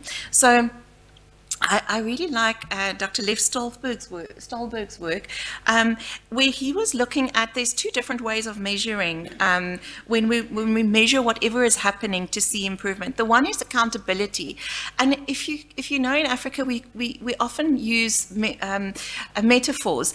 Accountability measurement is like creating a stick, because really you want to see who's not keeping in line, and then you want to use the stick to get them to keep in line. But what we're trying to do is we're looking at improvement measurement, where we're working with the whole system at every level. We're working with parents, with learners, with teachers, school leaders, and district officials and the province. We're working with the whole system using a socially embedded approach to help them to measure their own improvement. So it's not just about us coming to say, tick, tick, tick, you can do this, you can do that. It's about saying, how can you be empowered to measure your own progress? To say, have I actually improved, or am I just keeping busy all the time? And that's where Lev's conversation around improvement and accountability comes in. So I dipped my toe quite adventurously into adult learning, and especially in the UK, they talk a lot around, in the theoretical field, they talk a lot around learning gains in the UK university spaces. So it's not really used very carefully in primary schools or high schools research. So I went and said, okay, let's use the ABC model. Let's go and measure affective, behavioral, and cognitive learning gains in diverse contexts. So from the richest schools that use MCO to the schools where they have to have a special system in place that picks up a heartbeat so that they can go and measure if there's internet, and then they can go and the internet then syncs up with what's happening. So very, very diverse contexts. How can we see what learning gains is happening? So this program, I've been doing the MAL for this since about 2015, and now the contract's for another 3 years. So it's lovely to be able to measure over a long period. So you'll see in the Western Cape specifically, I'm not talking about the other provinces at the moment, but in the Western Cape specifically, you'll see when we looked at the schools that are part of this, you'll see there's urban schools. So the Western Cape has 8 districts, and 4 of them are classified as urban and 4 of them are classified as rural. And there are obviously big cities in the rural areas, like Stellenbosch or Somerset West is in the winelands, but the majority of the province is a rural province. So if you see this one urban district that has so many learners, that has been one of the top performing districts in the country for a number of years. They've used Green Shoots and MCO for the longest period. So you have all the teachers on board, you have all the schools on board, they use it quite prolifically. But then if you go and look at the rural district number 1, you'll see that that district only has if we compare it, in this specific data set, we had 79 schools that were actively using it. And of those 31, you can see that big dark blue line, 31 are quintile 1 schools. So the dark blue line is the quintile 1. So that rural district has the most rural schools in the whole province. And then it has a few quintile 5 schools. So just remember that, okay? I'm going to come back to that. And then you can see the spread of quintiles across the different districts. So we can see that quintile 1 schools generally in the province make up about 11% of the schools, in the primary schools. I'm talking specifically primary schools. Then quintile 2, 17%, and so the rate goes on. This is last year's figures. More schools have still been added to it. So the data is literally on my desk. It was just emailed to me this morning to go and reanalyze. So I couldn't report yet, but next year there'll be more schools. You'll see that what we did was we used a range of qualitative and quantitative research instruments. We had learners, we just surreptitiously put a button on the MCO website, and learners could just go and click on it and answer a survey. There was no coercion involved. There was no, you have to go and do this. We didn't want teachers involved in the process because we were concerned that teachers would be telling learners what to answer and what not to answer. So we just put it on there, and you can't believe how many learners answered it after school hours. Another interesting fact that you might not think about is that the amount of learners that we can track that are online between midnight and 5 a.m. is astonishing. You cannot believe the amount of learners that's online in this time. Does anyone know why? Data is cheap, and they get free airtime. So, and also, any other ideas of why they would be online? Any other ideas? They have access to a parent's cell phone who's not been using it. Yes, definitely. And also the learners say to me, it's not so noisy. They can actually concentrate. So if they wake up at 3 and they work on green shoots for 2 hours, and then at 5 they get ready to go to school, that's their day. That's what they do. So it's quite astonishing, and it's a lot of learners. So part of this research, the data that we have the 3,270 learners who answered the survey. We have 192,000 learners who participated on the brain quest that we could track that year. 7,200 teachers, and then of the 7,200 teachers, 286 answered the survey. So remember I said to you, I thought I turned off my notifications.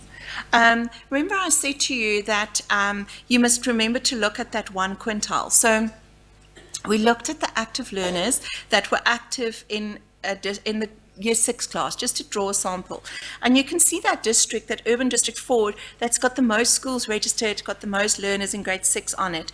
But now look at that, just keep an eye on rural district 1. As we go, and specifically look at the quintile 1 results. So we worked out the activity rate, and the activity rate, we said the number of brain quests that they do divided by the weeks in the term, divided by the active learners in the school. So active learners being learners who are actually registered and using the system. Now you can see the incredible diversity of results.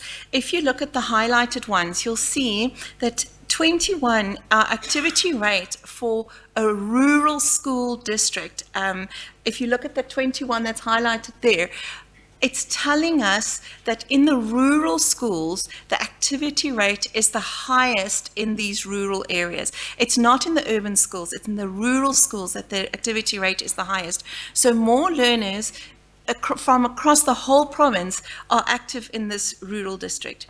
Then if you look at quintile 2 schools, there's an urban district with 11.6%, but do you see that 21%, the activity rate, how high it is for that urban district in the rural schools? The one that's just, we can see from quintile 5, there's 34, activity rate is 34, and quintile 4 is 22. So to have quintile 1 learners in a rural district with that high activity rate is quite something. Then we looked at the results that the learners were getting, and we wanted to understand what's happening here.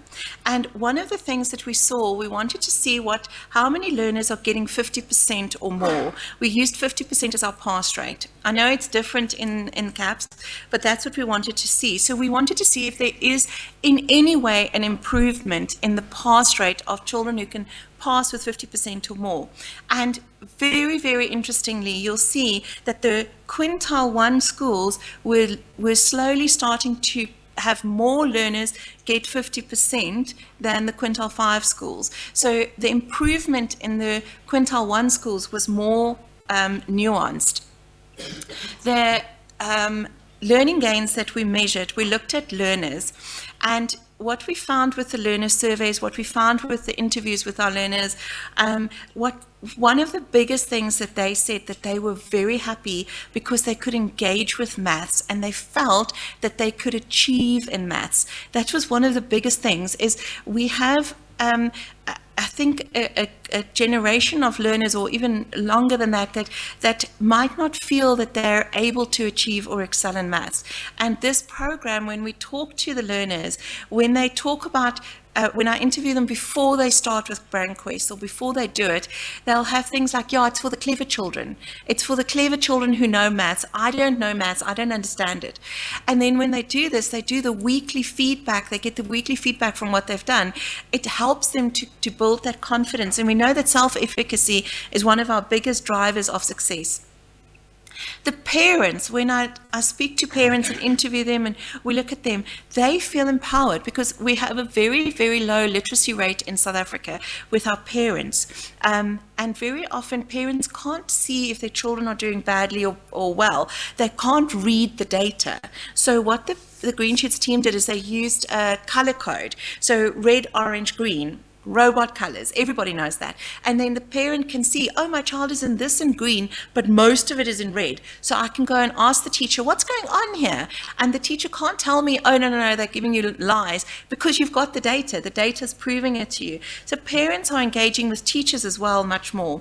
Then for the teacher, a lot of the teachers, and I wanted to show you the results from the teacher survey, you'll see here. If you look at what the teachers were saying, this is the survey that's just, the results are just coming in now. So what they were saying is they really enjoy that it's so aligned to the curriculum, and the quiz makes it easy for my learners to complete tasks and they enjoy doing it. It also helps me explain some concepts that I am not sure of. So what the Green Sheets team do a lot of is teacher professional development to help them not just with technology, but very much around how do I understand maths? How do I teach it in different ways? How do I ask different types of questions? But also they teach them data literacy. How do I unpack the data? How do I take the data and make it make meaning to me?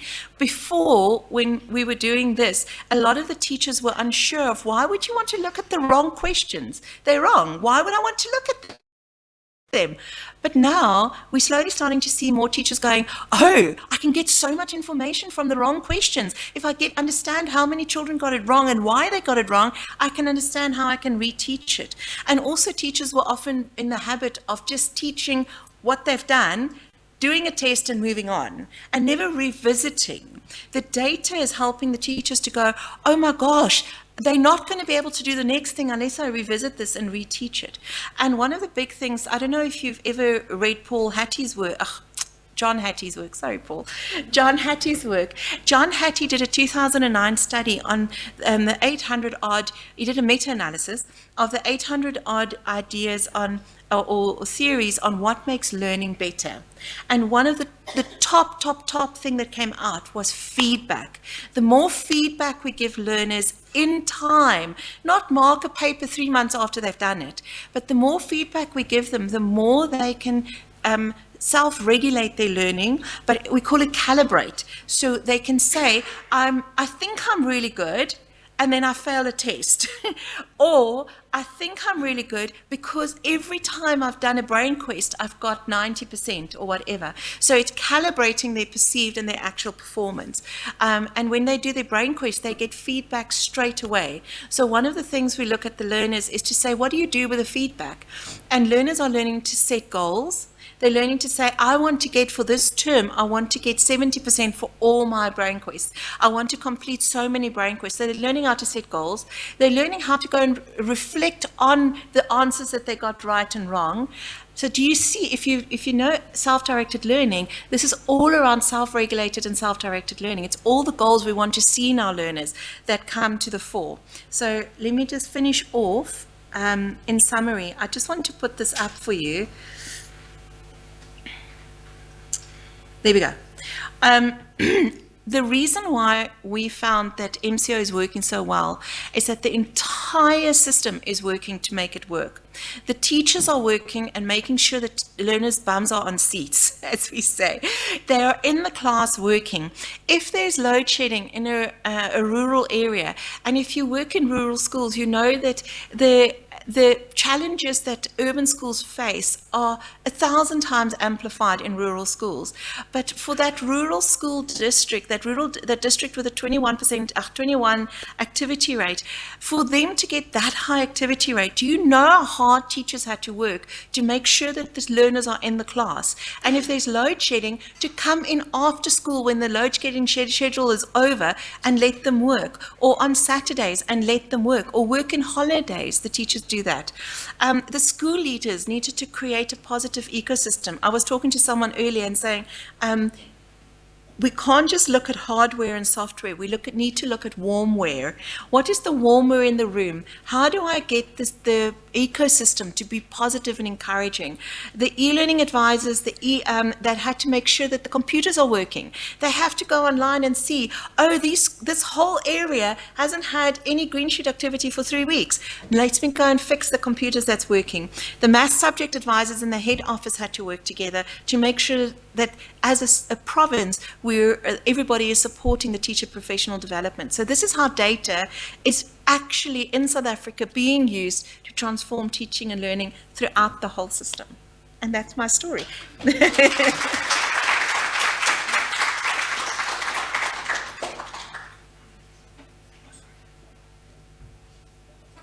Can I unplug? Thanks so much, Isabel. We will have during the panel discussion. I think this morning was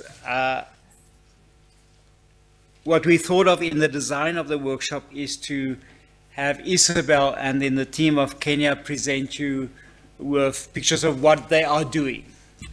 It's open for questions, it's open for critique, it's open for applause, but that's what's happening. So I'm inviting to the stage our next panel, and there's only one person coming. Okay, you count for free. Now, I didn't eat lunch because I was practicing Patrick's surname.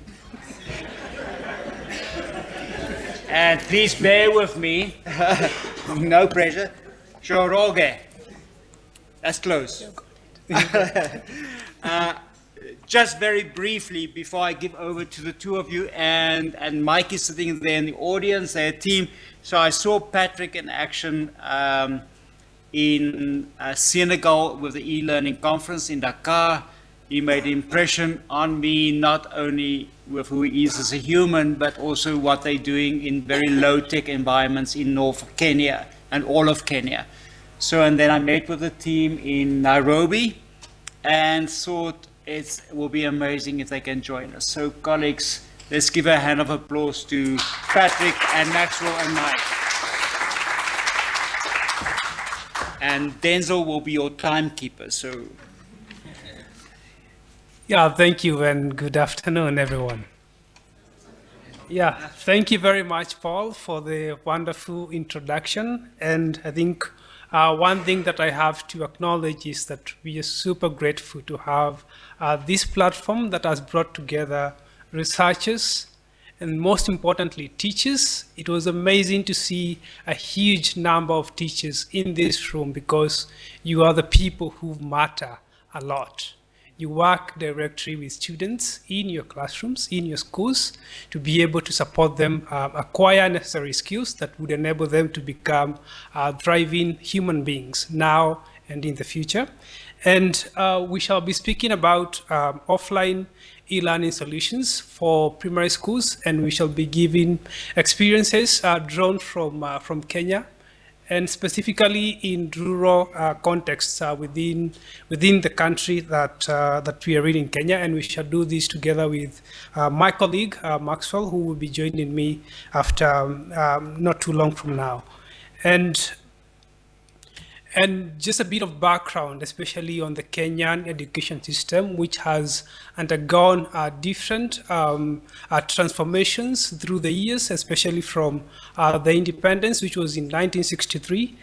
And I would like to focus on the most recent changes that happened in 2017, which is the introduction of the competency-based curriculum, which was replacing the 844 system. And by 844 system, I mean 8 years of primary school and 4 years in high school and 4 years in university or college, depending on where you're from.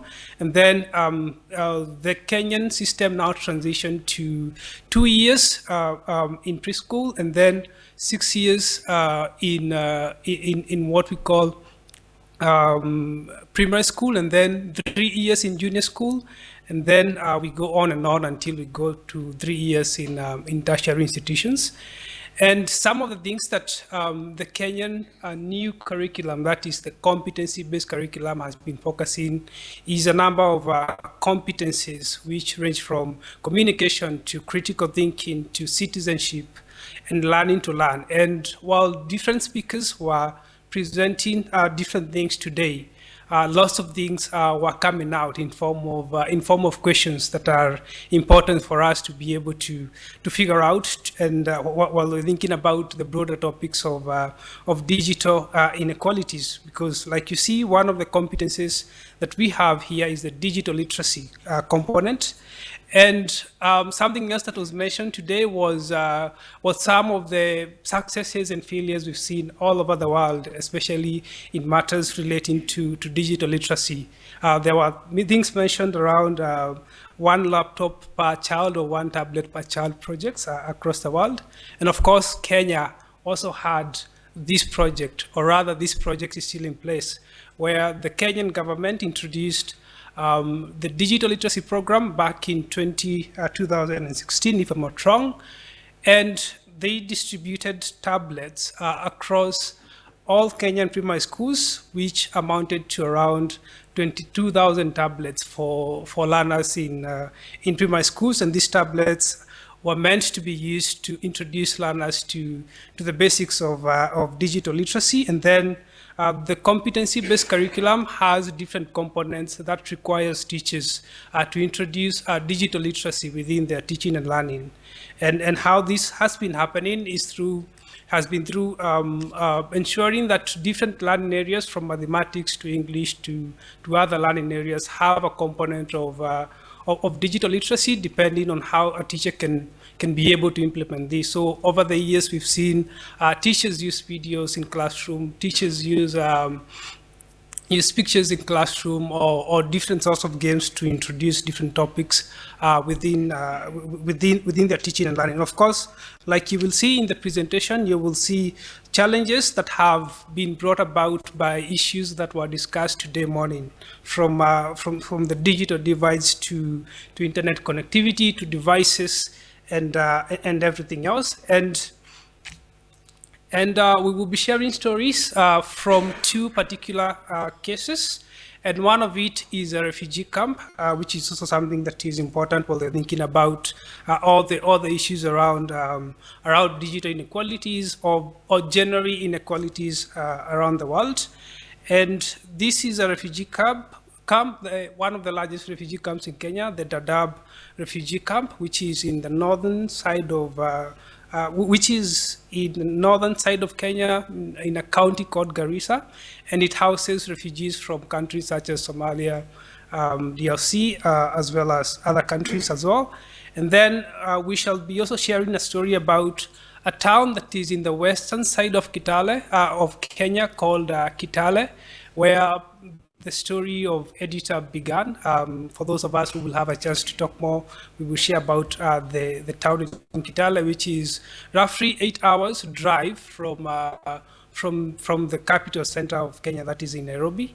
And it's basically a rural area that would definitely be having issues relating to infrastructure, while also dealing with other issues from gender to income inequality, as well as others. And we shall also be talking on something that is close to what we believe at EduTab in terms of what does learning mean for different types of learners within classroom? Do we just dump technology in school and assume that teachers will take it and use it for different contexts, or do we also focus on the kind of resources that teachers have access to, and also are teachers also able to quickly adapt according to different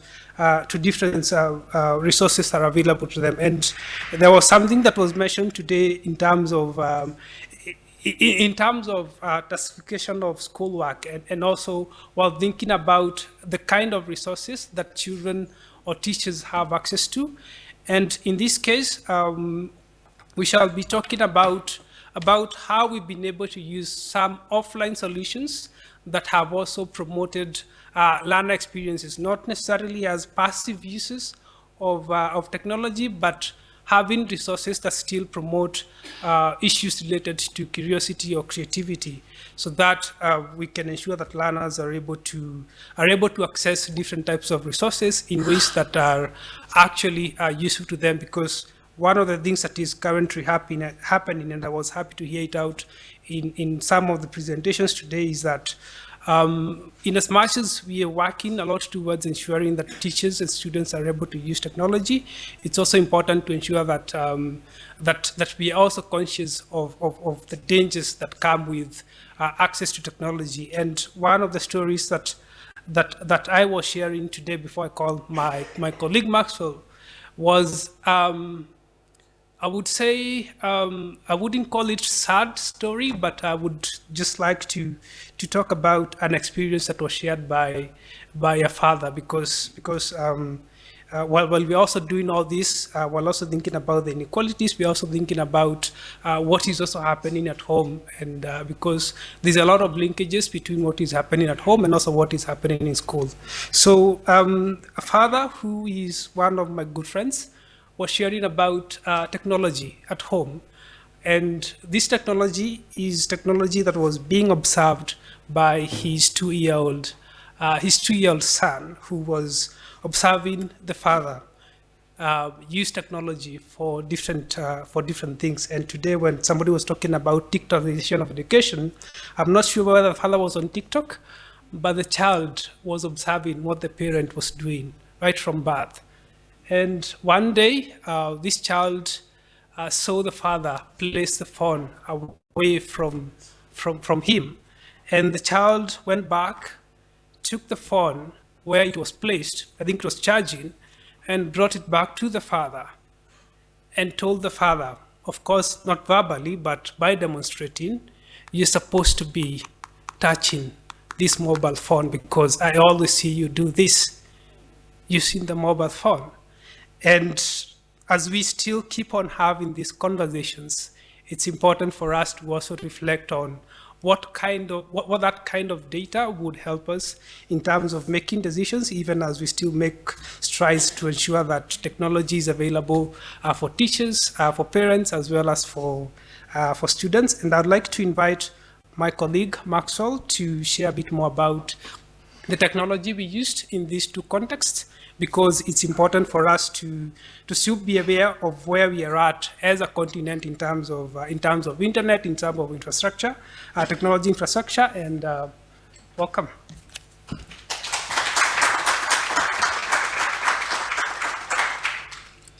So thank you, Patrick. So I'm going to talk about the technology that was used in these two case studies, and having had a bit of context from Patrick. So the places that we work are places with very limited connectivity, mostly to the internet and sometimes power. And so our technology of choice was this small device called Raspberry Pi, which is a single board computer that you can install an operating system here and run different applications on it. So how this Raspberry Pi works is it uses a memory card, is like the way you would use a hard drive or an SSD on your computer.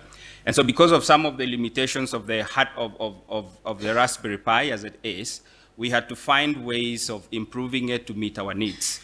And some of the things we needed to do was, one, because of the memory limitations of how much data or how much information you can store on a memory card, which is about 128 GB. We had to get a kit that had a couple of modules to enable Raspberry Pi to perform better. Number one was a memory module that you could now plug in a normal SSD like you have in all these computers. The second one was that Raspberry Pis get really hot when you use them for a long time. And especially in one of the projects we were using videos, for streaming, it would have been really, really hot. So we found a kit to have a cooling module, which enabled the Raspberry Pi to be used for a longer period of time without getting really, really hot. It had a heat sink and a fan. And then finally, we needed also to improve the number of users that can concurrently connect to the Raspberry Pi. And so we found a TP-Link, which extended the Wi-Fi capabilities. And how this technology was set up was that initially we have a cloud site, more or less like how you'd set up an LMS somewhere online, where you curate all the content that you need. In this case, we had materials for learners, we had materials for teacher professional development, which Patrick will talk about later on. And once you curate all the materials on the cloud side, then you can make an image. And in this case, we were using Moodle on our cloud side. And then there's a fantastic option. Initially, we used to install Moodle on Raspberry Pis manually, one step after time, setting up the server, installing Moodle on it, and things like that. But then we have Moodle Box these days, which is a one-stop shop image that you can just plug it in and just get it onto the Raspberry Pi and it works. And it makes work very easy for teachers. And so what we did was now mirroring whatever we have on our cloud site on our Raspberry Pi, which then it's taken to schools, and children can use tablets or phones or computers like this to connect using the Wi-Fi, and they can access the learning materials. Now, once all this is set up, it will not need internet to operate at all, unless for cases whereby, for example, I need to remotely log in to download some data. And because of that challenge of not being able to automatically sync back to the cloud site when it's back online, we've also been testing a sync feature where when the Raspberry Pi comes back online, then we are able to get that data. But for now, what we've been doing a lot is when we need to download student data on what they've been doing, we've been remotely logging onto it. So case study one that I'm going to talk about is where Patrick left, was a case of a refugee camp in Dadaab, which is somewhere northeastern of Kenya near Somalia, where we were working with early child education. So we had videos made by Sesame, and this was a project by Save the Children that we were implementing. And it had about 38 videos for math and social emotional learning. So part of what we did, of course, was optimizing these videos for the technology we had, because these schools, one, did not have power and did not have internet, and therefore we really needed to find a solution that really works very well with the Pi. And streaming videos is a hard job for a small computer like this. So we had to make sure that we put the videos or compress them into the best quality, or to the minimum size, still maintaining the quality. And then one of the things that was happening in this case, tablets were being shared among students. So 3 to 4 to 5 children could share tablets based on how many children came to school, because again, in this side of the world and in this context especially, your attendance today may be 120, tomorrow it might be 40. So depending with how many children came to the school, then it determined how many shared the tablets. And as I said, we had both materials for learners and also materials for the teacher professional development, which Patrick will talk about soon. And how we used this, now that we had Moodle and we had tablets, we had to install Moodle app on the tablets, which meant that because we did not have power, and we had like a power bank that Raspberry Pi could run on, we needed the content to be on the tablet. So using the Moodle app, we downloaded all the videos that they needed for the period. Mostly we were doing weekly, so we could sync videos weekly, and therefore on the Moodle app, once the videos were downloaded, we needed just to connect it back to the Raspberry Pi once a week to get the videos for next week. Then the second case study is where the story of EduTab Africa began in Kitale. So what we've been doing in Kitale, we've been working with 2 rural schools up until recently, where we have been using the same technology, but in a slightly different way. In Dadaab, we were using the Moodle app on the tablets, but on here we weren't using Moodle app on the tablets. And the reason for that is Patrick mentioned Kenya rolled out the program called Kenya, the Digital Literacy Program, which was providing Windows tablets to all public primary schools. And so for that reason, we couldn't install the app onto the Windows tablets. And therefore what we used was, we could, because some of these 2 schools now had power, we could plug the Raspberry Pi on in classrooms and devices could connect. So we had materials revolving around simulations. We also had audio podcasts which are based on African children's stories. And we were also having materials for teachers which were looking at teacher professional development. And moving on teacher professional development materials, Patrick will talk a bit more about this.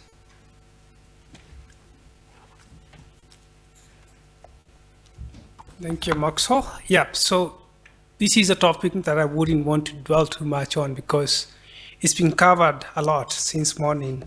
And there's an important group of, or other stakeholders who are super key on this particular topic, and that is the government, who is the custodian of all this, and also the universities as well as the colleges. But then we also have to acknowledge the gaps that are still existing in terms of being able to familiarize ourselves with technology. And what we did in these two cases, in each of the cases, we had a different sets of workshops that allowed teachers to interact with this technology before they began using it. And also, apart from that, we ensured that there were online courses that they would still access with or without internet, that they would download on their mobile phones using the mobile phone application that Maxwell was talking about.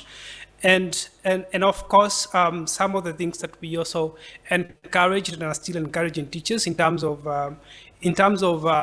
teachers exploring what they can still do with technology, because some of the courses that were inside these tablets were courses revolving around classroom management, introduction to different pedagogies they can use to work with technology, inquiry-based learning. As well as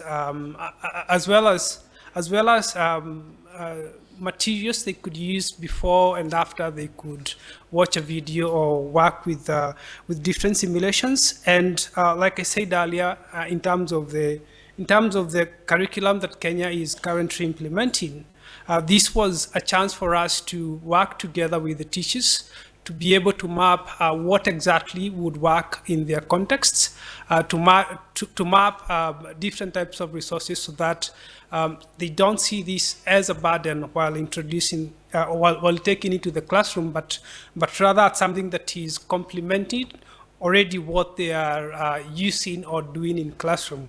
So that's something that we ensure that the teachers are able to be introduced to. And one of the things that we've learned while working with teachers is that teacher professional development is not an event. I'm not sure about other countries, but what has happened in Kenya is that teacher professional development mostly usually happens during school holidays, and sometimes it could be a one-day event or a two-day activity, which does not give teachers enough room to experiment and learn as much as possible.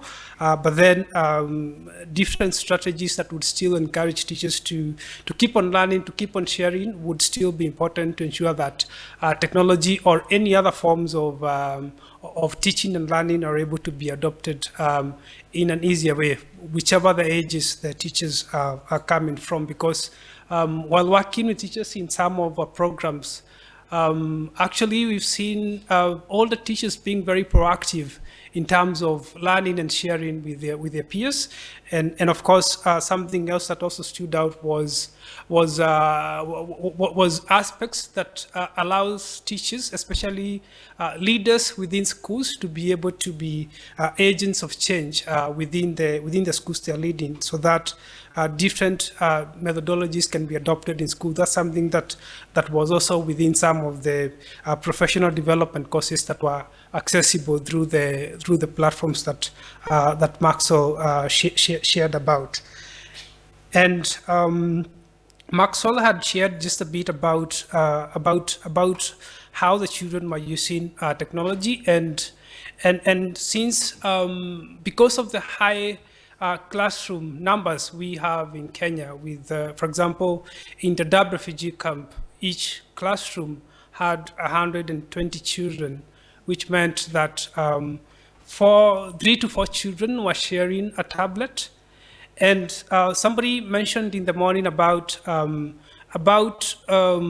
if I am not wrong, about students still being able to acquire digital literacy skills, even in contexts that are like this, where children do not necessarily own the devices, but then they can be able to support each other to be able to use tablets, because that was something that we observed while children were using simulations like PhET simulations. I'm not sure whether there is a teacher in this room who has used PhET simulations or have come across PhET simulations.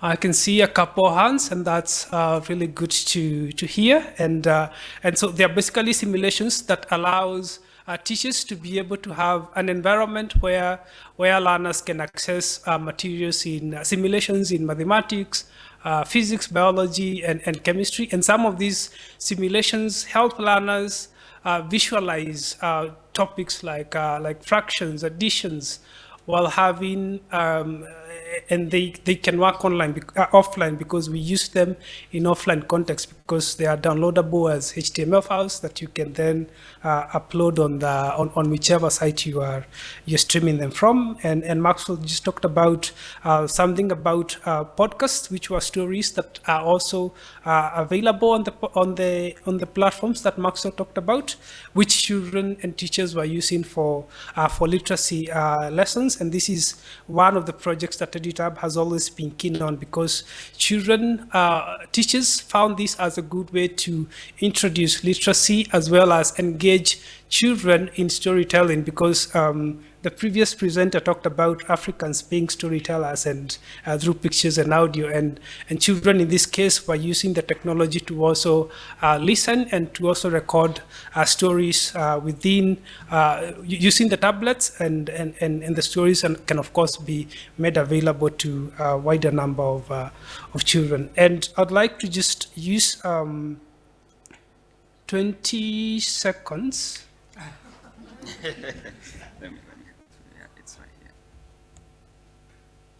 To still share a story in form of a 32-second video.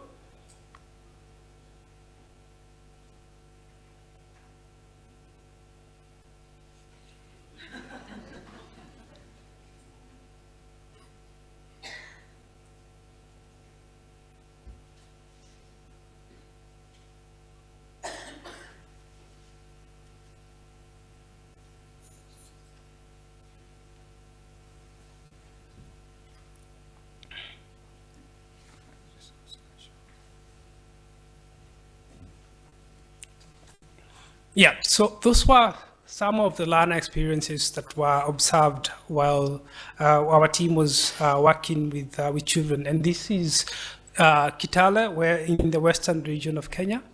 And the resources that were being used are the PhET simulations, and the children were learning about different topics around fractions, as well as other topics. And that still talks into how children can be able to collaborate with each other, because collaboration happens not only in school but at home, like I said earlier. And you could see groups of children working together. This may not be the best scenarios, but then if you think about the kind of collaboration that is happening while children are interacting, it still offers us opportunities to think of how technologies can still be made possible for us to use them in different ways. Because if you think about lots of solutions that are on the market offering individualized learning experiences, and also especially as Africans, where we have lots of lessons to learn from our histories, to learn from how we used to learn or how we learn as Africans. We've never been an individualistic community. So how can we still learn from all those concepts while we are also implementing different approaches towards technology and learning? And I'll just project that, which are mostly teachers and learner quotes who are sharing about the experiences while using different forms of technologies. Because one of the things, for example, in the second quote, which is on learning maths with less calculations and less paperwork, and to bring it into more context, if you think about how we've always learned math, and also including some of the solutions that are existing within education technology. We have lots of solutions that are question-driven or drills that are still promoting numeracy. But what more can we do? Can we also allow learners to be able to interact or try to simulate different things to still arouse the skills that would still promote curiosity and learning among learners, and we shall still be keen to still learn and hear more about different experiences from different people. We still look at how offline solutions can still help us as we still walk towards the journeys of solving or attempting to solve digital divides. And we'll invite Maxwell back to share a bit about some of the data that what was made available through the systems that we used. Yeah, so while using these technologies, it's important to know what's happening. So I'm going to go through some of the things that happened in terms of measuring what students were doing. So for when we were using browsers in Kitale site, it was very easy to have data from Moodle because we are using it in the normal way Moodle is designed to work. And so we were using an Edwiser plugin that was producing very good data and plugins, data and insights on how kids are interacting with materials. But in Dadaab, the case was very different when we were completely offline with the Moodle app.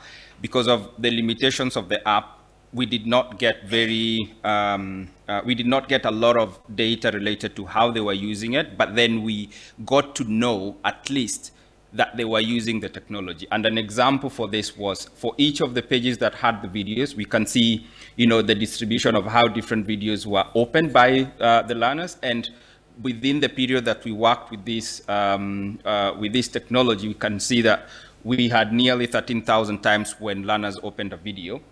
And then we also got to know for each user, because these tablets were shared, for each tablet, then how many times were they able to open? But we couldn't get measurements like, for example, how long did they spend on a video? Did they watch a video to completion? Which was also a critical information.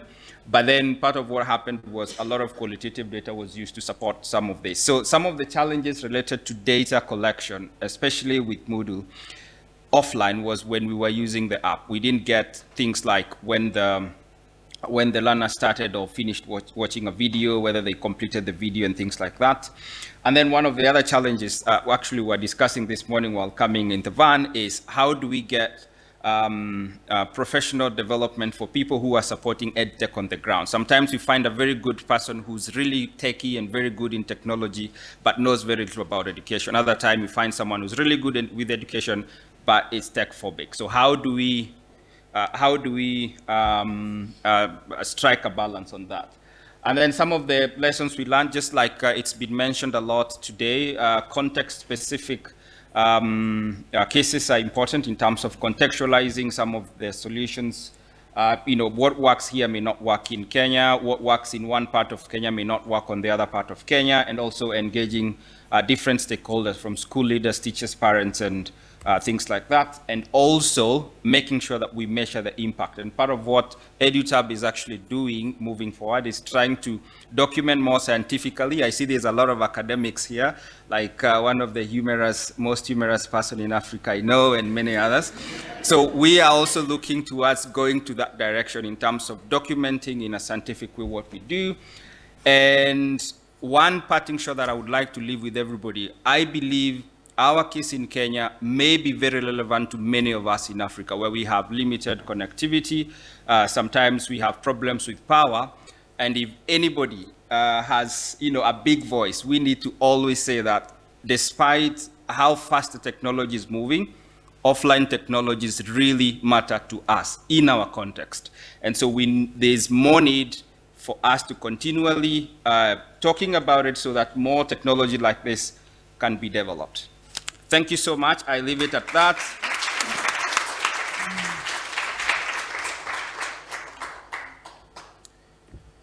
Thanks so much, Maxwell and Patrick. Denzel will facilitate the last panel discussion. Who of EduTab is joining the panel? I think I had a note somewhere. Mike, you gave me a note. Mike, are you joining the panel? Yes. Over to Denzel, colleagues, and then we will wrap up. Thank you. Thanks, Paul. Okay, so can I ask the panelists to come through? So we have Isabel, we have Michael, Thomas, and Mr. Zulu. Yeah, thanks.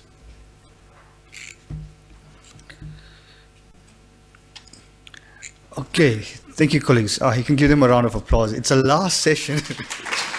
I should say you survived a day, so that deserves a round of applause for every one of you. So, colleagues, it's a last session, and I think as we start towards the latter part of the day, we also want to reflect a bit of the day itself. And I think the four panelists that we have here actually bring some of those critical points or critical representations for the day that we've been talking about. And maybe let's start by, we want to talk about making sense of the potential of technology in low-tech environments.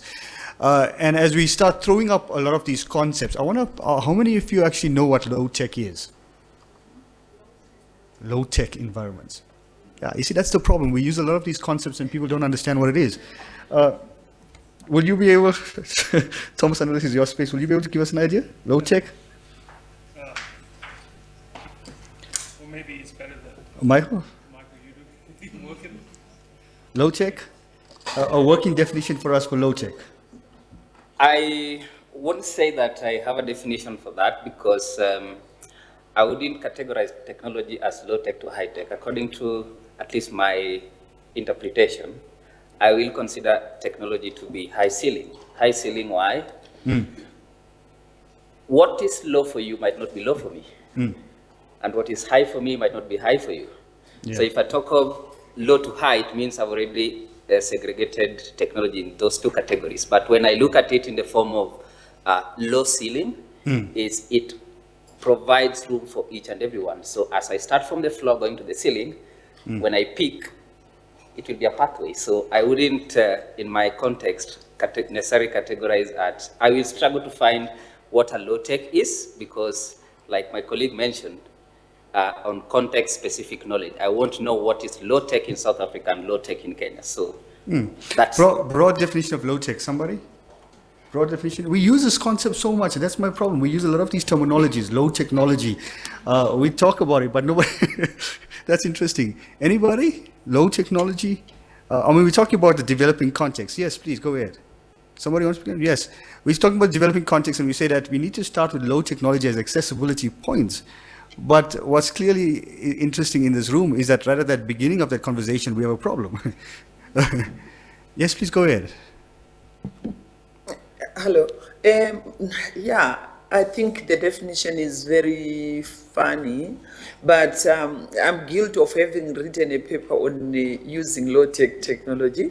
And what I understand by low-tech technology is when you have the technology that you can easily access from very simple gadgets, which can be used. For example, I was talking of technology that you can use from Word, for example, from the Word space, like OneNote, like, you know, all those easy things that you can easily access and use for teaching and learning. That's low tech because you use them for, you know, they are easily accessible and you can use them easily without the complications of downloaded apps and so.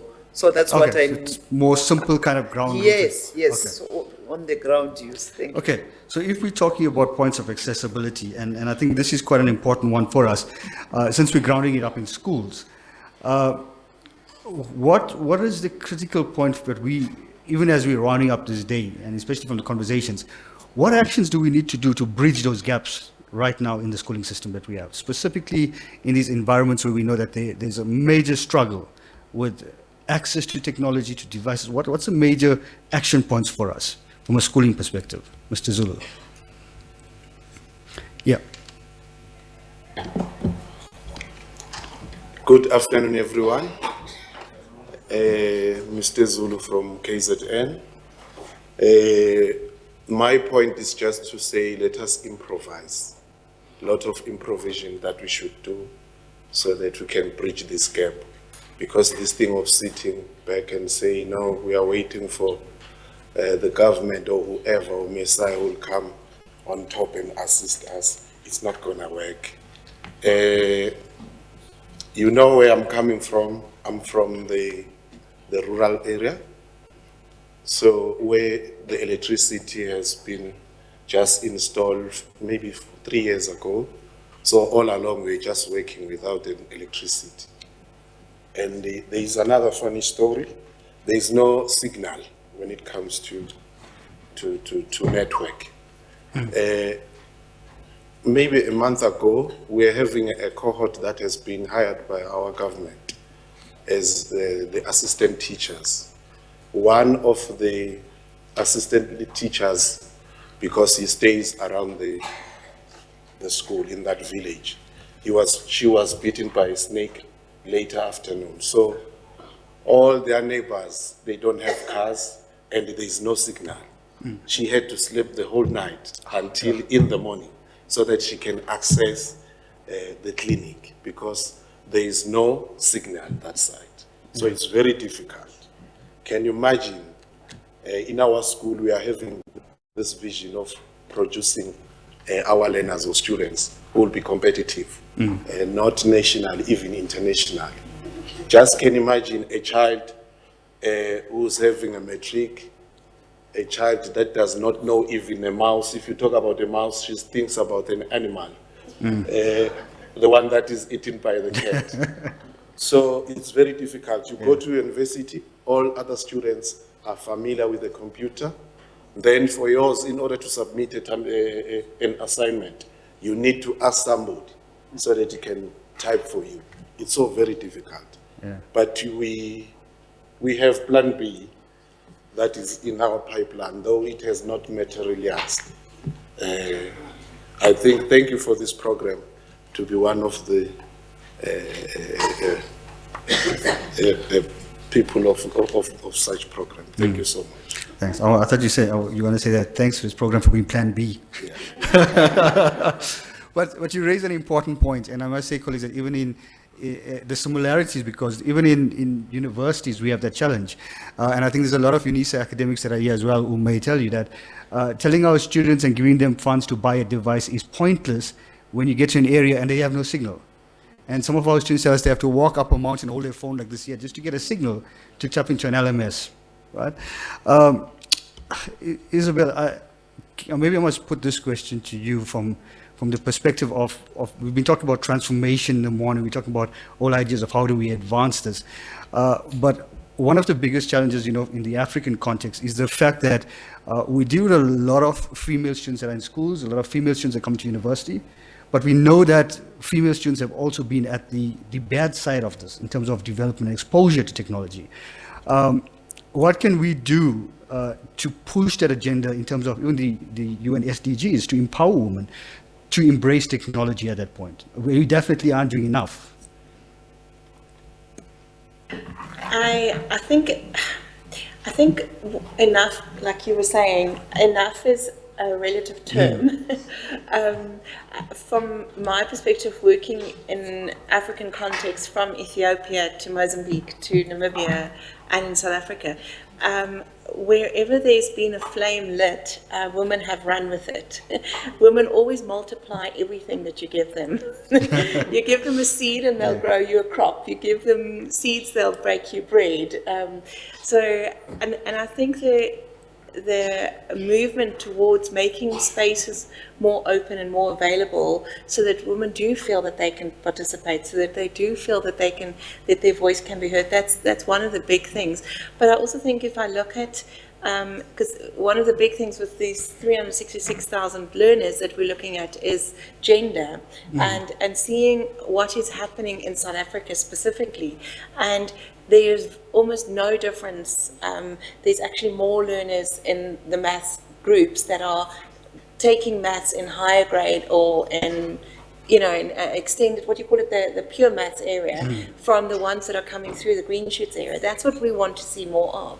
So I think we are making strides, we are getting there, but the belief should be, if you can do it, go for it. That agency is to me, is everything. Thanks. Michael, you're doing some excellent work in terms of those devices that you're putting out. What are the cost implications for that in terms of mass rollout? I'm just thinking that it's such an amazing device, but what are the cost implications for it? In comparison to, may I say, to some of the earlier conversations we had today? When referring to devices, that's a big thing. You just had my colleague Maxwell there mention that in a very amazing effort that our government was doing to ensure that we have digital transformation. Actually, in Kenya, we're proud to boast that at least we are among the first countries to make coding be a subject in both primary and secondary. But at what cost? It comes to the devices.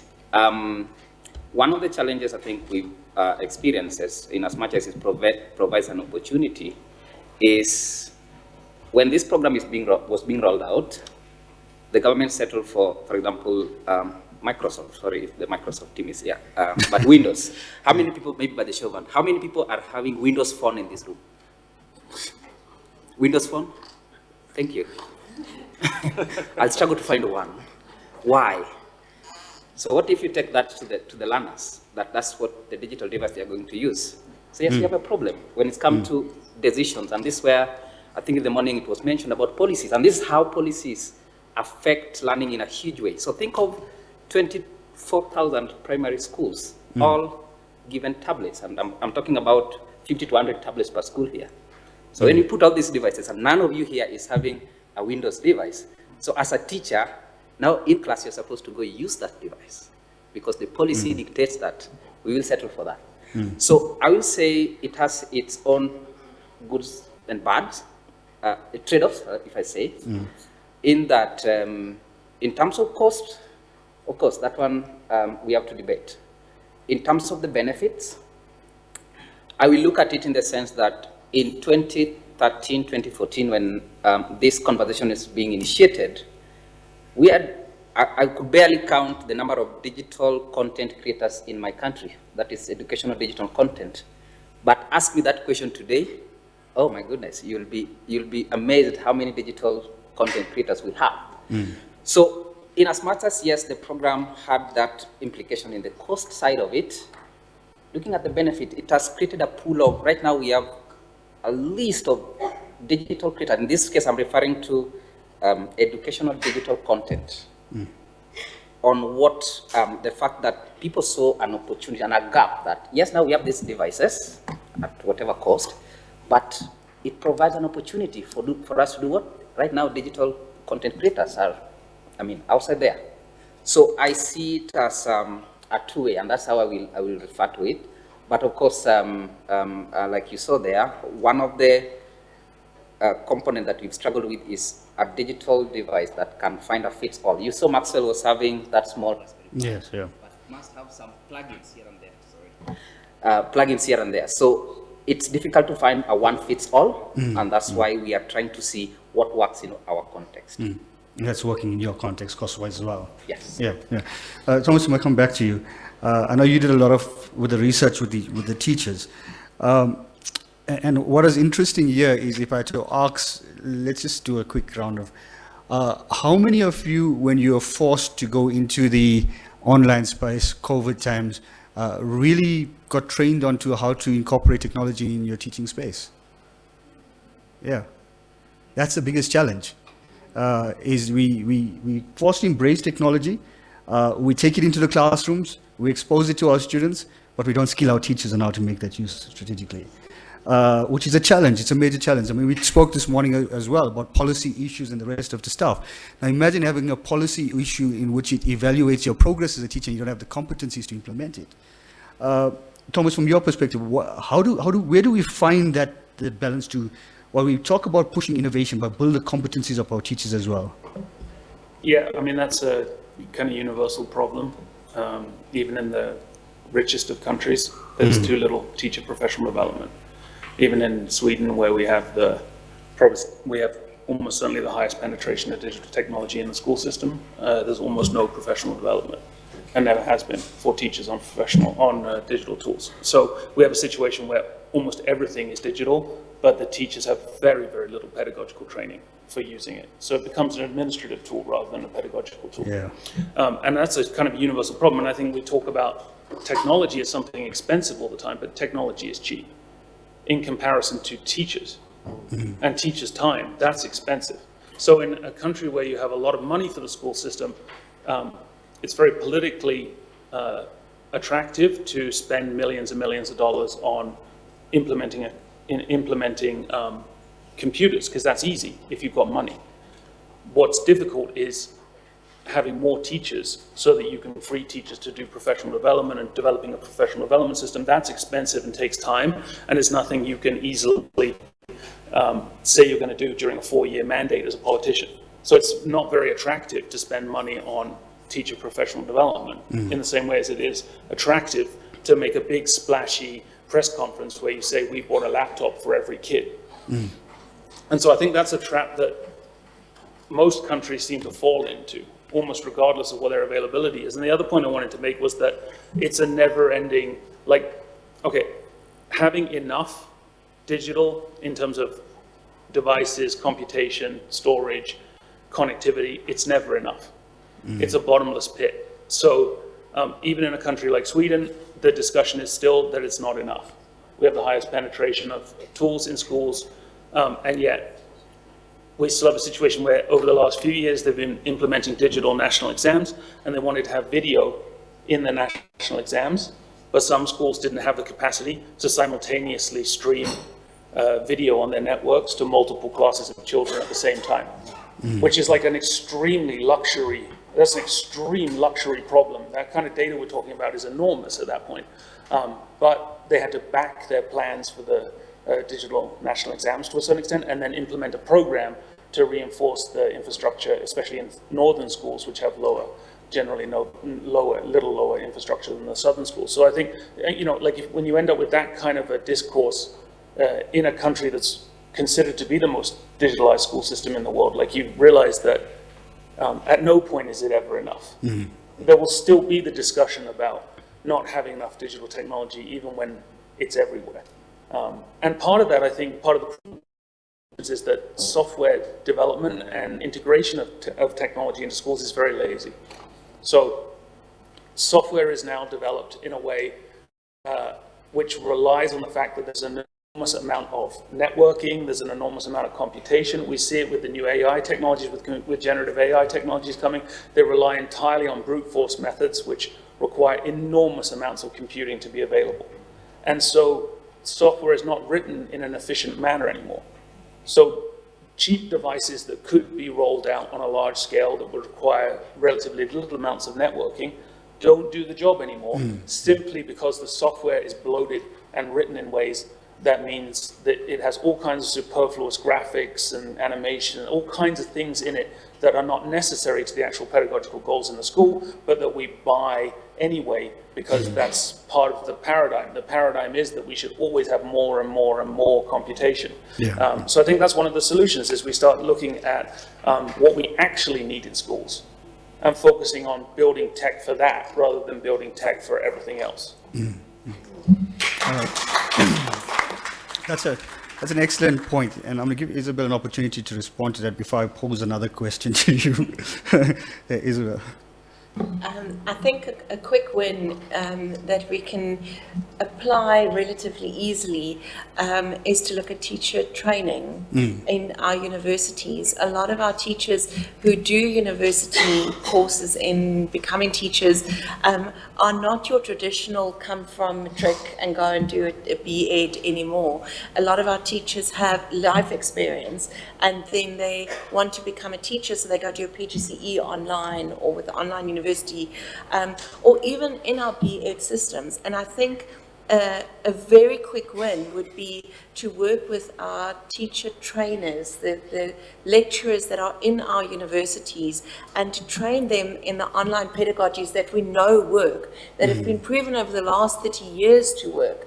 But very often people are teaching things like sociology of education or history of education, and you could model the most innovative uses of technology of how to get students to collaborate in online spaces, to get students to make learning visible. But unfortunately, these theories have become something of, oh, it's other people who do that. And when I'm teaching history of education, that's not what I do. But if we could get and focus on, and that would scale change so quickly across South Africa, if we could just work with all our teacher educators in one spot, 1 year, focus on that, and then the teachers going into schools will have a very different outlook as well. So we really need what Paul mentioned earlier today is to figure out what exactly is the College of Education teaching in some of these universities. I'm going to give you, colleagues, I'm going to give you an opportunity to position some of your questions now while I ask Thomas one more question. Earlier today, Laura mentioned the idea of many of our university graduates come out with doctorates in AI and technology, but they leave the country and they go either into industry or into other countries. And the reality is we're leaving our country in a brain drain, and our dependency now is on corporate to develop some of these softwares, which is irrelevant to our context. And that's precisely what you just raised now. How do we address some of those issues? What should we be doing as governments, as nations that are really in crisis, to keep those skills inside our country to be responsive to some of the challenges that we have? That's a really difficult question. And there's a lot of, it's something that, I work at a faculty of IT and we graduate people constantly. We get people with PhDs and we say, do you want to come and do like a postdoc here? And they say, or I could go work at Google for 4 times the salary. Yeah. Like it's very difficult to kind of compete. But I think one thing that needs to happen is the states need to start investing in digital infrastructure in the same way that they think about things like roads or water. And they need to start producing their own, so the reason why we have, we don't outsource the production of highways to other countries, because we have an internal, we have a local need for it, and then we have a local industry to make highways. If we start producing our own data centers and our own infrastructures for digital, we'll also have a local need for it, and then we'll produce an industry locally. And I think in almost all countries, what we've seen is that countries, like state actors themselves, show very little interest in producing digital infrastructure and owning digital infrastructure. They're almost always entirely reliant on the private sector to do it. And so I think we need to start thinking a little bit more about digital infrastructure in the way we think about other forms of infrastructure, and then that way foster the generation of local industries in different parts of the world. So refocus itself. Yeah, I think that's an excellent point. Okay, ladies and gentlemen, any questions from your side? Yes, please go ahead. Good afternoon, everyone. My name is Mbongo. I'm coming from KZN side. I'm a storyteller as well. I grew up in a village whereby there was no television. But in the next village, there was a television. But the television which was in the next village was for all villagers, even the nearby villagers, whereby the African philosophy of Ubuntu, whereby the owner of the television didn't bought it for his family only, but for all people, for all villagers. I think the solution to this problem, we shouldn't left behind our African philosophy, Ubuntu, whereby sharing and caring is good for the villagers. I think as we have got a number of researchers here, I'm happy about it. They should go and take up some information on how should we use this African philosophy of Ubuntu to enhance digital learning. Thank you. Thank you. That's an important point, bringing the discussion back home. Somebody had their hand up in the back. Please go ahead. Yes, please go ahead. Sorry, can you just switch your mic off? No, the one in the front, the red one. Can you just switch it off? Yeah. Right, now you're good to go. Good afternoon, audience and colleagues. My name is Lebo Balebu from Johannesburg, HH Primary Schools. Number one, I want to highlight how to bridge the gap between the areas or the schools that doesn't have the devices or they are challenged. Number one, I would like to say the learners are in charge of their learning, and then so the teachers must teach their way, because it is not our learning, it's their learning. Then the learners through these coding and robotics programs and ESCOM Expo, they need to be encouraged to participate so that they are able to design and come up with their offline mode devices that will assist them where there's no signals, and then they are able to continue with their devices. And then also the enrichment programs that need to solve their problems or what they think is their need, and then continuous teacher development through learner and teacher workshop, and then twinning schools that are technologically advantaged with those that are technologically disadvantaged.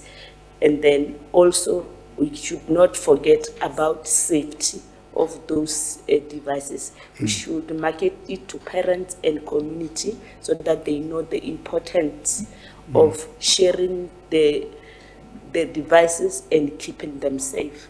It is all about teacher, learner, parent education. Thank you. Thank you. So we see where the conversation is going back into a much more kind of shared collaborative engagement, which is interesting from that point of view. Derek? Well, considering the fact that it's the last part of the day, we'll give you a break today.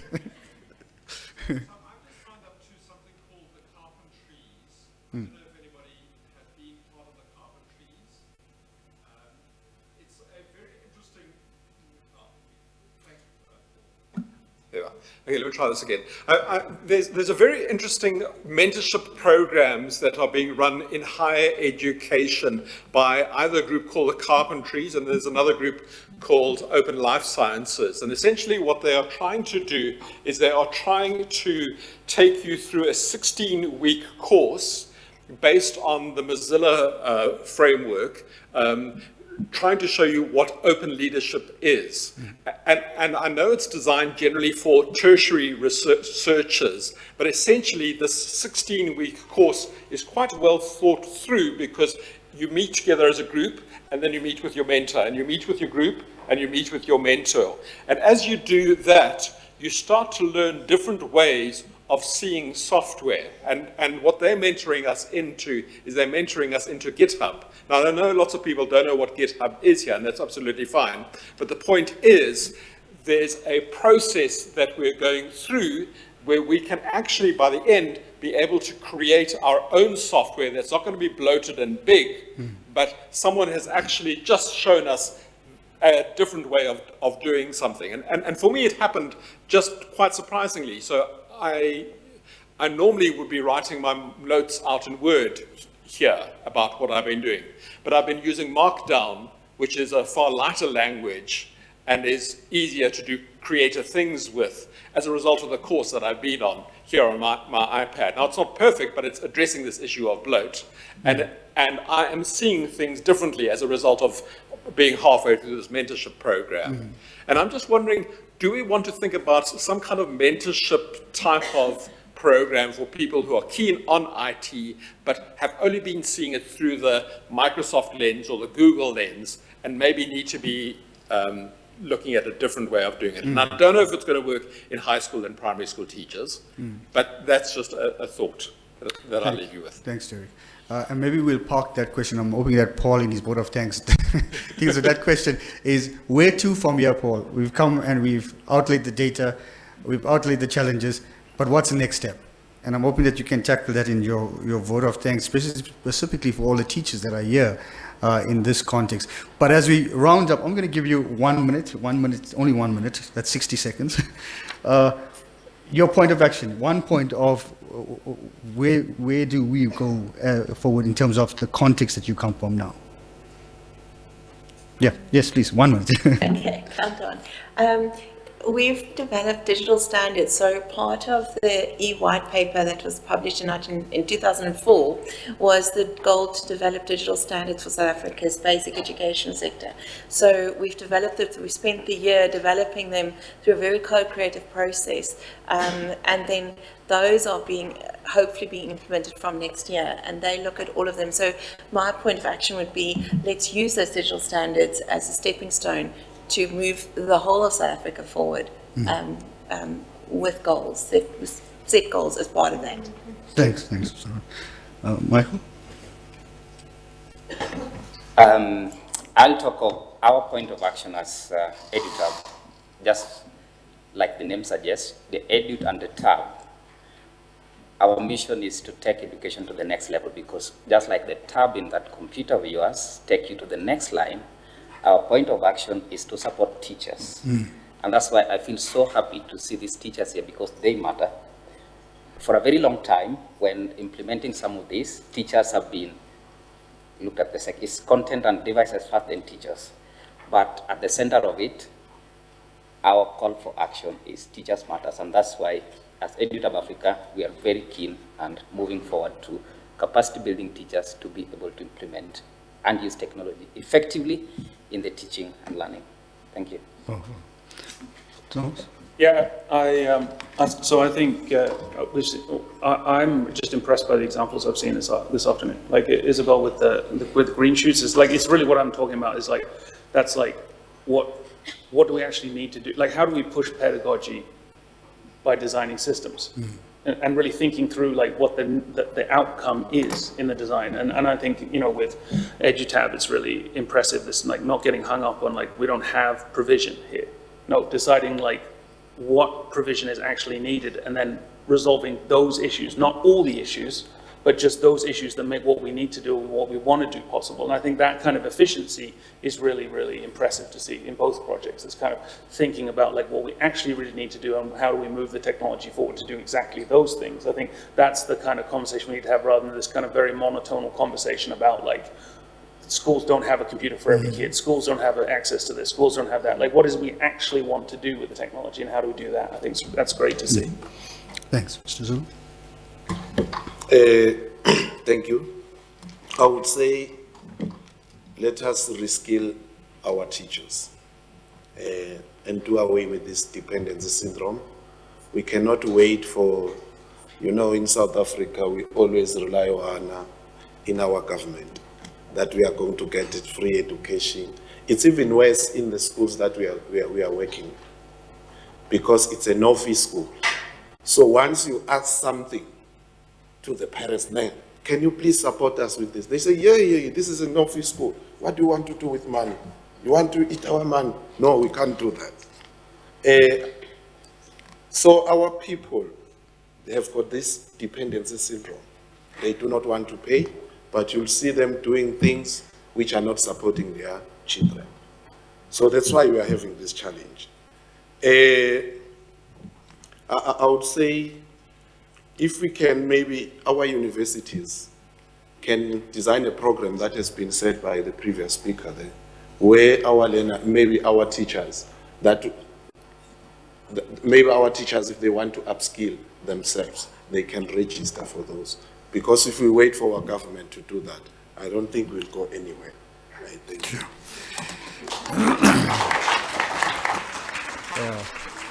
And that's the IT that we close to.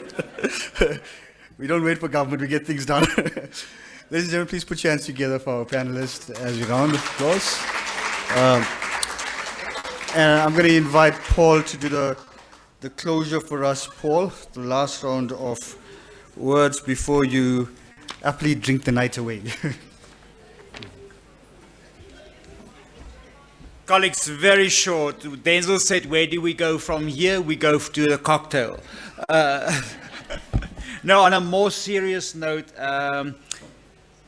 Lydia reminded me that we will request the presentations from the speakers and we will circulate it and make it available to you all. We will communicate with you. The video recordings, Denzel just helped me, so it will be on the UNISA archive, or where will they find it? We will email you the link to the recording, so you should have that. Today is what?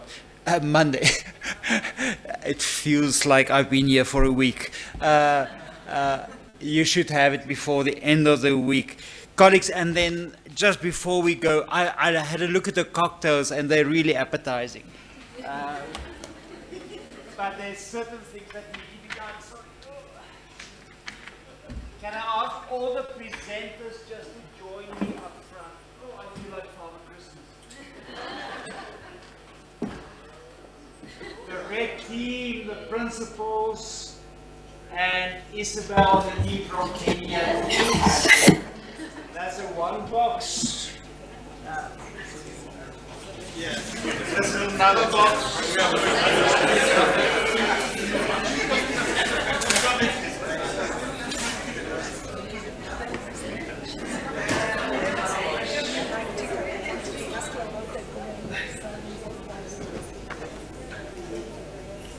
Can you all face this side?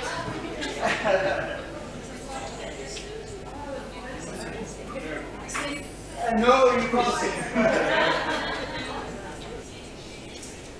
But before I give them a small use of appreciation, let's give them a